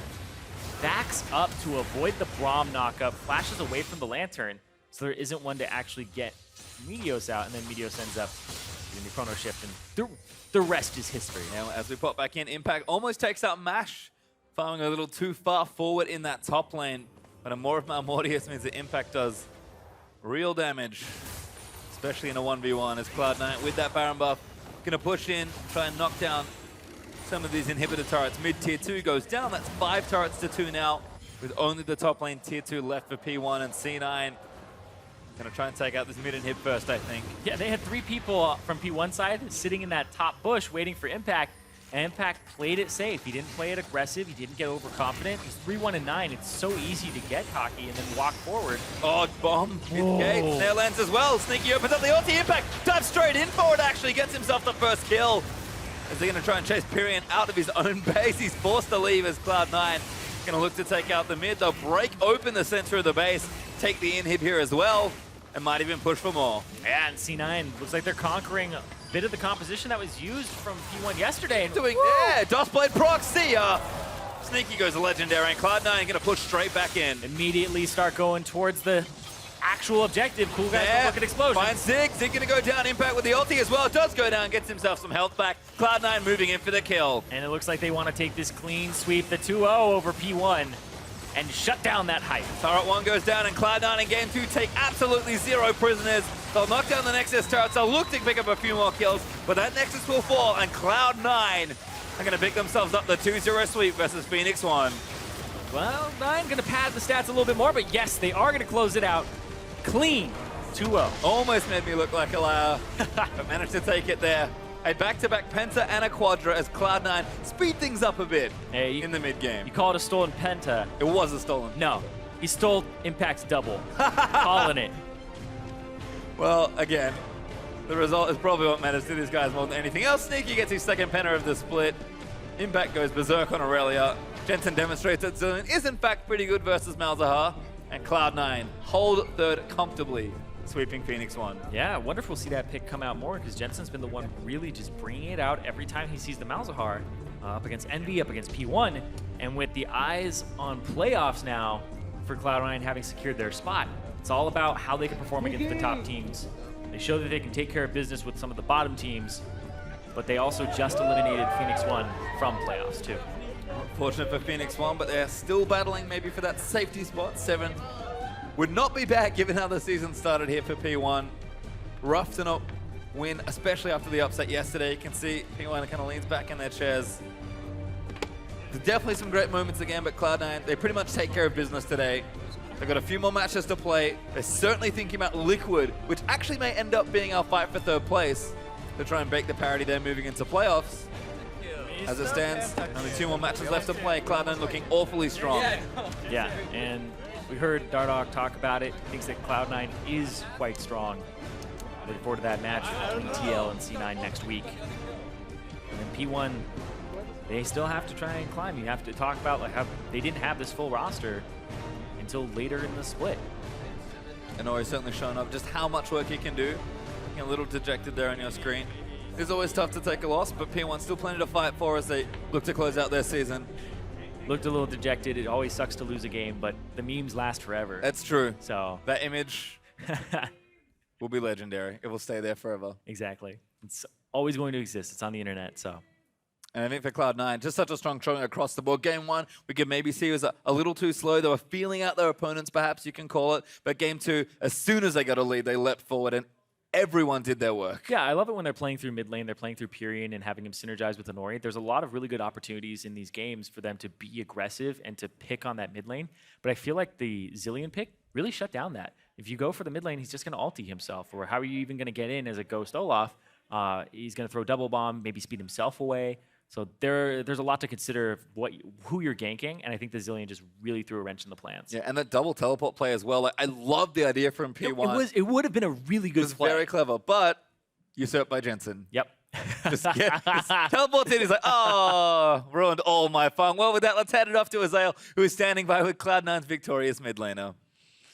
Hey guys, I'm Azael. I'm here with Jensen, just coming off that 2-0 victory. Things looking very good for you guys, and I want to talk to you a little bit about the playoff fixture. So right now, you guys are sitting, in third place. You got your 10th win. Next week, you have Liquid. Could decide a lot of things. Are you guys feeling confident going into that? Yeah, I would say we're feeling confident. I think we're making big improvements in areas we weren't really sure what was wrong with. So hopefully, we'll just do well in playoffs, and yeah. Awesome. So dialing back a little bit, P1 today, obviously huge upset yesterday over TSM. Watching that, people were kind of joking around a little bit on Twitter and stuff, but were you guys more worried about them because of that? Was it something that you kind of thought about, maybe even worrying about the Rengar a little bit, or were you just thinking, hey, this is a fluke, just play them kind of like normal? Well, I think P1 played really well yesterday, but I think TSM weren't playing their best games. But it's definitely something that we thought about because they beat TSM and they played pretty well. So it was definitely something we were thinking about, but we weren't really too worried as long as we played our game. And we're not really too worried about Rengar since versus TSM, he kind of snowballed early on. And I think as long as you don't let Rengar get out of control and you pick good champions versus him, you'll be fine versus him. For sure. So coming off a fantastic Zillion game today, you played Zillion into Malzahar yesterday as well, I do believe. Is this something that you feel is just like, hey, okay, I can get through lane and succeed elsewhere? Or do you feel it's a particularly strong pick for lane against Malzahar? Because obviously something that's been very popular lately. Well, the thing about Zillion versus Malzahar is the lane isn't super fantastic, but like around level 7, you can just clear the wave pretty easy. And Zillion as a champion, you build Rod of Ages, so you're relatively tanky. So even if Malzahar ults you and you get ganked, you can survive it, whereas other champions, they'll just die because they don't build Rod of Ages. So it just counters Malzahar's kit pretty well, and it's just a pick I thought about versus Malzahar. Awesome. So, is there anyone that you would really be looking forward to as far as playing in the playoffs first round? If you get your dream matchup, who are you going up against first week playoffs? I don't know if I have any dream matchups or anything. I think I just want to get out of first round of playoffs. That's all this time. There's not really any specific matchups I'm too worried about or anything. Well, good luck with that. Hopefully you guys will make it to Toronto then, and that's going to be it for us. We'll send it back to the guys at the desk. Told that we're welcoming the members from our NALCS1 stream, Cloud9 taking the victory over Phoenix 1 in 2 games as well. So very dominant series across the board today. We just finished actually wrapping up Fox versus CLG, in which CLG took the series 2-0. Fox is now our guaranteed 10th place. CLG have locked themselves into the playoffs. Did you want to close anything out on that series? You were wondering what you would do for Well, Fox. I was going to say with Fox, I mean, it's specifically when we consider the likes of TLA and that team, they're the first matchup. What specifically does Fox need to shore up in order to take on this challenger squad? I mean, this is a tsunami that they got to bring a whole lot of things to this table to actually be able to keep up. But I just think that their problem lies in wave management. They've just resulted to this crutch of wave clear for days and wait for the other team to kind of make the mistake. When you have just so much wave clear, it's a lot easier to dictate the pace of the game, but they don't actually know how to manage the waves. The top laner and bottom lane just aren't synced together, where in reality, there's a lot of synergy between these two roles in terms of managing the waves and lane assignment, and it's just not there at all. Mid lane just has to stay middle the entire time, and if they don't fix this problem, a team like TLA is going to have no problem putting Piglet in the carry position and snowball real hard. Exactly. And this is something that's symptomatic, and this isn't a blame game here in this scenario, but like this is symptomatic of Froggen's team's playstyle over the last 2 years. Same happened on Elements, the same happened on teams before it, is that if the other individual components as well can't step up to the same level, Froggen's laning is still as good as it ever was. You know, he's always putting up the stats. The problem is he's soaking a lot of resources on his own, and if the rest of the team haven't caught up to the basics as everybody else in the league, wave management, lane swaps, all of these things, then you can't do enough as an individual to carry yourself through. All right, so plenty of work for the Echo Fox squad to do while looking towards that summer promotion tournament, or spring promotion tournament, rather, moving to the next split. CLG going to be happy to have made it into playoffs. They still got a couple more games to play in the regular season. I want to now transition over to Cloud9 versus Phoenix 1. Cloud9 picked up the second game here to close out the series 2-0, as we can see in 28 minutes, 30 seconds. So another pretty quick game for them. What's important to note as well, though, this victory does put a little bit of separation between them and the next teams on the ladder. So sitting comfortably in that third place spot right now, this is a very nice victory for them. Yeah, absolutely. And P1 kind of a little distraught with getting the picks that they wanted. The composition's a little bit different from what they have. We've criticized him for just being kind of like a press R and go. Olaf, not that kind of champion. Right. You know, a little bit too much on that front. And right off the bat, they kind of make a little bit of an uncharacteristic move that we'll get to in the meantime. Yeah, we'll get to that. I want to let you jump in first, Stress. Yeah, and specifically about champion side, because coming into it, we were like, okay, well, the Braum's not going to be there, the Malzahar shouldn't be there either. That was our expectation. Yeah, C9 bans Sivir, and I'm like, okay, well, maybe they just don't want P1 to get a lead and then just hit R and go for it, like you're talking about, Crumbs, but very surprising. I like the Malzahar priority, I like the Braum priority in the second rotation. The Olaf is the curious one to us. Tristana, Mash plays it. We've seen it before. Yeah, I don't love it, but he plays it. So. I just don't see what the Olaf on its own actually offers here. Normally you'd see it with the Sivir, the Karma gets it into the fight. Yeah. Hecarim in that situation still isn't a great pick, but has the engage. We were talking a little bit about other picks like the Nidalee if you want to dominate the early game. Right. I just don't feel like Olaf had enough here. Yeah, no, I 100% agree. They kind of picked themselves into a weird position because they themselves were the ones that pinched the jungle pool by last banning Gragas and then not taking the Rek'Sai, allowing Meteos to grab it. So, in a sense, didn't do themselves much favors in champs. Like, now I want to dive into the game, Crumbs.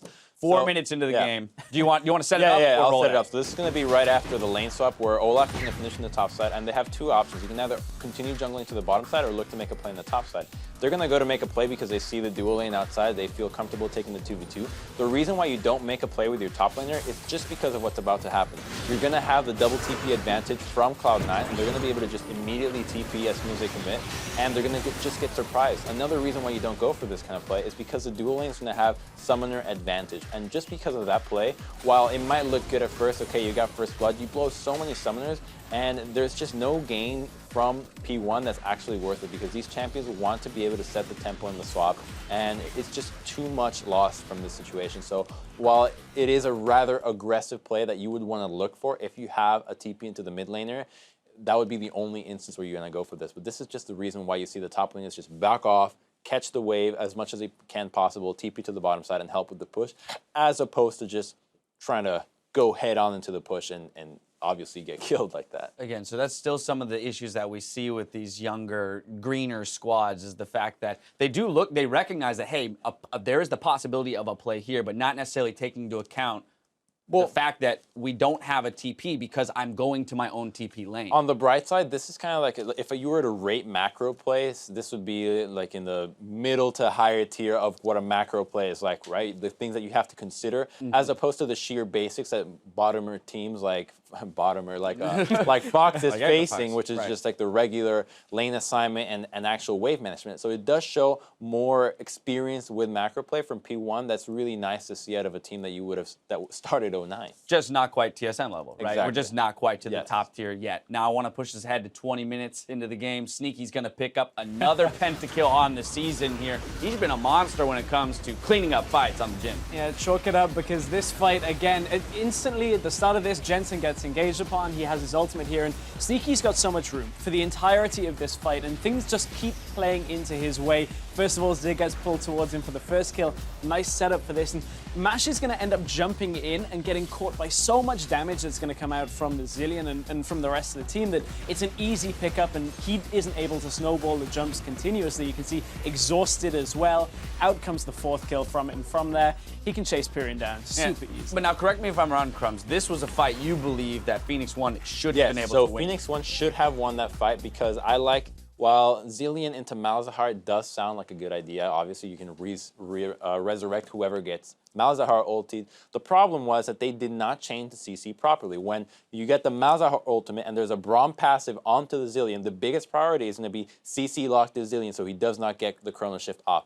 They do not blow all their auto attacks on them. They kind of try to weave in the spells. And when you're with a Braum, you want to just attack first, spells later. It is so important to get that stun off. And because of that, the fight gets delayed. Zilean's able to just get lanterned away and is being able to provide so much to the front line eventually with the bomb and zoning as well that it just goes chaotic for P1. So it was a really good attempt from them, but ultimately backfired. The execution just not quite there. Now that Zilean into Malzahar, it happened to work out in this game, and Jensen's going to pick up player of the game, 8-0-11 on the Zilean. Of course, he picked up a quadra kill right after that fight. We're not going to see that, but Jensen picks up the quadra right after Sneaky with the penta, 19 KDA from that Zilean deathless game. Solid play. Yeah, timeless rare. performance. Timeless performance, if you will.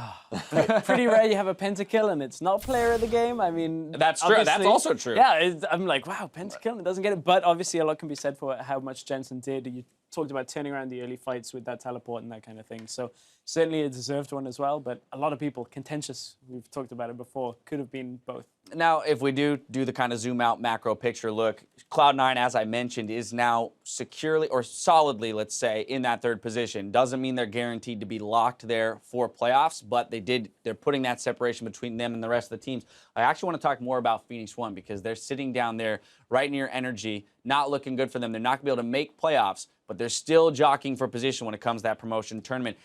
Are you seeing what you need to see out of this team to say that they are improving, at least at some rate, over the past few weeks and into the promotion tournament? Yeah, absolutely. I do think that we're seeing what we need to be seeing out of this team to actually say that they are out of the top echelon of the bottom teams. But the one concern would be the actual drafting. It's gotten a little bit sloppy here today because we know exactly what's been working for them. They've been running it over and over and over, and that's what they're actually been able to get some of these wins that were unexpected. But a surprising kind of pick that's not catering to their strength that we always know, press R and engage, which is perfectly fine to have that kind of style, but just deviating from it at the odd situations, especially on a match that if you can actually win this game, you keep your playoff dreams alive, is a little questionable for me.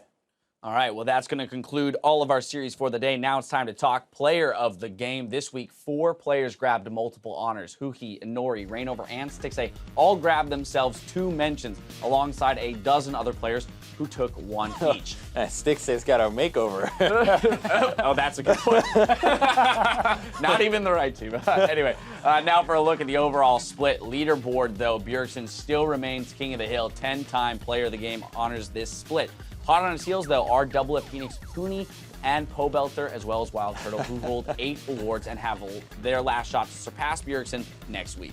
Pretty cool looking at this comparatively to Europe and the positions. In Europe, it's like jungler, like everybody, and then I believe there's like Knight from Giants, because in their wins he's been instrumental. So seeing Bjergsen double it like 80 carry, like pretty cool to see different roles in there. I like the acronym, the POG, the PogChamp now. They're absolutely PogChamp. We should have thought about that before we titled it Player of the Game. Well, Week 8 is all wrapped up, so let's see how the teams stack up. TSM equalized today, drawing into a first-place tie with Immortals. Their match next week will decide first place. Cloud9 remains in third. CLG and Liquid have clinched playoffs and are tied in 4th. Envy is still fighting their way into playoffs, but have 6th place for now, and they're followed by Apex in 7th, with NRG and Phoenix One tied for 8th. And Echo Fox, of course, they round out the standings in that 10th place.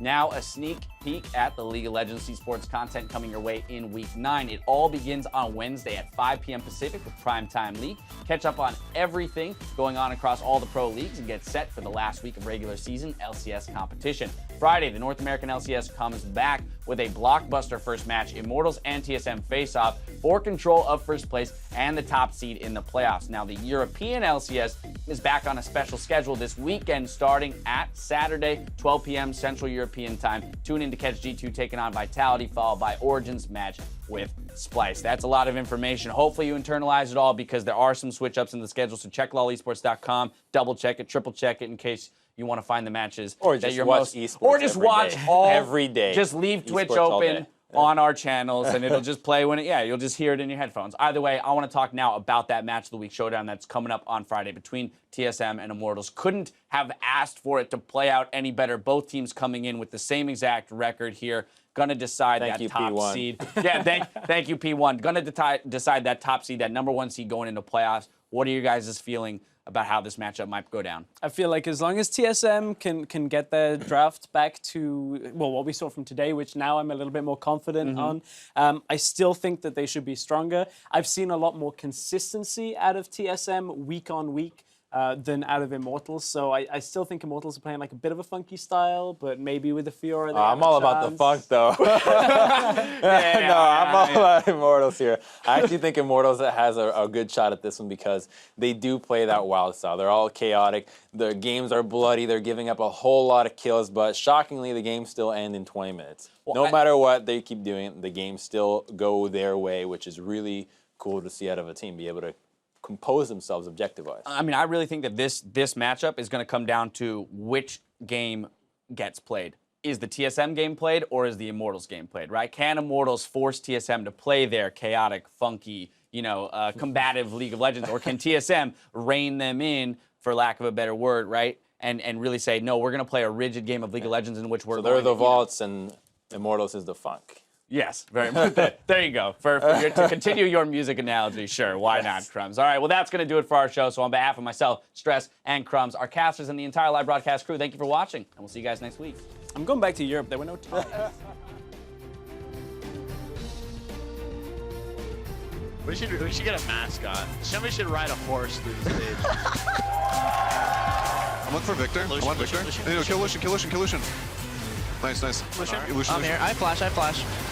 Oh, I'm gonna die. I'm here. We keep going. We're winning. Phoenix going very hard. Breaks the turret tether. He has the minions in range now. And it's gonna be the draw. Holy shit. They're going for a John. I can almost Fucking hacker him, dude. Good job. The 2-0 going over to Liquid as they take down NRG. What were your thoughts immediately after that game when you suffered defeat to CLG? Honestly, it's a fluke. They're not the better team. Not even close. Guys, come on, we're supposed to be serious since we lost to P1. I did not recall anything from yesterday. It's like I woke up and we're playing P1 right now. Yeah, a loss in our record. Wow, dude. Here comes the rest of the chase. TSM are in. Ninja gonna get caught up. There's the snipe. There's the kill picked up. Hanser getting one for himself. And he picks up one already. He's picked up a second. They're maybe turning it back around. A nice double kill for Hanser. And that's all she wrote. TSM will make it a 2-0. Kappa. All right, good stuff. Huhi is doing a lot of work along with the rest of CLG. Froggen is shielded, makes it back onto the fountain as Darshan zones him away with the traffic call. Yo, I can look to arrow soon. Just run. I'm running, Jay. I'm airing. Holy shit, Jay. What the my boy. He's gonna... Phoenix 1 gonna get to do that again. Cloud gonna take the sweep. We now get on the side as well. He's got a bomb on his head. Diving back in onto it. Gets him down a double kill. Does sneaky escape. Gonna get locked up by the deadly flourish. Penta. Penta kill! You hit him. Get him, fam. Oh, Penta. There. Nice. Studied. Suck. That's my boy. But Jensen, are they gonna go in for Inori as well? Maybe a quadra this time for the mid laner as Inori chased up, unborrowed there, and Jensen gets another. There's the quadra. Cloud9 are gonna pick themselves up the 2-0 sweep versus Phoenix 1.